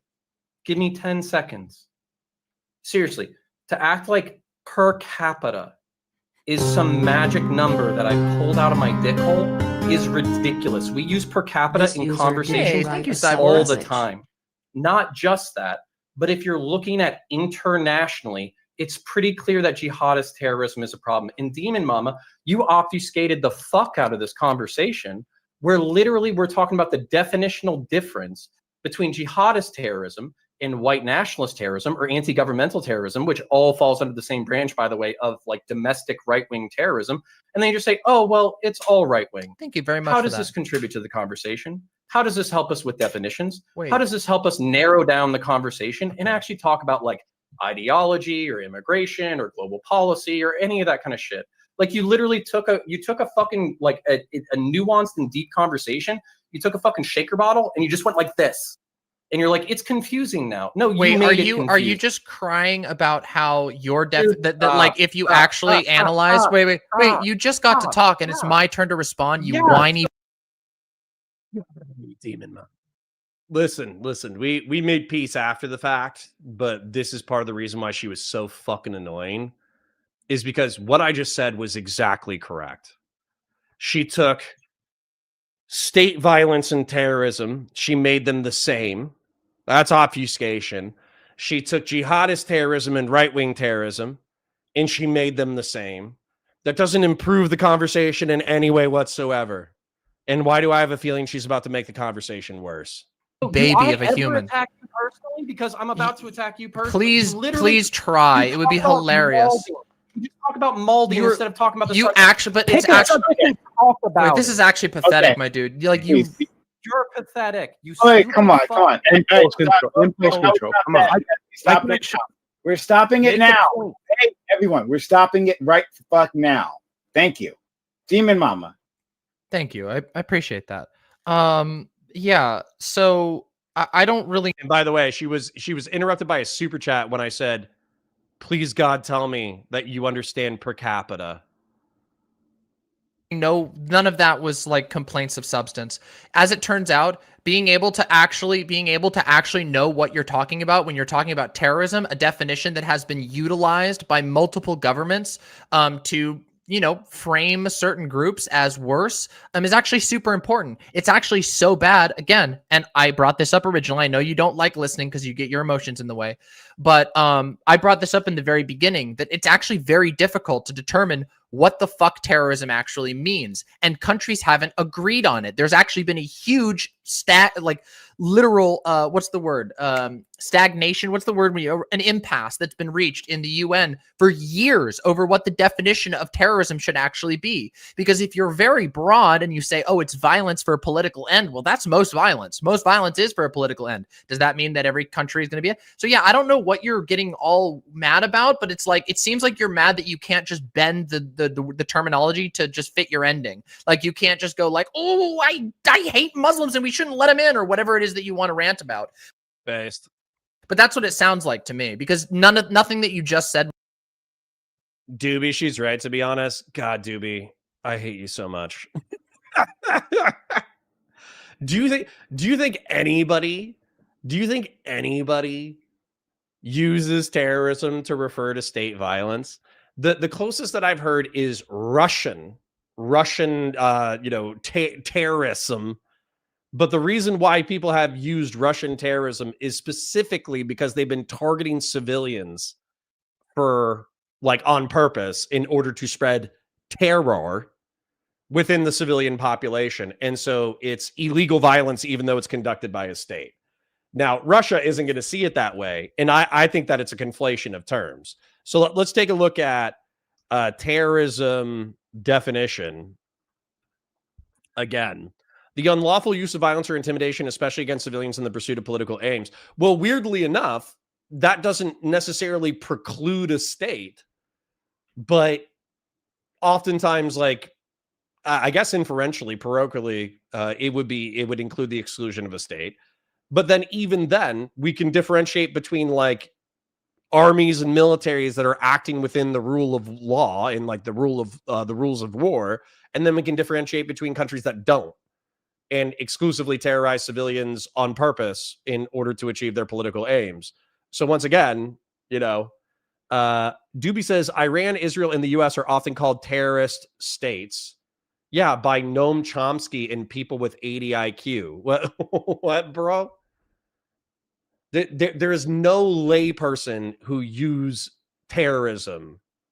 What rules of war? Doobie, are you insinuating that the United States doesn't abide by rules of war or laws of war? Was of substance whatsoever. Okay, can I address this, because it's literally just like it's personal attacks mixed with bullshit. You address it, and then I want to go to a polar, then video. All right.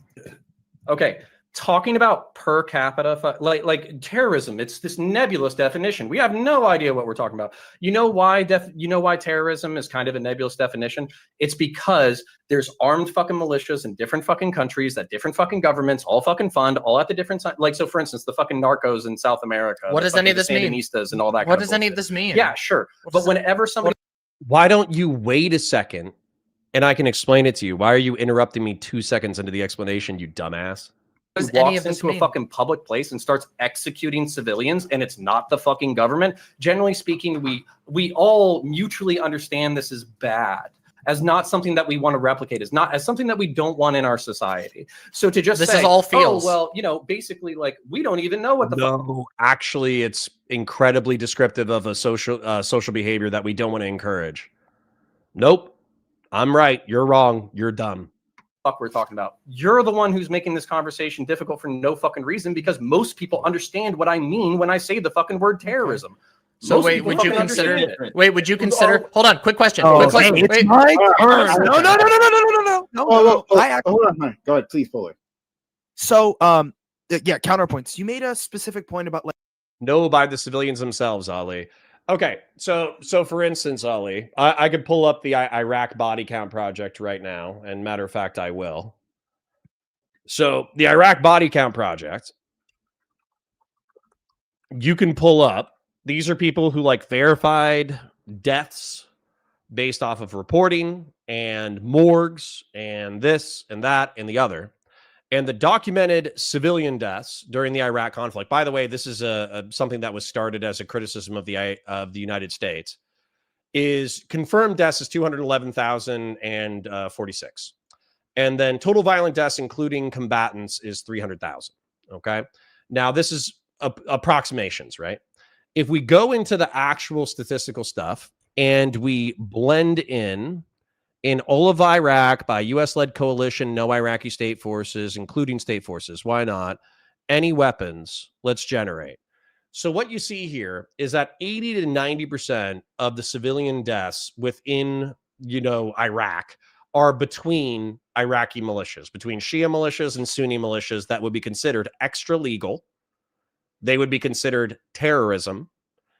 But if it was the Sunni or the Shia or the jihadists or whatever, the soldiers of heaven or ISIS or AQI or whatever, that's 80 to 90% of the deaths in Iraq.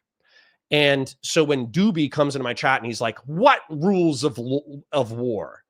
If the United States wanted to massacre, I don't even know the population of Iraq, but we have the nukes. Okay, we have nuclear bombs that are capable of destroying the entire planet many times over. So what's the population of Iraq?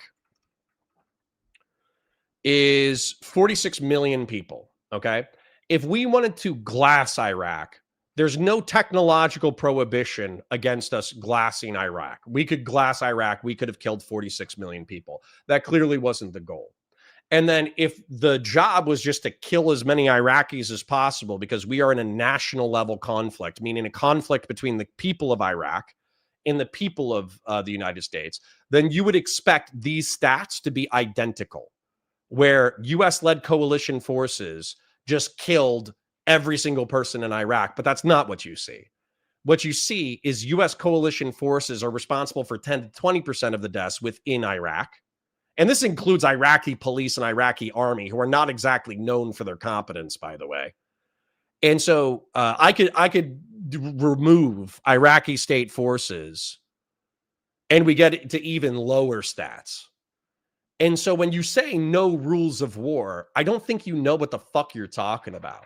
Because if there were no rules of war, we would be responsible for all this shit. Very clearly, American and coalition forces operated with rules of engagement. They minimized civilian casualties. They didn't destroy every single hab block and every single mosque that they bumped into. They barely blew up any mosques. The mosques that they did blow up had jihadists with it inside them operating from them. So when you say no rules of war, I just don't think you know what the fuck you're talking about. And it pisses me off. And it's unsurprising to me that the 3 or 4 jihadist apologists within my chat are able to trigger me the same way that Fanatic and Demon Mama are able to trigger me during this show.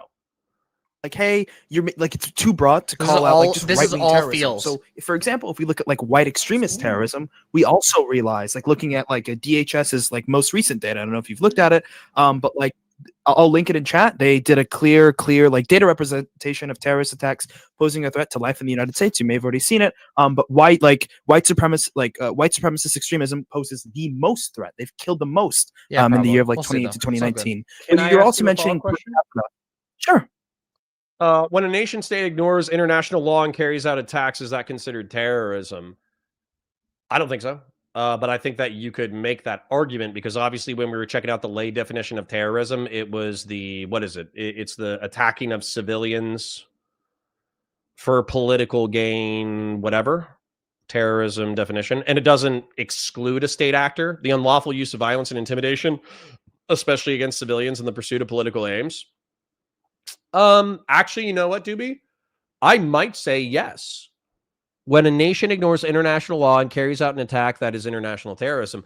And the differentiation that I would make is, so let's say that you wanted to argue that the United States broke international law by invading Iraq. I would agree with you that we ignored international law. And so then you might make an argument like, oh, well, then therefore all the deaths within Iraq were unlawful. And since they were unlawful, they were terrorism.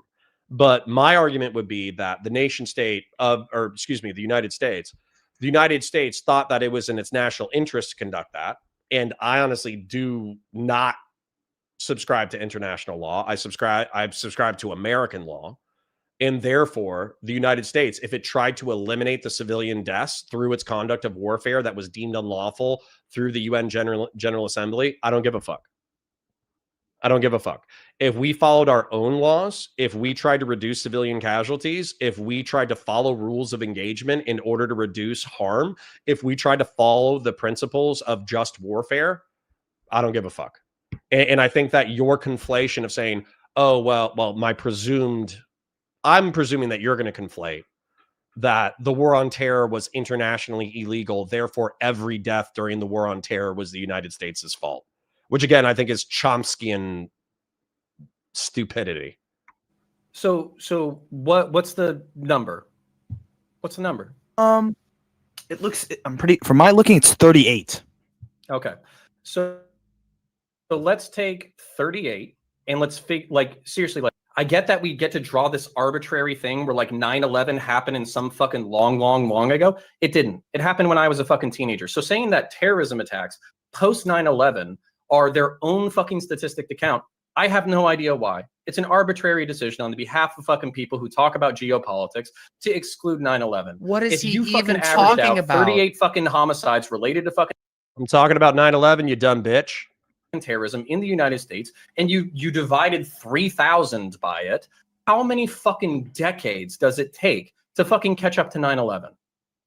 Oh, that's a really bad way of looking at this counterpoints because why, you idiot? We're here to argue whether or not jihadism is a problem.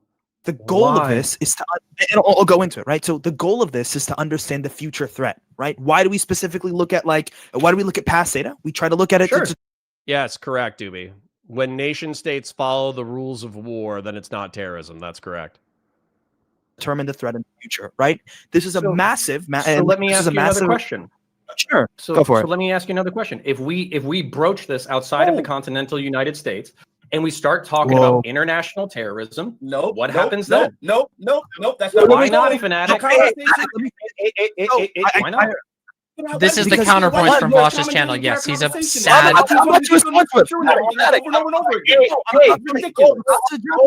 Holy shit. Hey, everyone stop. I'm in charge of this. Wow. I decide who talks. No one else. So I say Polar now. Go ahead, Polar. So our goal is to determine the threat to American citizens, right? When we look at, for example, ISIS, when we look at, for example, whether Rob with a W says, why would we not abide by international law that we're signatories to? Because we're not signatories to a healthy chunk of international law. Like, we're not. So for instance, like, I think with the Geneva Conventions, more casually known as the Geneva Suggestions, is the U.S. signatory to the Geneva Suggestions? Yes, I wrote that as a joke. Yes, the U.S. is a signatory to the 1949 Geneva Conventions and their protocols, but not all of them. The U.S. has ratified the main 4 1949 conventions and Protocol 3, but has not ratified the 77 additional protocols 1 and 2. It has signed these protocols, but considers many aspects problematic.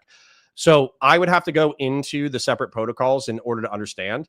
But I think that there's the status of the U.S. adherence to Geneva Suggestions. I'm happy that AI fucking read it that way. The Geneva Suggestions. Fuck. I'll change that. My bad. That was rude. That was rude. I'm sorry, AI. My bad. But there are things that we signed to that I don't think we follow because we signed it in a way that was like non-binding or whatever. And I think there was like additional protocols that we did not sign because we didn't want to. So anyways, if you want to research those, that's an entire different stream. For the Quds Force is funding like terrorist groups. These are in the Middle East, right? We specifically want to look at the threat that's posed to American citizens, specifically domestic citizens, because they're not the ones who are engaged in any military warfare. They're not engaged in any of these things. And I would hope that most 9/11 2003 killed 3,000 American citizens. People on this panel, as I mentioned earlier, you were gone counterpoints, but I was specifically talking about how we should differentiate between domestic terrorism versus international terrorism for that reason. Okay. Then that's fine, but it sort of includes the definition, or it makes the definition useless and supports what Demon Mama said. Why? Why wouldn't you want to differentiate between state violence, lawless state violence, and lawless paramilitary violence? Why wouldn't you want to make that differentiation? So, for instance, like most governments claim to have the consent of the governed, and so they claim to act on behalf of the will of the people. Whereas oftentimes paramilitary organizations are acting on the behest of their pet cause, which may or may not be popular with the rest of the population. So if a small paramilitary illegal organization is engaging in extra-legal violence against civilians to achieve political goals, why wouldn't you want to differentiate that from state action that may or may not have the consent of the governed? That seems like a pretty important distinction to me, Doobie. And I, no offense, but like, you could be arguing this in good faith, but I see Demon Mama and you making this line of argumentation so you can put states and you can put individual actors on the same moral playing field. And therefore, any government that engages in any violence whatsoever is arguably as bad as a terrorist organization. And I think that's an incredibly stupid way to perceive the world, just being real. So we got to move on. People have been waiting. So we got to go to Vadim, and then we'll go to Drew, and then we'll go to D-Mama. All right? So I'd like to explain why I am more concerned about white national or terrorism, or that stems from white nationalism, and really just. Okay, Kassane says, even without subscribing to international law treaties, a necessary part of the state seeking legitimacy internationally is following customary international law. Guys, we are 1/5 of the world's economy. We dwarf everybody's military, by a factor of like 10? We guarantee $70 trillion worth of commercial trade through our blue water navy. Listen, guys, no offense. At this state of America as a superpower status, there is no country that can deny America's quote unquote legitimacy. Okay. The only way that our legitimacy would be denied is if we actually became a dictatorship that stopped following our own constitution. That's the only way that we would become illegitimate. Through power politics, geopolitics, international relations, all that kind of shit. The rules are what we collectively agree to, but we have 20% of the say. Out of 170 something countries, how many countries are there? Well, isn't it like 160 or 170? How many countries are in the world? There's 195 countries. How many countries are in the UN? Oh, 193. Okay, shit. Okay, so there's roughly 200 countries. Out of that makes my point even harder. Out of almost 200 countries, the United States has 20% of the say economically. It probably has 60 to 70% of the say militarily. White nationalism in general. To tell you the truth, even though that, of course, I care about any legitimate act of terrorism or. Doobie says, because sometimes a terrorist group becomes a state in reference to Afghanistan. Okay, so once it becomes a state, why wouldn't you just call it statist violence? Like I'm sorry. What has gained? What have you gained by referring to the Taliban as a terrorist government? And by the way, terrorism, obviously there's domestic terrorism and there's international terrorism, but the Afghan government wouldn't view itself as terroristic. They're just ruling. So you'd be like, hey, you're a terrorist because you do illegal things. And they'd be like, we can't do illegal things. We are the state of our territory. So yeah.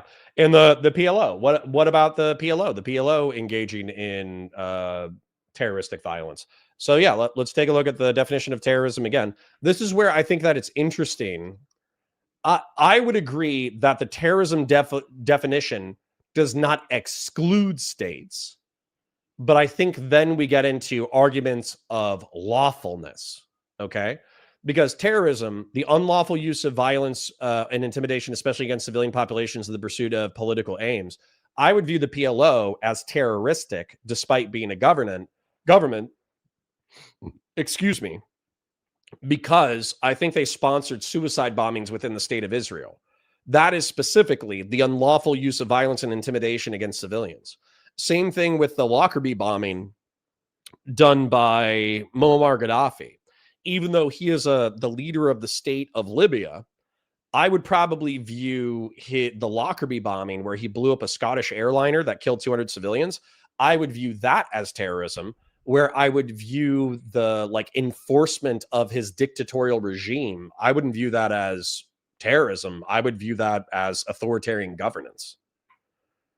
Is China engaged in terrorism right now against its citizens? No. But is it an authoritarian dystopian government? Yes. And once again, I don't think you guys are gaining any kind of moral or geopolitical clarity by arguing what you're arguing. I think if anything, it makes things more muddy. I realize that's a poorly defined term. What utility are you gaining besides muddying the moral actions of states and non-state actors? That's the only thing that you're gaining. And I don't even think it's clarity. I think it's obfuscation. But, incidents in which people receive bodily harm, of course I care about that. But I actually think that there are more serious reverberations of white nationalist thought that occur Yeah, see right here. Do you think people are less exploded when they get hit by a drone as acceptable collateral damage if a man in a suit signed something that said okay first? Yes. Yes, I think you're obfuscating. I think you're obfuscating. So I already have a drawing for this. This will become Doobie's drawing. I know I shouldn't get one guy by Doobie so hard, but literally we're having this argument in chat as I'm having this argument in the past. So where are we? Scott, here's a drawing of people pooping themselves. That's a classic. Here we go. Doobie, I made this drawing for you. I can't believe I have to explain this, but clearly I do. And you're an intelligent fella. So let's say there's a guy who has a suicide vest, an IED, and an AK-47, and you drop a bomb on him, and it kills him, but it accidentally kills women and children. The intent there is to kill the man who's engaged in violence, not to kill the women and children. But what you're trying to do is you're trying to save the civilians realistically on both sides, because this guy doesn't just have a penchant for killing your civilians. Realistically, this guy also kills civilians around him. And so him attacking not just the military or law enforcement of your nation state, but also killing civilians, you are preventing that guy from doing so. Arguably, you're also preventing him from doing that to his own people. Whereas when you send out your guys and you drop your bombs specifically to kill this guy, and you try to kill a minimum amount of the civilians around that guy, that is obviously morally different. And so for you to make them morally equivalent, I think is moral arslerdation. I think it's genuinely morally arslerd. Within watch this, the American zeitgeist, if you will. And this is going to be good. Like for instance, I think that a lot of white nationalist rhetoric echoes, and it convinces more people that we need stupid things like the border wall, things. Why is Hamas a terrorist group? Don't they attack civilians relatively indiscriminately in order to achieve political gains? Don't they fall specifically under the definition of terrorism? Is that I'm sure that there's several other things like the Islamic. No, it is, because they're doing unlawful violence against another state's civilians. No nation state. This is so unbelievably stupid, Doobie. Don't make me draw a drawing. Lawfulness. They're attacking another nation state's civilians. Your nation state doesn't have the right to attack the civilians of another nation state. In no way would that ever be lawful. What the fuck are you talking about? What are you talking about, man? What were they calling it? Oh my God. Sorry guys, I'm a little off today. Muslim ISIS? Yeah, when they were trying to ban Muslims coming into America early in the Trump administration. Okay. Mochi, yummy. This is prime time. I got on at the last minute. They needed somebody, so they brought me in. Through legislation that people are trying to put through, in my opinion, I think we can see kind of like the footprints of white nationalism within our brought in the big. Oh, quick chill, by the way. Okay. We have 140 people, which is dope. We seem to have kept a healthy chunk of people from Pisco. And that's funny because we're doing like a retrospective. So I appreciate you guys hanging out. If you enjoy number one, like the stream, it's free. Share it with your friends. If you have a good time, come hang out. Engage with chat. There's lots of smart, funny, interesting people in there, even though Doobie's one guy in me right now. Super chats if you got them. Memberships if you got them. Quick shout out to the people who have already supported. Purple Political Breakdown, McDevin again, Grassroots, Gen X, Tristan Clark with a membership and a super chat, Grassroots with an insane oil of $100 and some more super chats, Gen X, McDevin again, Tristan Clark, Mellow D with an insane $50 super chat. Thank you, King, and congratulations on the job. Grassroots with another 10, Mellow D with a 2, Grassroots, Tristan Clark, and then Doobie again.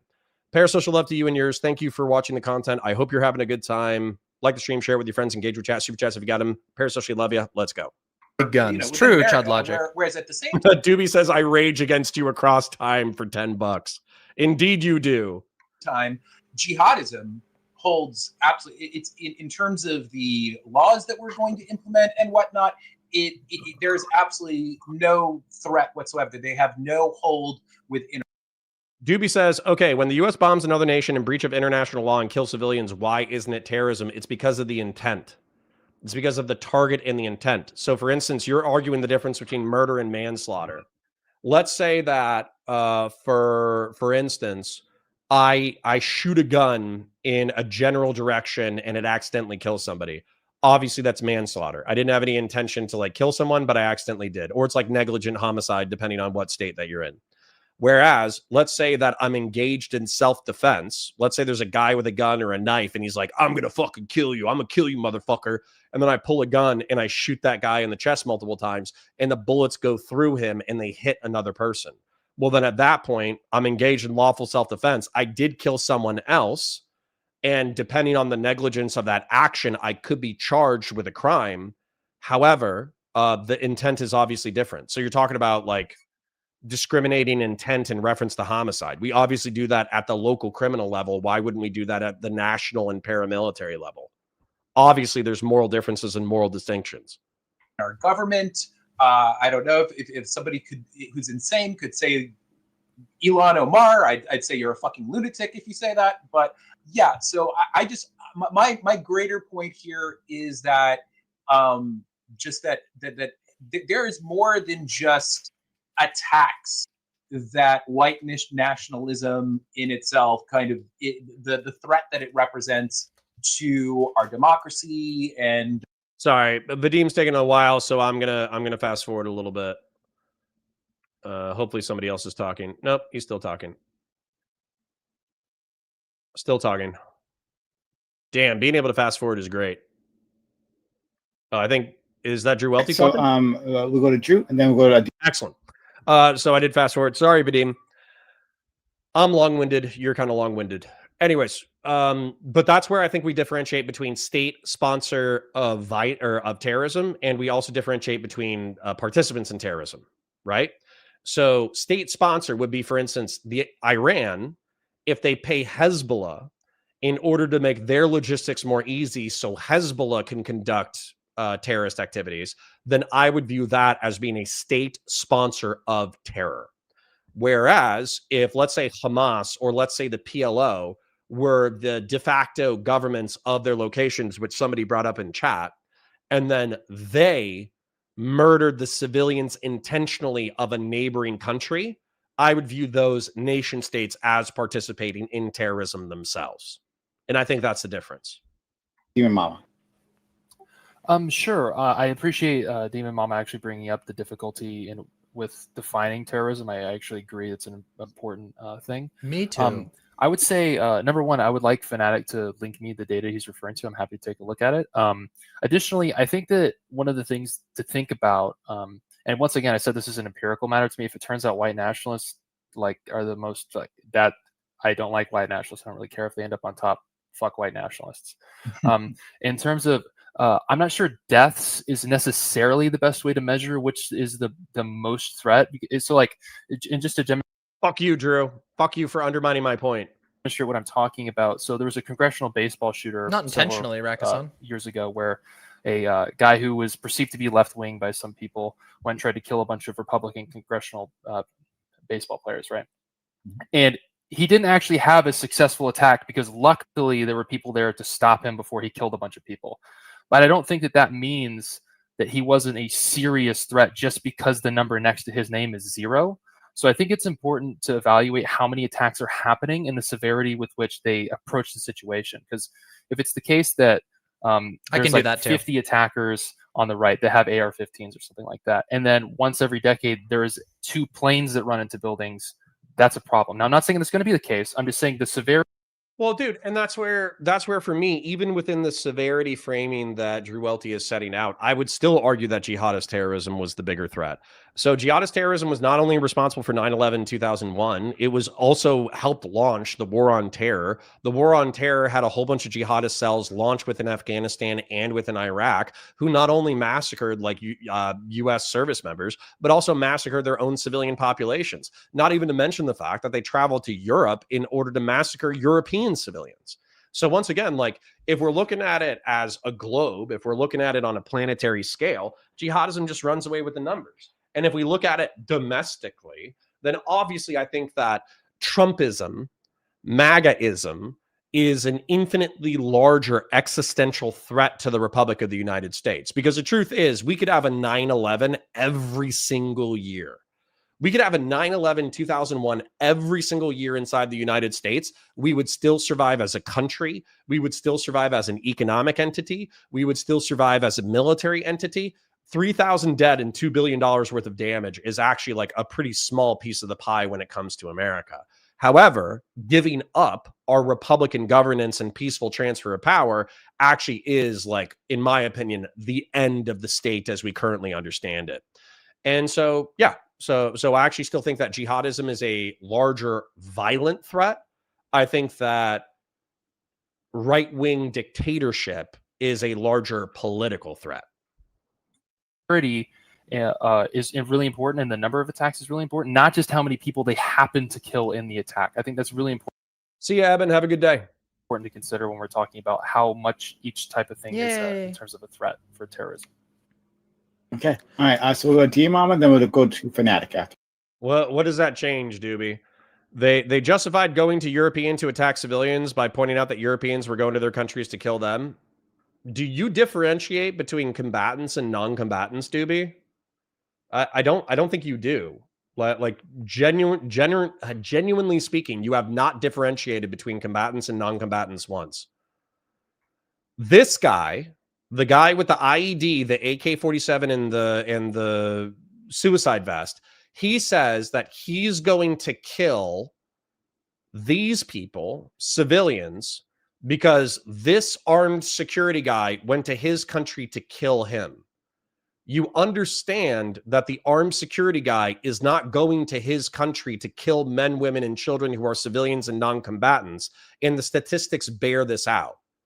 Like, your non-differentiation between combatant and non-combatant, I think, is morally fucking insane. I'll just leave this here just in case you need to stare at it for a while and think about things.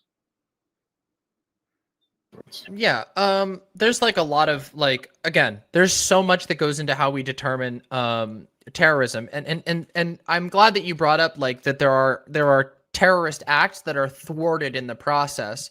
Another such example being, yeah, thanks for undermining me, Drew, you butt fucking son of a bitch.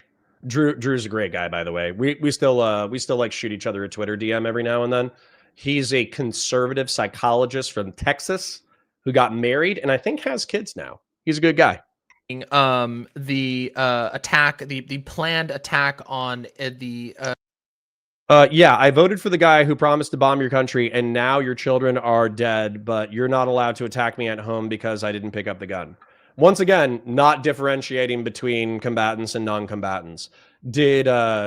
So once again, not everybody in the Middle East and North Africa has a family member who's been killed by collateral damage from the United States military and coalition forces.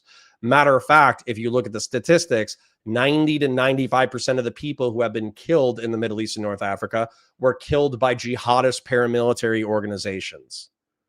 So once again, you're doing terrorist propaganda for the terrorists, which I think is very R-slurred. Landon says, I'm with you it being worse, but we do have to look at what the West did to that region in the 20th century that built the blocks that would eventually become 9/11. Sure, I talk about that all the time. Doobie says, seems like we should all just stop voting in people who promise war. Many of them do. Laugh my ass off. Okay. Once again, you have to argue about it. Like from a geopolitical perspective, I'm just going to tell you guys, I don't give a fuck about the Cold War. I think destroying communism was based. I think going to war with communism internationally was based. So no, and fuck that. And who controls the Middle East and North Africa is important. Islamburg, the town just north of New York City, which was the target of a fuckload of like right-wing attention, and then a priest or a pastor decided to make it his mission to slaughter all of the people in town, including their children, and that was written in his manifesto, and he was stopped, thankfully. Really, really good that that's the case.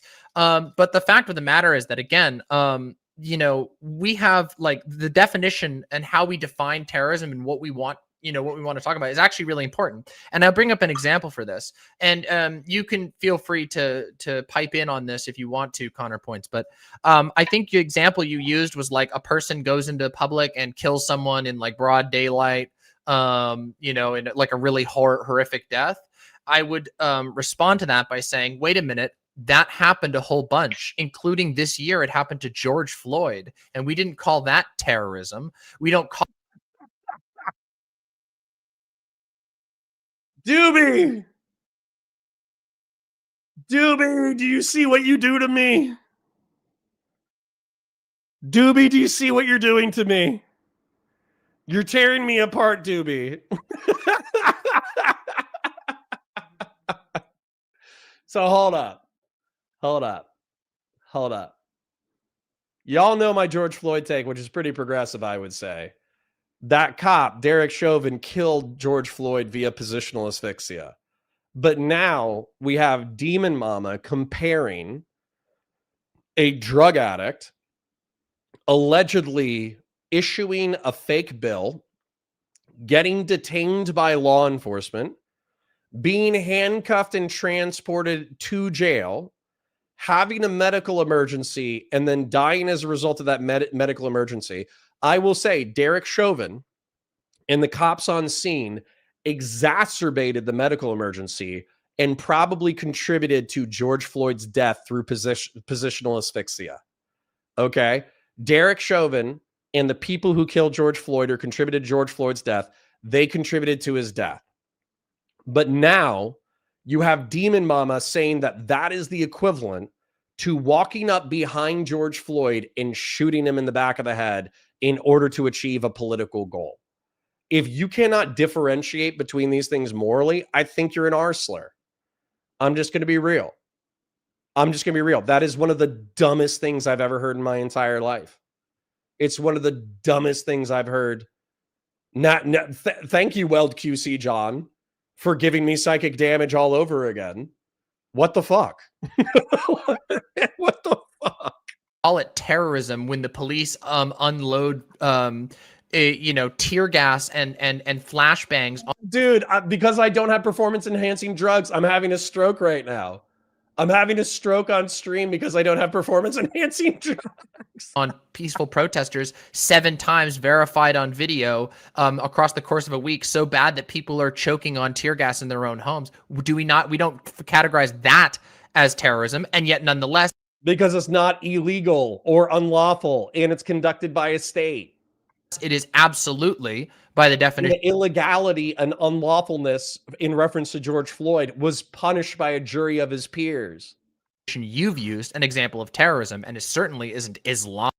Landon says, I agree, but Vietnam is probably one of the most unjustifiable wars America ever did, and communism only continued. Our men actually died for nothing. Landon Stewart, I think I call bullshit on this, okay? So you can say that the juice wasn't worth the squeeze, okay? You can say that it wasn't worth losing 50,000 Americans in the jungles of Southeast Asia, and I will probably agree with you. However, to use that as a justification to malign the nobility of the effort, I disagree. So Vietnam, Google Maps. Okay, I'm just going to pull this up for you real quick, okay? So within Southeast Asia, we have a host of things that we helped out with that I think are morally justifiable. Number one, we conquered Japan, okay? And Japan has been revolutionized into a modern state that is no longer imperial and no longer authoritarian and is an excellent technological ally. I view the invasion and reconstruction of Japan as almost wholly noble. Now, the nuclear bombings, maybe not so much, but, you know, it was a different time. South Korea, I also argue that supporting South Korea in its struggles against North Korea has been vindicated by history. Our bombing campaign of North Korea was fucked up, was absolutely super fucked up. You want to talk about a war? You want to talk about people being slaughtered? This was national violence in a rule of war lawfare. Excuse me. This was using rules of war that are unrecognizable in the modern era. When we went to war with North Korea in order to fight for South Korean independence, we actually blew up every single standing building inside North Korea, regardless of whether or not it was military or not. We do not fight warfare to that scale anymore. And people pretending that we do, I think, are straight fucking coping. But as a result of the Korean War, South Korea is still a free and prosperous nation that is incredibly technologically advanced. And I would argue that the South Koreans view their political salvation as good. Taiwan is only independent from mainland China because of our military backing. So finally getting to Vietnam. So within Vietnam, I forget what parallel it was. I think was it 38th? I think this is the 38th parallel. I forget. Anyways, there was a parallel in Vietnam where we drew a barrier and we said, we are going to defend Vietnam. So we're going to defend South Vietnam from communist aggression. I'll try to wrap this up. But the whole point is that we never invaded the North. We didn't even bomb Hanoi. The main things that we bombed were the jungle trails through Laos and Cambodia that allowed North Vietnamese forces to bypass American and South Vietnamese forces and instead directly attack Saigon and directly attack the surrounding area. Vietnam was almost a rawly defensive war. So this might not have been worth 50,000 American lives, but effectively we were trying to do in Vietnam what we successfully did for Korea. So if we had won Vietnam, let's say it wasn't 50,000 dead, let's say it was 10,000 dead.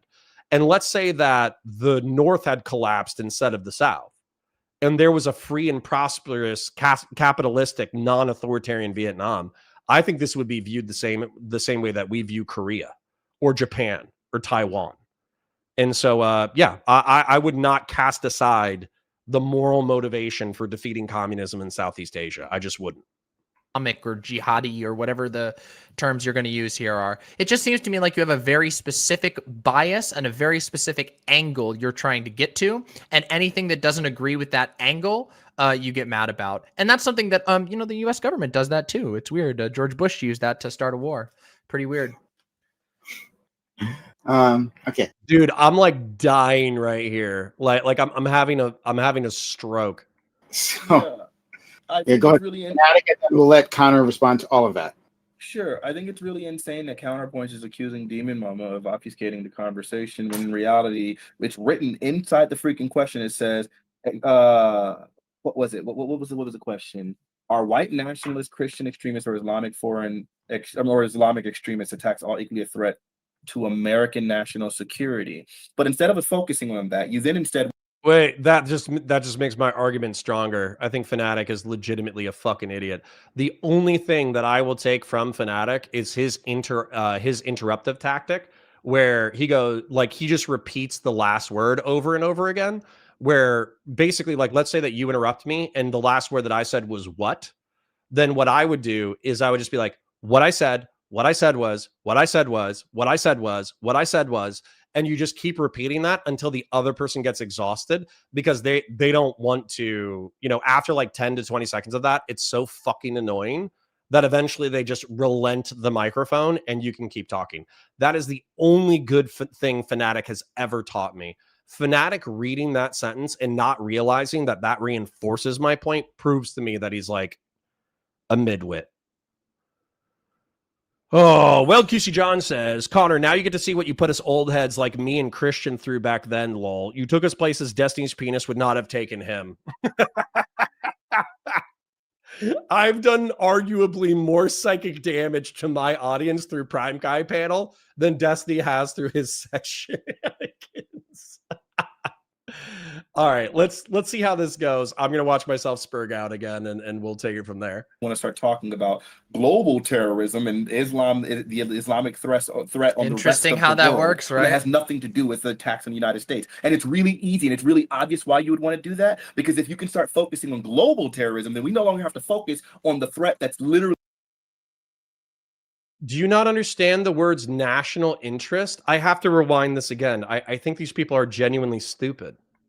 global terrorism and the Islamic threat on the rest Interesting of how the that world. works, And right? it has nothing to do with the tax. Hold on. If I need to hear the word. I need to hear the question again. In reality, it's written inside the freaking question. It says, what was it? What was the question? Are white nationalist, Christian extremists, or Islamic extremist attacks all equally a threat to American national security? But instead of a focus, our national security is international, you dipshit. Middle East and North Africa is a part of Americans' ability to maintain a stable a stable international energy market is part of our national security, you fucking dipstick. God, it really is just arguing with midwits. That's what it is.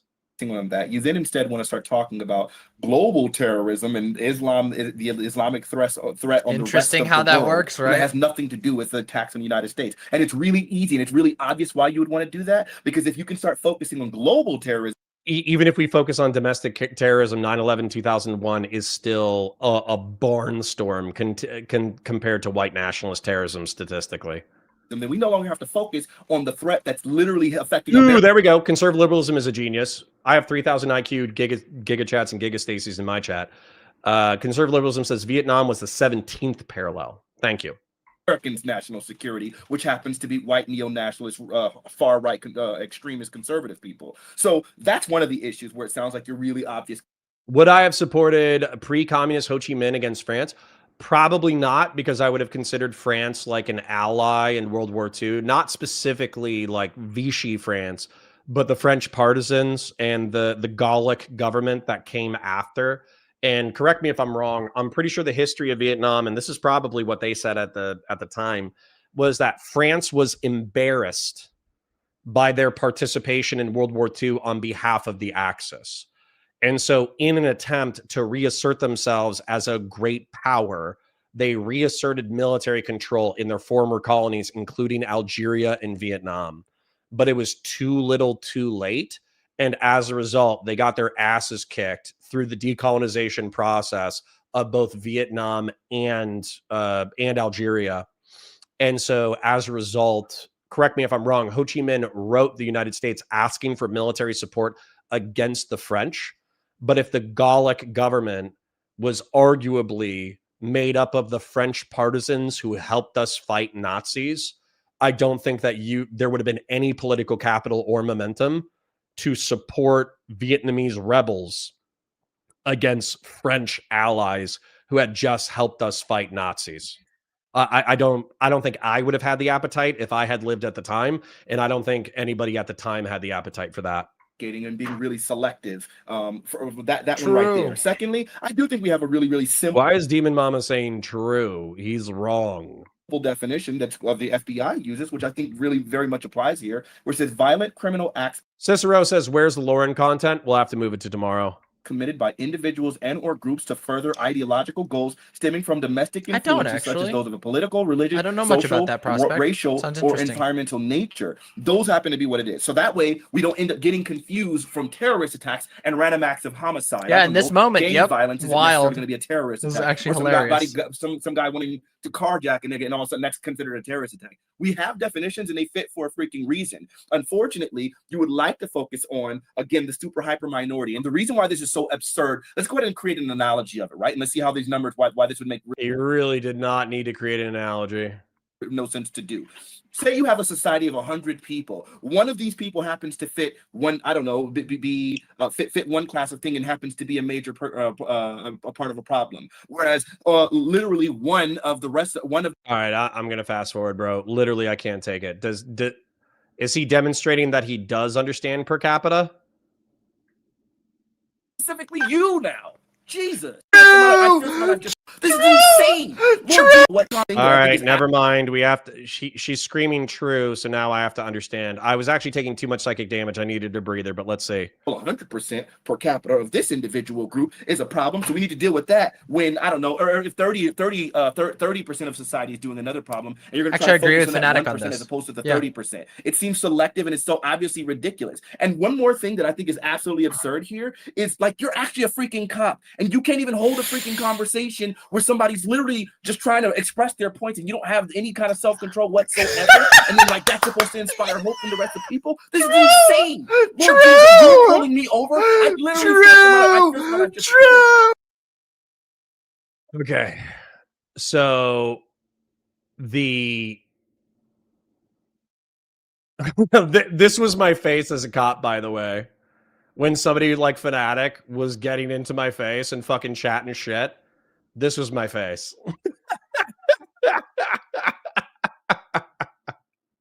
This was my face. Oh my God. So hold on. You guys need to understand this, okay? So I spent 4 years in the military listening to other people. I spent 4 years in law enforcement listening to other people. I was ecstatic that the Twitch and YouTube political scene existed so I could yell at other people about politics. So what you're actually seeing is me no longer having to hold back rhetorically. So if it seems like there's a lot of energy and a lot of heat on my side, if it seems like I go from like deadpan staring at the camera into like infuriated and screaming, it's because it's about 8 years of keeping my mouth shut. I am curious, how do I respond to this? But let's see, Grassroots for another 20. What the world learned for their love of putting down Jewish people is to do it slower but consistently. When Jewish people said never again, they meant it. Do not cry that you lost a war you picked. That's a little bit too Zionist for my taste. But at the same time, let's see how this goes. This might be a Connor crash out. For my life, if it was specifically you now. Jesus. Okay, go ahead, Connor. Okay. I'm going to go really low and slow. I'm an ex-cop. You don't have to worry about me. Screaming at people on the internet has nothing to do with what I deal with on a day-to-day basis. And the reason why I get so pissy is because we're literally just mixing a whole bunch of bullshit and acting like we're making coherent points. Yes, Demon Mama, especially you. So I'll fuck you. Go ahead and try to address these. Nice try. Yeah, you tried. You're trying. Yeah. Okay. So let me explain it. So the reason why demography matters, the reason why per capita matters, the reason why breaking down information into analyses matters, the reasons why definition matters is because we want to deal with information that's actually useful. Just going, hey, did you think that maybe cops are terrorists too? It does nothing to further this conversation. It makes it more difficult to have.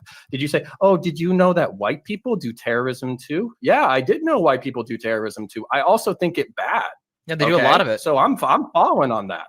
So the whole reason why this is pertinent to the entire conversation is because we're not just talking about terrorism.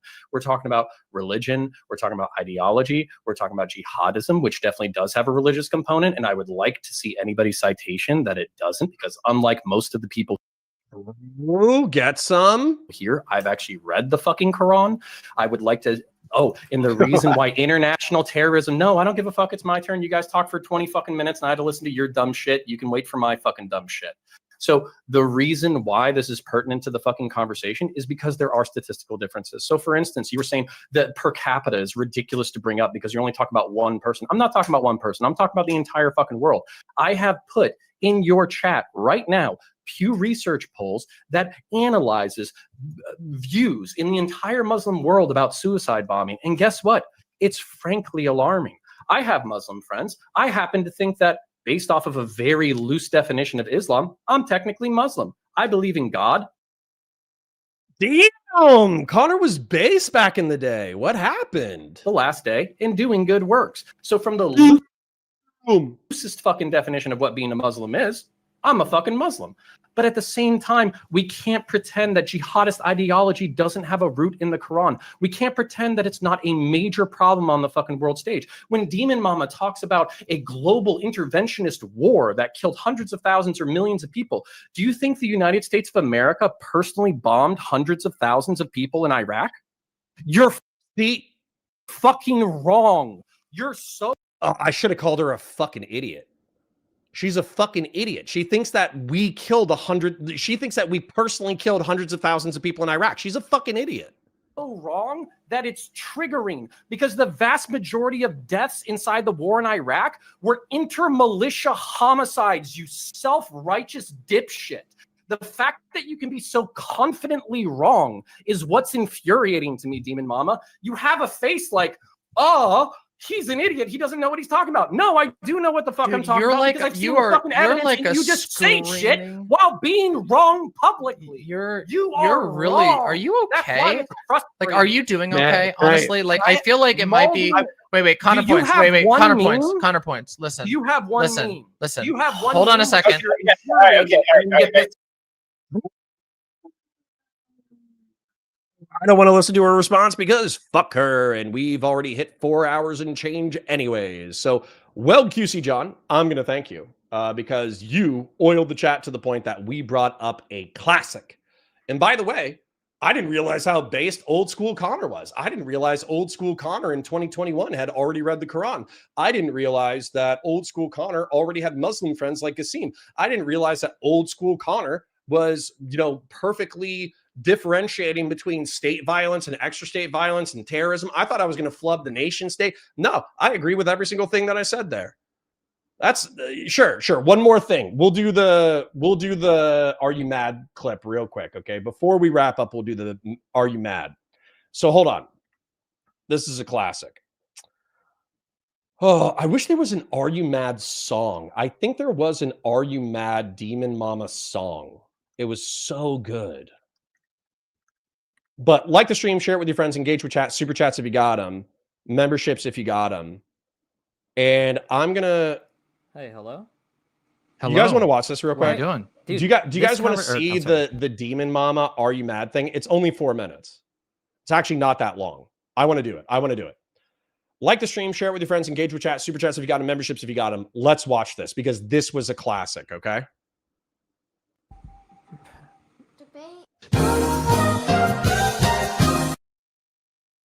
This conversation, you're so desperate to like shoehorn. This guy is like the nicest guy in the world. He's been like super chill the whole conversation. And you were like so thirsty to shoehorn it into being an incel. Why? Wait, what? Oh, this was a debate. I forget who it was, but it was a young black guy who had a perspective, and he was talking about how hard dating is.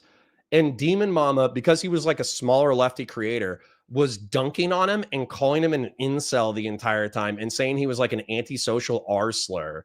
And she bullied the shit out of him to the point that it pissed everyone off. And then I think Destiny came in and called her out on it.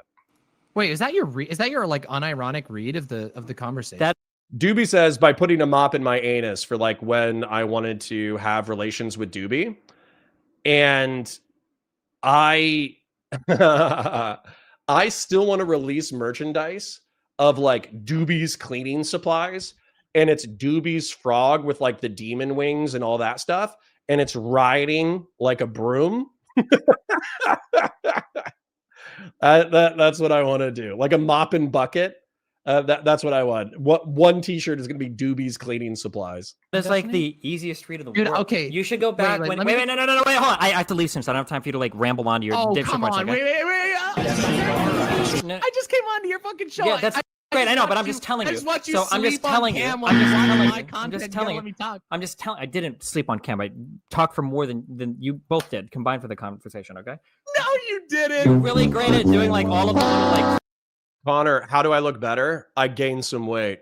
And I had a family and I went outside. Clown symbols to show like how desperately you're not owned. Oh, but are you literally doing this all of now, us too? like listen through. Oh I'm my not. God, I'm you're not. so sensitive. The only person, you came on to my show and you cried for 3 hours about me bullying people on Twitter, and you're gonna pretend that I'm the mad one. Dude, when you're you, still when you mad play, about that? No, you know that everyone thinks you got blown out. You know on that when you right? keep saying Like, you're everyone mad is not over and a over and over sucker again, content. all you do is sound mad, right? When you scream Wait, over and over again, are you mad? Are you mad? Are you mad? Are you mad? Wait, Are you you're mad? saying- Are you mad? wait. Are you mad? Are you mad? Are you mad? You know that just makes you sound really mad, right? Destiny. You know that every Hold on. time you make one of these dumb faces, you're like, Hey, Destiny. Hey, Destiny. like you're literally the. You guys wanted me to betray this man? You wanted me to betray this man when he gave us this content? How dare you? Comic Hey, buddy, you're the Wojak guy who's like, I'm not Holy mad, shit. you're mad, okay? So Holy anyway, shit, my are you original okay? point. Wait, how many of these faces do you have memorized for stream? Wait. Wait, Oh, I wait. forgot. Wait, hold on, let me do it. What?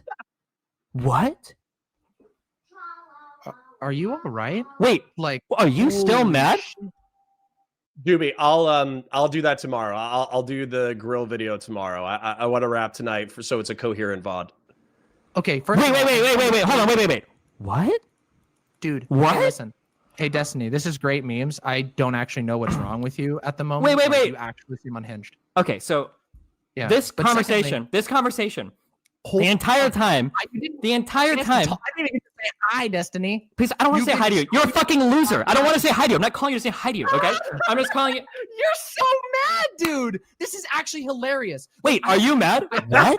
I think What? you've lost the ability. I think What? I think you've lost the ability to make any Hold on a second. arguments. I Have you think that lost you've the ability? to Have see you yourself lost the ability as to be anything a? other, like Have you outside of lost the yourself? ability? Like, I can't believe you actually can't do it. You Wait, actually you're can't not do on it. cam, by the way. You've I just wanna have let you you know lost this the entire ability time- to actually can't do it? Are you mad? Oh, What? This is gonna be beautiful. What? Listen, Destiny, What? you're not on cam. I don't know if you want to turn on your cam so you No, can not actually really. be on. Because like this is like a 2-minute Oh, conversation. Okay. Okay. I So see. backing up before all the theatrics. Okay. Wait. What do you mean your theatrics? You screaming about me and doing wait a minute. Like this is. Here's another question. Galloping all over If the you place. Wait. disempower It's half my of turn society, now. do you Wait, it's acknowledge my that you're turn now. empowering the It's other half of my society? turn now. Do you understand It's that? my turn now. No, Destiny, it's my turn. If you, now. You've got to. yeah, okay. you've Last got question this then. entire time. Last question. No. Just I'm No, serious. I'm Last, not and then I'll answering answer. I'll answer Please, three. And please, I'll please, answer. stop. I will answer 3 in a row of yours. I'm just for the last one. No. Do you acknowledge that it's okay. if you disempower half of society, do you acknowledge that in a way that's empowering the other half? I guess it could. Thank you. I'm so happy that you walked back every single argument that you gave. You are a worthless fuck piece of shit. Have a wonderful night.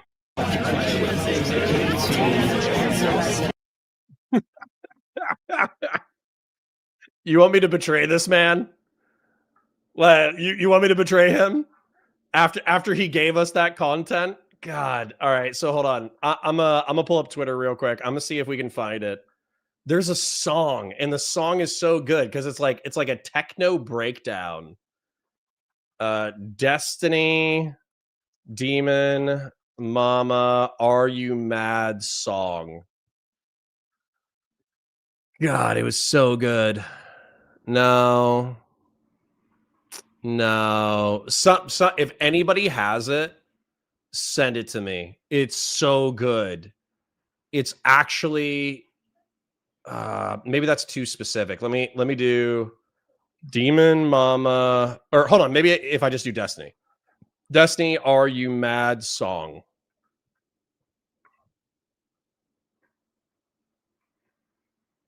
Damn.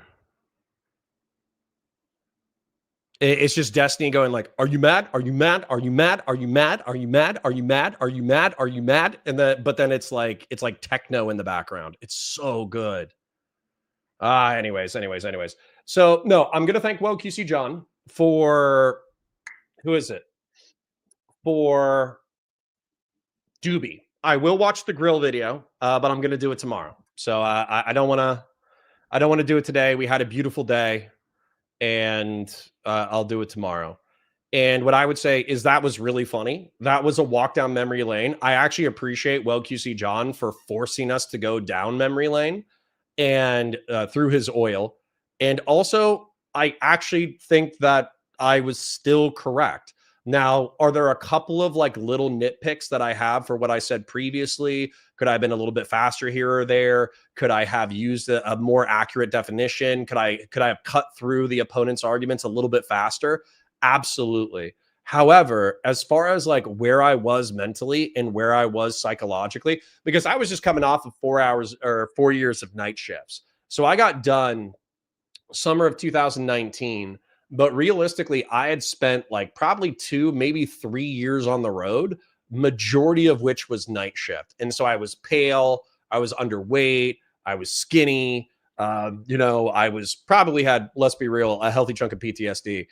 So the fact that I came onto Twitch and YouTube politics and was able to argue that coherently enough, fucking based. Old school Connor was based. I don't know about this new school Connor guy, but the old school Connor guy was number one, A-OK. Checking in. Then after this, her friend Vadim stabbed her in the back with the most controversial decision in the hippy dippy history. She lost everything in that debate. Classic.